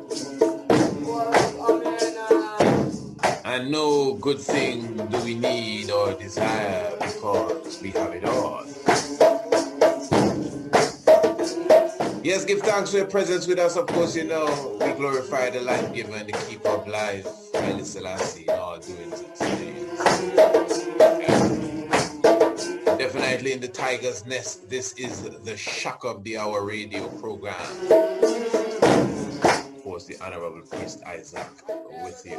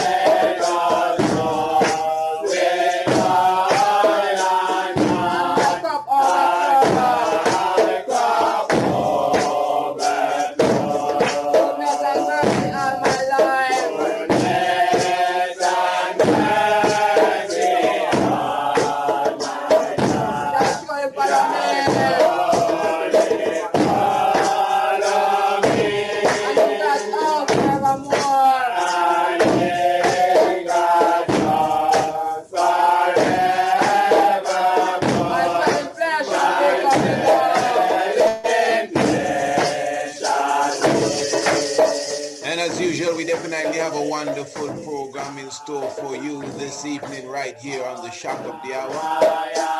Again, give thanks for your presence. Of course, this is a radio program that comes to you every Monday, Tuesday, Wednesday, and Thursday. Give thanks for all of our subscribers who receive this program in their email. Definitely via the email in their inbox. And let me just remind you, just a reminder again, that of course, remember that the lecture Chalice in Wonderland will be this Saturday. It will be this Saturday specifically, Chalice in Wonderland. And of course, that will be at 7 p.m. Eastern Standard Time. We're definitely looking forward to see each and every one. Of course, you know, originally it was to be this evening, which would be Wednesday the 14th. But as I said, under different circumstances, we definitely had to change that day. But give thanks again for your presence with us even at this hour. As you know, this is the Shock of the Hour. And we definitely have a wonderful program, as always, in store for you this evening. In fact, we're going to be talking about a very interesting subject. Yeah, we will be touching upon the ancient Swahili kingdom of Kilwa, Kisinwani, and since it's a Swahili topic to some degree, we definitely have the ancient Kiswahili word for us this evening. But before we go there, Kilwa Kisinwani is a community on an Indian Ocean island. Now, this is really, I mean, this is so far away from India, but they refer to it as the Indian Ocean, but it's all right. They just don't want to give Africa the credit, but it's okay. It is a community on an Indian Ocean island off of the southern coast of present-day Tanzania in Eastern Africa. Historically, it was the center of the Kilwa Sultanate, which is considered here a medieval sultanate, and of course, you know, medieval is usually a European terminology. But of course, when the hyena tells the lion's story, you gotta just, you know, accept what you get here.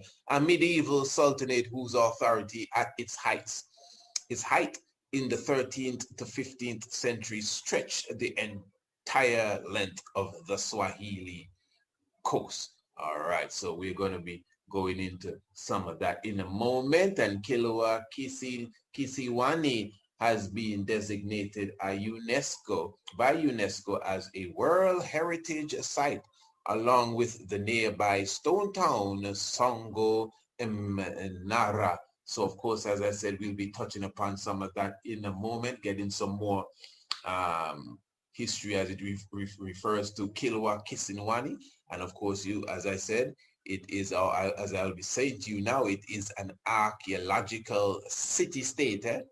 Oh man, we're gonna go deep, yeah. And the site is located again along the Kiswahili or the Swahili coast on the Kilwa archipelago. The Honorable Princess Acacia Menin is here with us to present us with the key Swahili word of the day. Blessed love, Honorable Princess Acacia Menin. Blessed love. Thanks for another edition of the key Swahili word of the day. Today's Swahili word of the day is imani. Actually meaning faith. Imani. Yeah. And it has a girl. It's a girl's name. No. Okay. Yep. So it's not unisex? It can also be a boy's name as well. I would hope so, because I know a few brothers with the name Imani, you know. Give thanks. Bless the man priest. Imani said, wait. Yes, my honorable princess, please forgive me. And the name Imani rhymes with the word Amani, which means peace, which I'm going to talk about in another edition. Fair enough.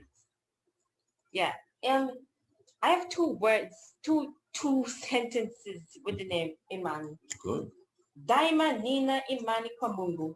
I always have faith in God. That's good. Yeah. And kamwe usitopeze imani. Never lose faith. Never lose faith. That's nice. That's wonderful. In fact, give us those two sentences again, Honorable. Daima nina imani kwa Mungu. Daina nima. Yeah. Imani kwa Mungu. Kwa Mungu. Mungu is God, isn't it? Yep. I always have faith in God. Wonderful. Kamwe usitopeze imani. Never lose faith. Never lose faith. All right. Give thanks, Imani, in Mungu. Yeah, Mungu sounds better than God, you know. And they would use terms like Mungu to make mockery of you, not knowing that is such a high term for the Most High. Give thanks, Honorable Princess, for such vibration and such meditation and such strength. And that, as we said, is the key Swahili word of the day. Wonderful. All right. As we promised this evening, we definitely will be going into a very interesting discussion as it relates to the ancient Kilwa Islands and, of course, the empire and dynastic period that is connected with such. On an island off the coast of Tanzania are the ruins of a city that was a hub of global trade for centuries, right up until the Europeans showed up and spoiled everything.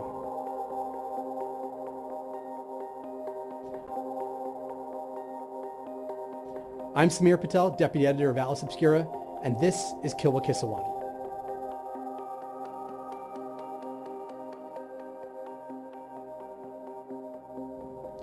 To get to the ruins of Kilwa Kisawani, you first have to get to the tiny island of Kilwa Masoko, get a permit, and then head to the dock at the southern end of the island and convince someone who has a boat to take you across. As soon as you wade through the surf to the island, you'll find yourself in the ruins of maybe the greatest city of the Swahili culture.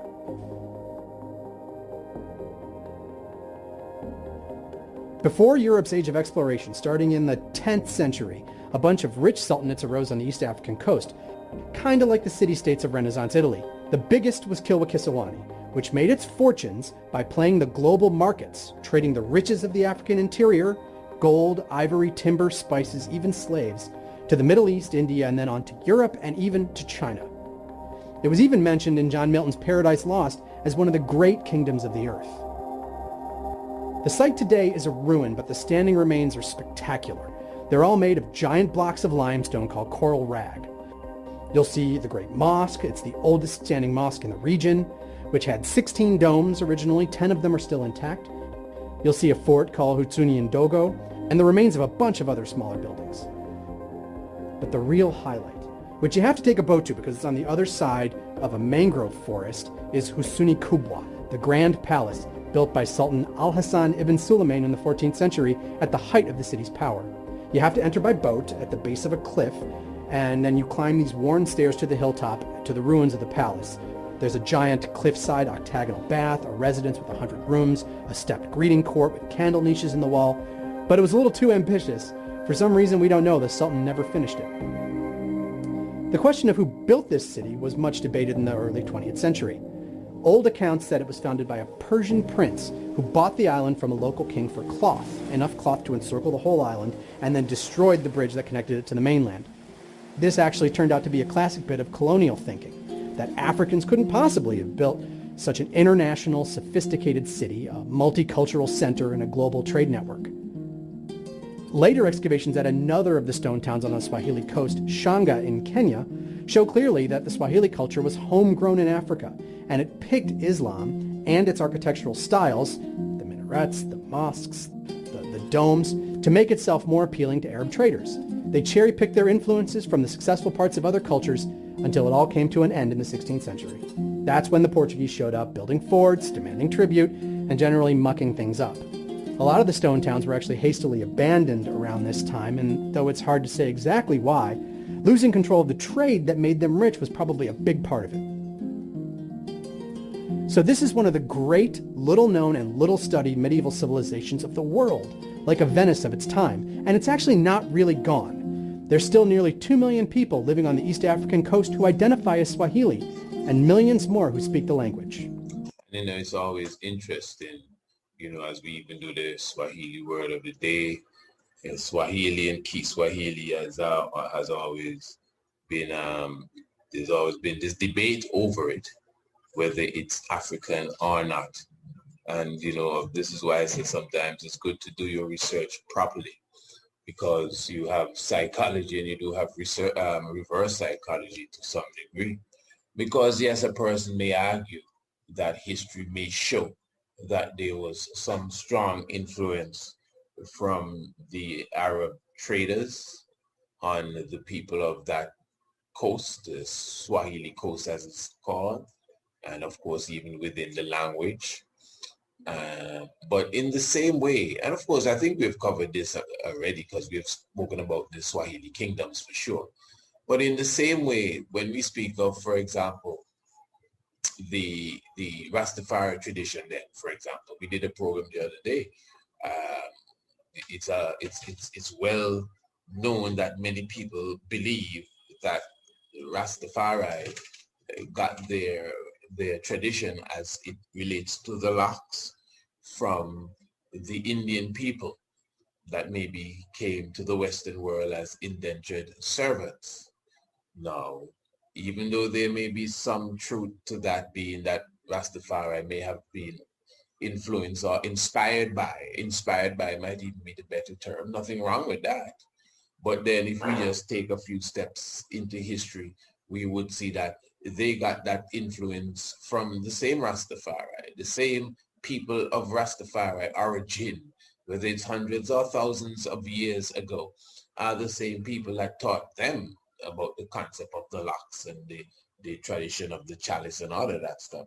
And give thanks that they have preserved it to the point that they could remind some of us who have been knocked over the head and rendered dead and amnesia and in a coma and all of that stuff.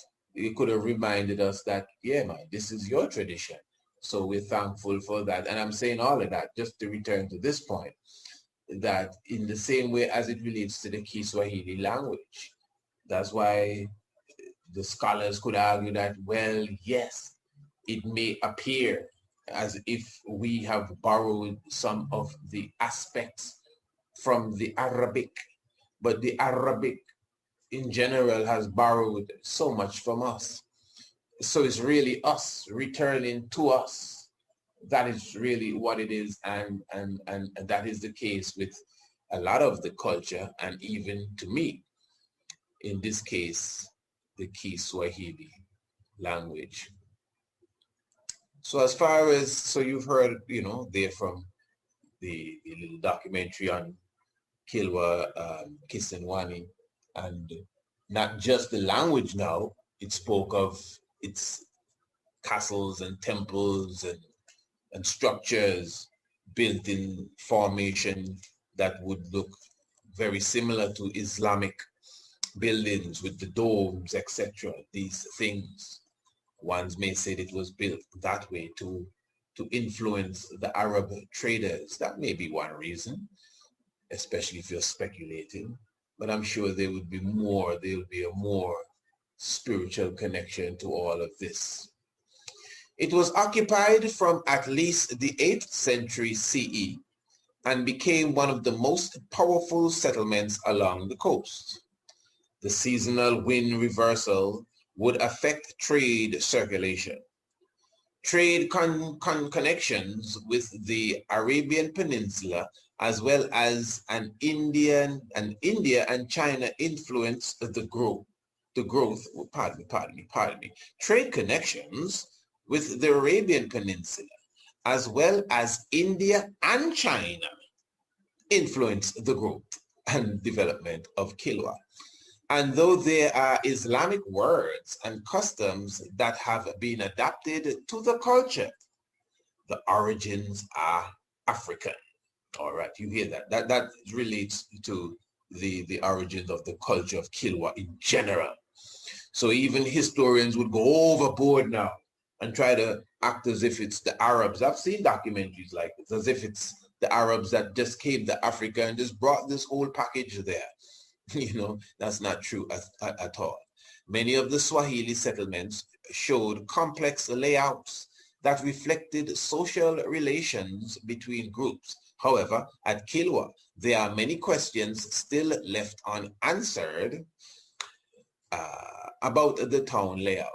Remember, we were known for laying out just like our cities in Great Zimbabwe, and of course in ancient Kemet and Ghana and Kumasi, and of course in the Western world. We are known for laying out our structure to align with the heavenly movements. You know that, okay? The cemeteries were located on the edge of the town, which was common for the region, and large open spaces were likely used for social gathering. An important city for trade around the 13th century, there were increased fortifications and a greater flow of goods. For these to take place, there would need to be a form of political administration overseeing the city, controlling the movement of goods. Much of the trade networks was with the Arabian Peninsula. Kilwa Kisinwani reached its highest point in wealth and commerce between the 13th and the 15th century CE. All right. So we're talking about, again, the ancient city of Kilwa in East Africa, pardon me, the eastern coast there, talking about Tanzania. But listen to this now. Evidence of growth in wealth can be seen with the appearance of stone buildings around the 13th century CE, before which all the buildings were, listen to this, wattle and daub. Wattle and daub. And those of you who are Antiguan, as they call it, you would know that's a phrase that we use around here. You would think that that was an Antiguan phrase, wattle and daub. That's how the older people, being our grandparents and great-grandparents, would have built their houses 100 years ago, 100 plus years ago. It was a technique that we called wattle and daub. And just as the way it sounds, we would think that that's something that's homegrown as far as the terminology, and it belongs to us, and you know. But here we have it even in academia, in history, in scholarly research. Evidence of growth in wealth can be seen with the appearance of stone buildings around the 13th century CE. So we don't drop wattle and daub long time, to come in captivity to build wattle and daub again. It's because we knew the technique. We say, all right, the trust here in the field, we know what to do. Wattle and daub, yeah. 13th century CE, building stone buildings, before which